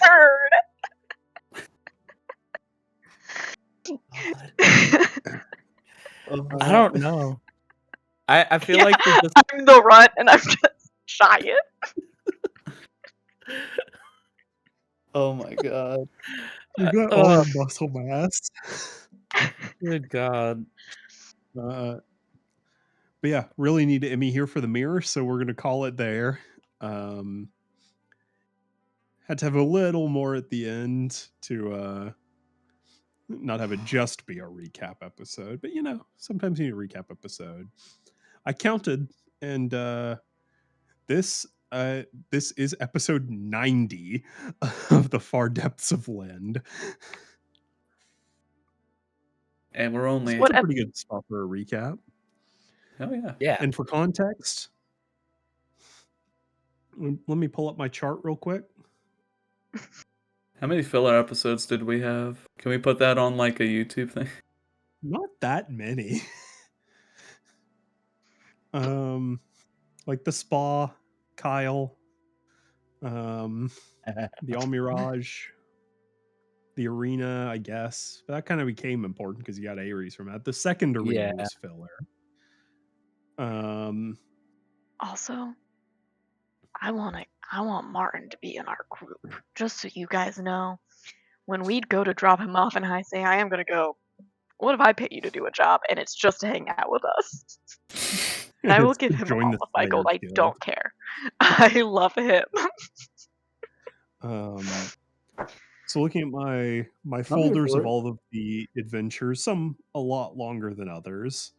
We're currently on number 5 of 22. So yeah.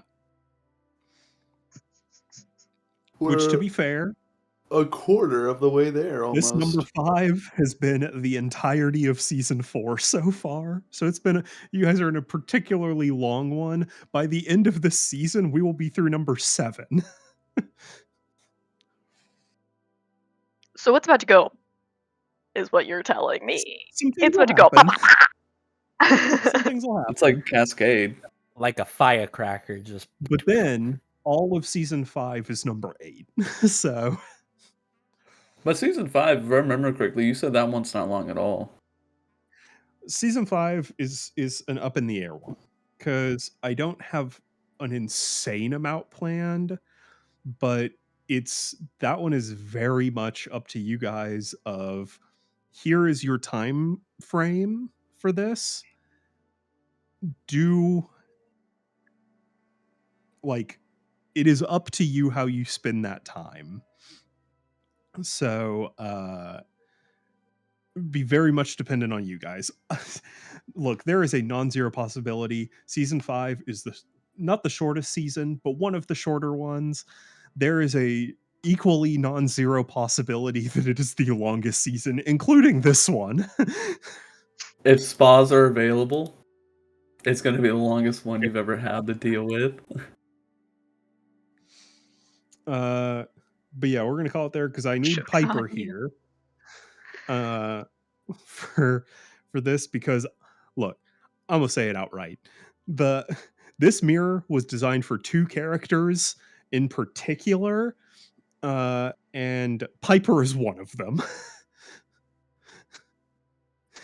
You mean it wasn't made for Moss? That's crazy, man. What the fuck's wrong with you? I can We'll see already you all guess what next the other week. character is. Have a good one. See you guys next week Yeah. for some sad shit. Hope you enjoyed the recap. Yeah. We're good.